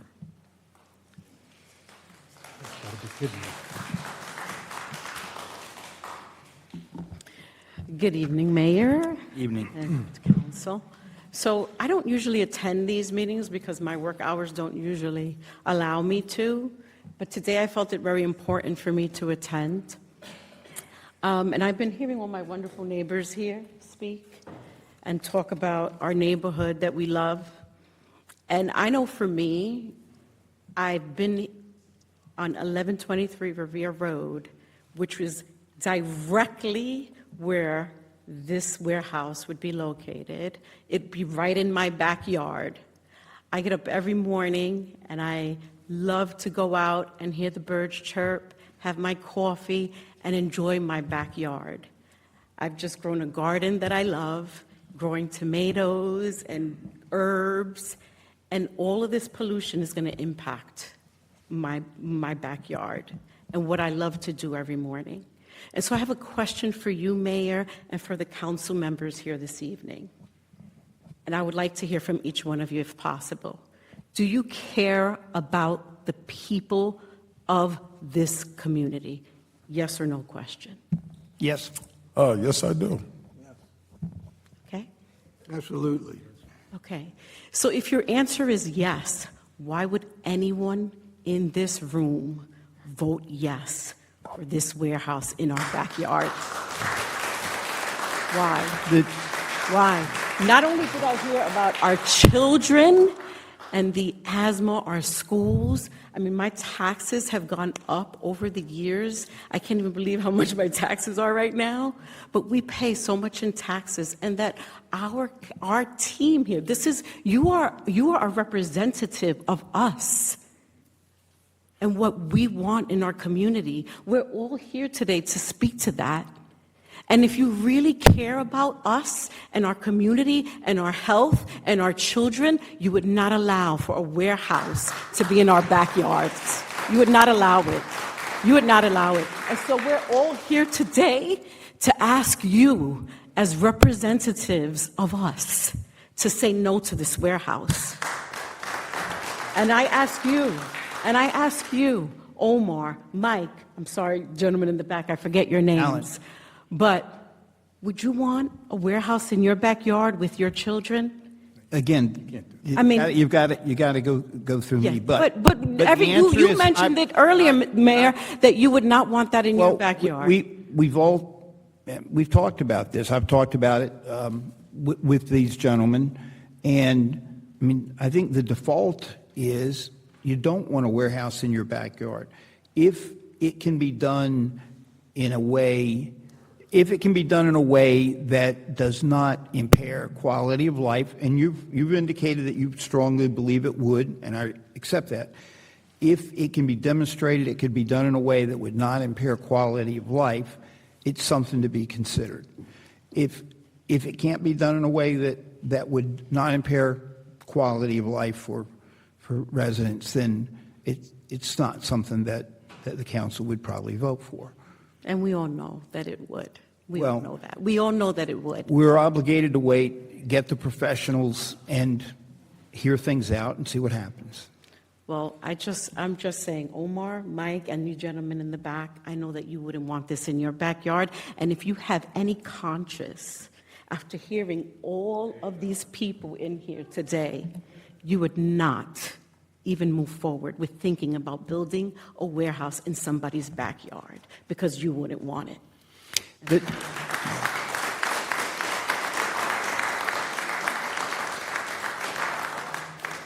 Anybody else tonight? Mark, come right on up.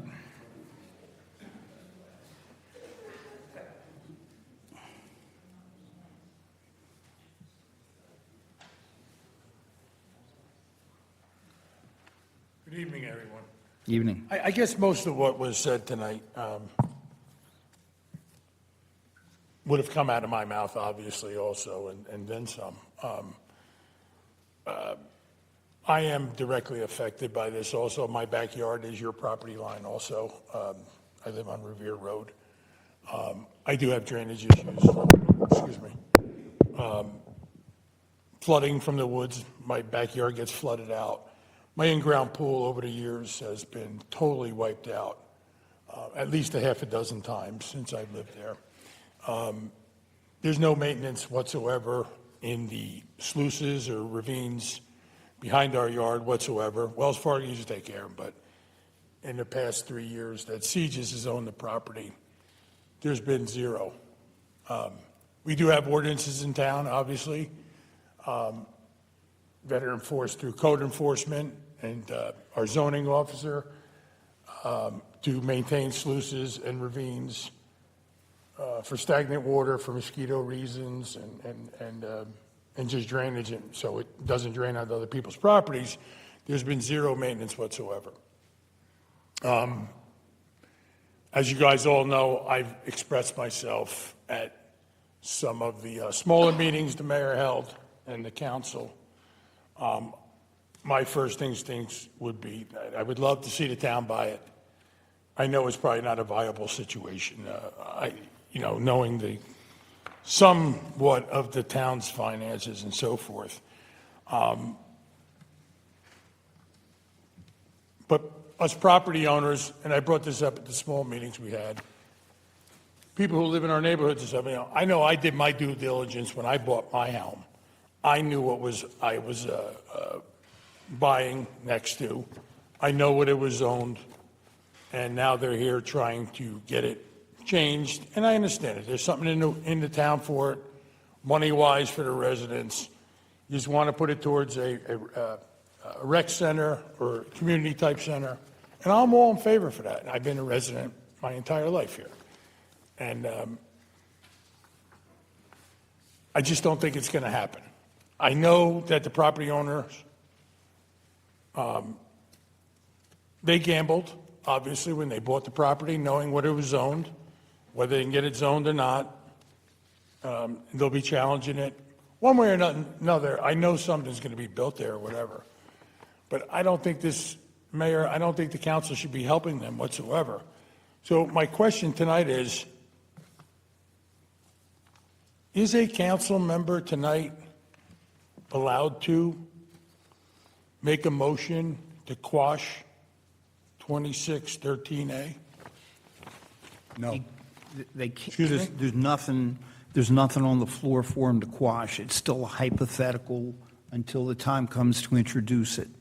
Okay. So they didn't introduce it tonight, so it's still something that we're just talking about. Okay. Once it's introduced, a council member could have the right to bring it to a vote and have it So it voted. hasn't been formally introduced? It has not been introduced. Okay, thank you. Thank you, Mr. LaMonica. Anybody else tonight? Is there a motion to close the public hearing of this meeting? So moved. Second. All in favor? Aye. Any opposed? We're going to go do we were talking about before, our agenda meeting to get ready for the next council meeting. We'll be over in the next room. You're welcome to come over and join us. We're going to try to make it quick. Everybody have a nice night.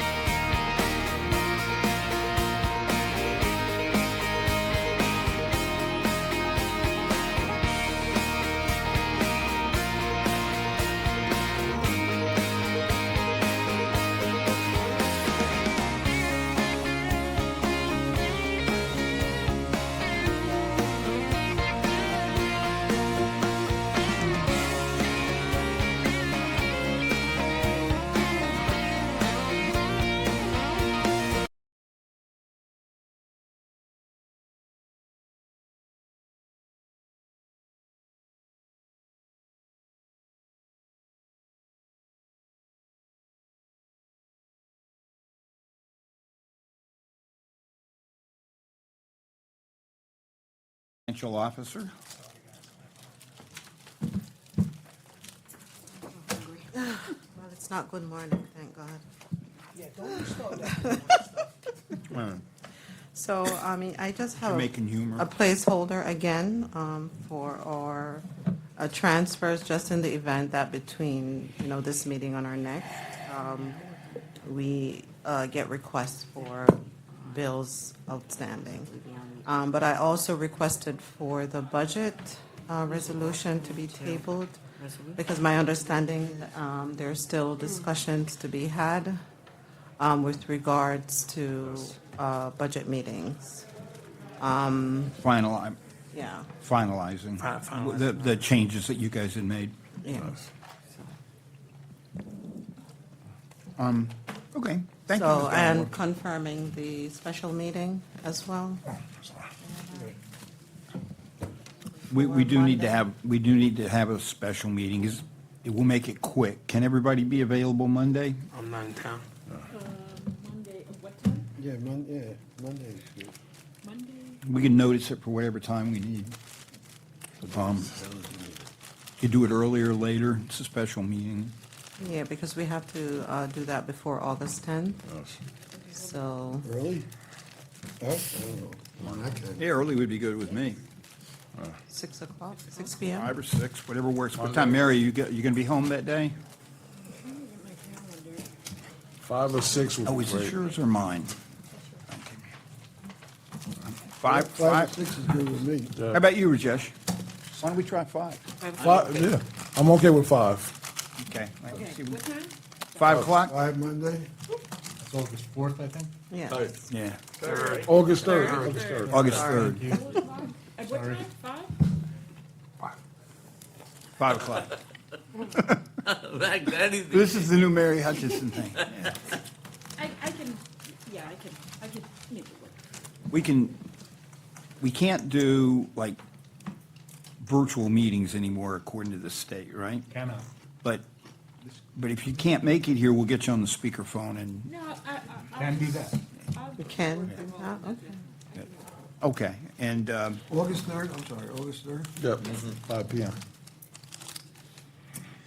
And that's, what meeting is that, we're gonna talk about finalizing the budget, and hopefully it'll be a very quick meeting with, but something we need to do. And, at that meeting, we're also gonna be like, we have that new policy where if it's anticipated that a council meeting is gonna run late, no director's allowed to put 13 items on for the agenda meeting, okay? Have a good night. Go back in. Night, everyone. Danny can do it. Everything's done, right, Rajesh? Too much. Good evening, or good morning, I don't know, we're still good evening? Evening still. Okay. Resolution authorizing the public sale of municipal property no longer needed for public use through Auctions International Incorporated as an online auction service, authorized by the State Division of Purchase and Property. That's how we always do it, right? Correct. The company we used, we no longer use, and we have to go out to somebody new. Okay. Next resolution, authorizing an agreement with Bobcat of North Jersey to purchase a mini track loader on Bergen County Co-op purchasing contract not to exceed $67,229.75. And it's gonna be used for, Cleaning around the pump stations, pump houses, all that stuff. good. God bless you. Huh? Yeah. With all the attachments. You'll use that in the winter too, snow and everything. Correct. Yep. Next resolution, authorizing an agreement with Frank's Truck Center to purchase a 2025 GMC 3500 Sierra with Mason dump under ESCNJ contract not to exceed $72,633.54. That's going to replace one of the trucks we're getting rid of. Resolution authorizing the award of contract bid 26014 to Mako, East Brunswick for auto body collision repairs not to exceed $100,000. We had to go out to bid because the state contract vendors are no longer in the general area. Resolution authorizing an agreement with Rubber Recycle for the installment of rubber surfacing at Sabella Park Playground, state contract not to exceed $242,877. That's for the entire playground, the whole thing, right? Correct, and that goes with the next one, authorizing an agreement with MRC for the installation of an inclusive playground at Sabella Park on state contract 526-896-39. Next, resolution number 7, authorizing the award of a contract bid 26015 to the company for the purchase of 2 Chevy Traverses LT for the sewer department and fire marshal's office, replacing vehicles as you see. Next, resolution authorizing the award of a contract bid to company for the purchase of a sewer jet vacuum for the sewer department. Is that like a standalone sewer vac unit, or is it a So whole that's the truck, jet or- vac truck that, It's the truck itself. so the sewer department's gotten bigger. The truck that we had is old, and we auctioned it off last year, and we're trying to keep 2 crews out. Okay. And those bids are still a Couple coming in, days a week. right? So you don't, we don't Yeah, know it's who we're still- awarding. Correct, to. that's why it says Yeah. Says company. company, correct. Authorizing, oops, sorry. I'm sorry, I was just asking Justine. Go right ahead. Okay. Authorizing an amendment to contract bid 2509 with American Lawn and Sprinkle for irrigation maintenance services. That's for the sprinkler system out front and the parks.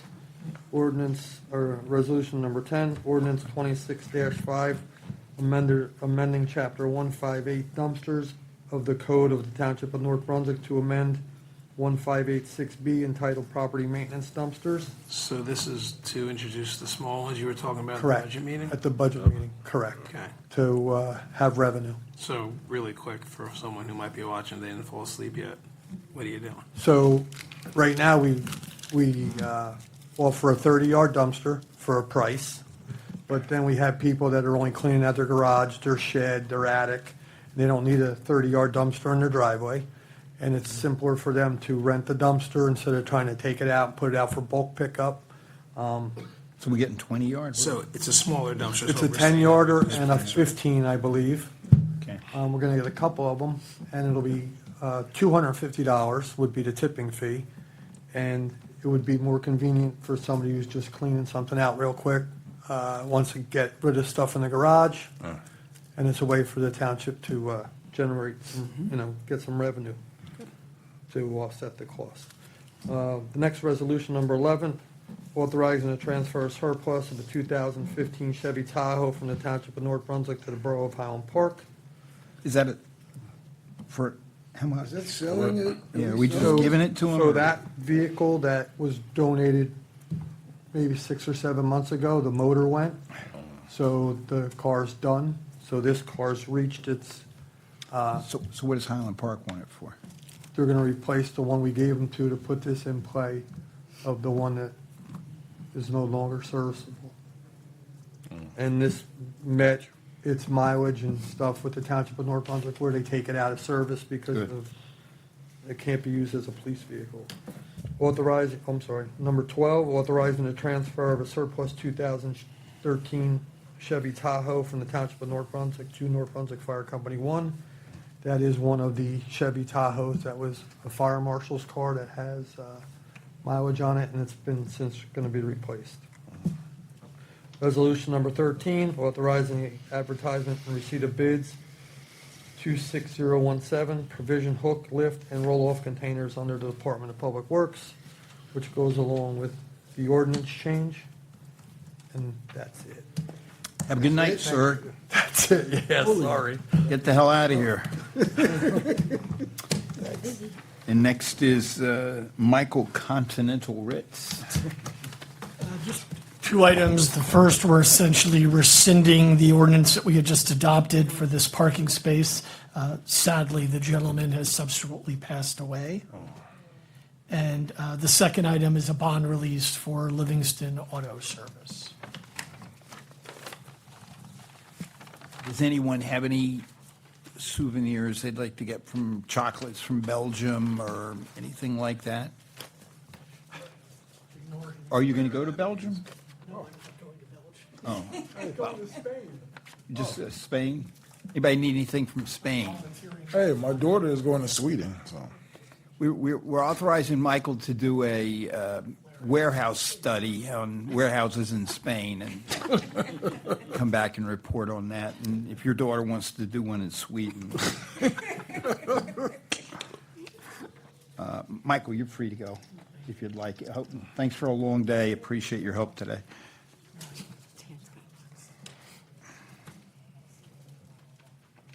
We've conducted, I thank Carlo spent a lot of hours of his life he'll never get back sitting through some of these municipal court It's actually interviews. enjoyable. But these are placeholders, I guess. They're still in progress. We know what we would like to do. We're waiting to see how it comes out.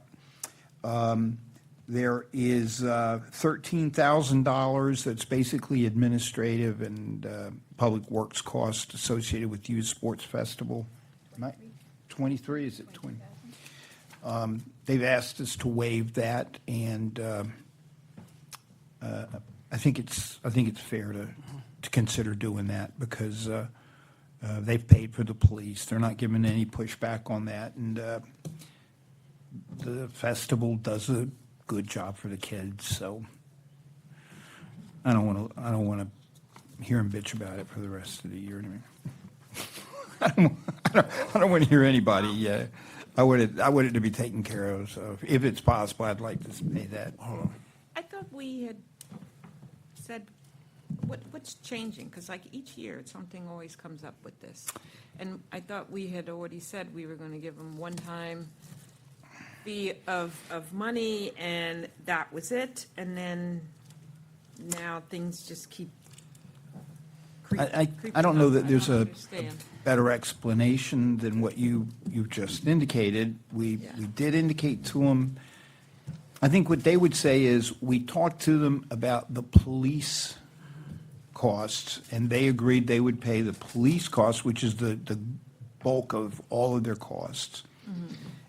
Which is the big ticket item. I mean, when you look at the public works, a lot of the garbage collection, everything else happens within their normal day anyway, But so. they should be picking up all of the costs. How does it come back to us, again, to pick up some of the costs for their event? We already had these discussions in detail about this, and we all agreed that, we were going to give a one-time amount, and then that was it. And we drafted up something that we all agreed to, and that we sent it, and now it's coming back that now, okay, now we're going to waive, now we're putting out money after we've already said that we weren't going to do this. This is Public Works. Is this also the police administrative Yeah, like, fee? why are we doing this again? This is inclusive of the fire marshals, the public works, and the police administrative fees. Mary, your point's well taken. It's just, it's a matter of whether we decide we want to do it or not. Every year, we do think we've drawn the line, and every year the line gets The line changed a little just bit. keeps changing. I mean, like, why do we? It's a fair point you make, and I wouldn't argue with it.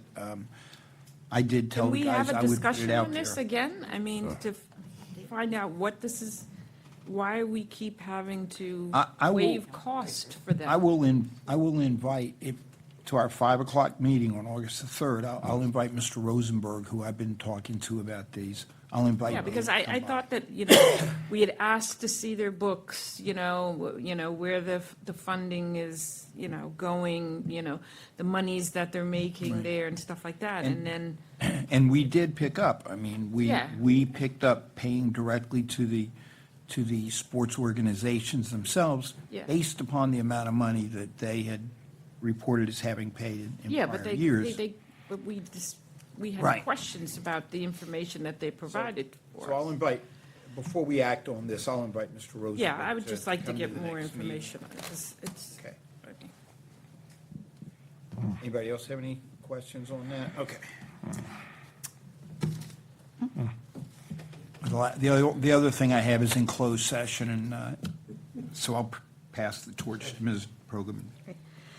Thank you, Mayor. I don't walk up. The first two items, this is where we amend, and typically in January and July, those authorizations. The first one is authorizing purchases from our state contract vendors, where we update those contract listings. The second item is we update, typically around July, the purchases from vendors that are approved under the cooperative purchasing agreements. We have about 15 of those, and there's an attached document and exhibit for those items. The third has a placeholder item. One of them is a known credit that we're seeking a recommendation for. The second one is for water quality issues that a residents experienced over the past year and a half. And that one we put as a placeholder. I believe Michael Ritz is working with the mayor on a determination for that, and we'll be presenting a recommendation to you. The fourth item is a placeholder. This we had pulled from tonight. We wanted more time to review this. We had received 3 responses for the employee benefits consulting services. Due to the proposals that were received, we wanted more time to review those, and we'll be reaching out separately on that matter. And that's all I have. Thank you, Ms. Bergen. Ms. Russo. Okay, item number 1 is minutes for approval from June 29th, 2026 meeting. And item number 2 is a resolution. It's for a waiver to waive the fees for non-vendors participating in the 2026 Fall Craft Vendor Fair, sponsored by the North Brunswick Township High School Marching Band. They don't fit the large, what's the word I'm looking for? Large entertainment ordinance. But they do have to, they are having non-food vendors that do have to pay, and they're asking if we could waive the fees. And we've done that. We did it last year as well. Thank you. Okay. Is there a motion to go into a brief closed session? Second. All in favor? Aye. It's a resolution authorizing the mayor and council to enter into executive session, whereas the mayor and council are mindful of the right of the public to attend and witness meetings of governmental bodies at which public business is discussed and to be involved in all phases of governmental action. And whereas the Open Public Meetings Act nevertheless recognizes the authority of a public body to exclude the public from meetings in certain enumerated instances in which disclosure matters discussed could endanger public safety, property, or other public interest or invade individual privacy, and whereas as authorized by the Open Public Meetings Act, NJSA 10:4-12B, mayor and council have a need to meet in private session to discuss matters affecting pending or anticipated litigation to which a public body may be a party or matters within the attorney-client privilege. Now, therefore, be it resolved by the mayor and council, will meet in private session at 11:38 p.m. on July 27th, 2026. Discuss the following specific items: the status of environmental issues and the NJDEP issues regarding the high school environmental issues and the Board of Education. Be it further resolved, matters so discussed will be disclosed to the public as the high school environmental issues and Board of Education NJDEP issues are resolved or otherwise become a matter of public record. Thank you, Mayor. Thank you.